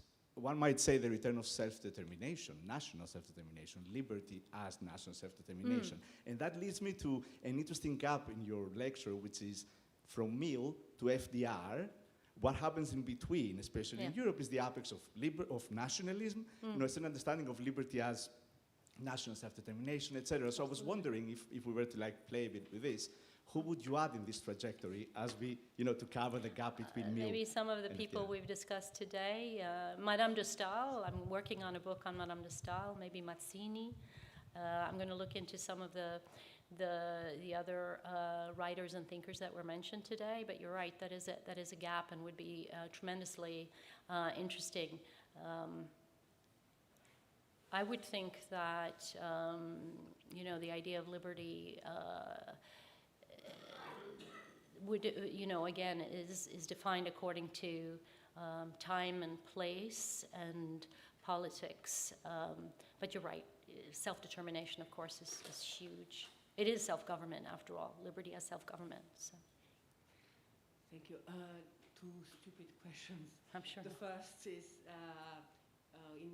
so when you speak about negative freedom, negative liberty, then I think that the radicalization of thinking about only private sphere could be to have no government. No? This is what is your logic, probably. That is to say, if there is nothing that binds us and there is only private sphere, then there is anarchy, probably. Could it be so? This is the first thing. The second is, how is it possible that in such a period where you have such a need of social justice in America, but also in Europe, then you don't have another idea of liberty, which is not negative liberty? Is it a failure of liberalism? So this is a problem of liberalism, or a problem of something else? I think that it is partially a problem of liberalism. I think that there is a a kind of a defeatism. Some of it is what I just mentioned before, but there's a need for that they're not solving problems, but they're also not coming up with a message that binds. And there's a lot of liberals who are critiquing liberalism themselves. They're sort of, it's crumbling from within in a certain way. So we have, for example, Patrick Deneen's terrible book that, I just said that, but I have a pretty critical review of his book out, who's, says liberalism has failed because it has succeeded, and talks about liberalism in this terribly unhistorical way as being all about selfishness and the decline of the family and of the community and the attack on religion. Now, what do we do about that? What do we do about liberals attacking liberalism? More public education, more history courses that talk about this, the tremendous battle of liberals for these, for representative government, for justice, also for the poor. See how much people have fought for it and even died for it. When I talk about the crumbling from within, we have people are speaking out, very worried about liberalism of students on college campuses who are, promoting this political correctness, cancel culture, language policing. Have a look at what Brandeis University came up with, a list of words that you're not supposed to use. We can talk about that later because I don't want to take too much time. But there is a sense that it's liberalism's own fault. On the other hand, I think that liberalism has the resources within its tradition to correct itself. It needs to reinvent itself. It needs to, the way the new liberals reinvented themselves, perhaps it's time for a new liberalism, and perhaps we can all help make that happen. We've got time for 3 quick questions. Okay, is this working? Okay. Thank you. This was really, really interesting. One thing I noticed, and tell me what you think about, is the enchantment of Rome in the 18th century, of course, first half of 19th century. Enchantment of Rome? Yeah, like basically magical Rome as being, the hub of liberalism and so on. But all of these figures knew that not everyone in Rome, of course not in Greece, but also in Rome, were entitled to be part of the voting system and so on. So that's one question. And what I perhaps so how did they sort of solve this paradox, if you know, or if you saw in the writings? Because there is a tension there between sort of magnificent Rome, but then basically not having rights to everyone also then. But how do you merge this? Perhaps a follow-up question is this enchantment from Rome in the second half of the 19th century. So basically going nationalism as we need new myths against this sort of collective, because this did not give us our liberty. So this old ancient myth is out of date, but we need new ones. So perhaps Teutonic, Celtic, and so on. Right. Well, I think that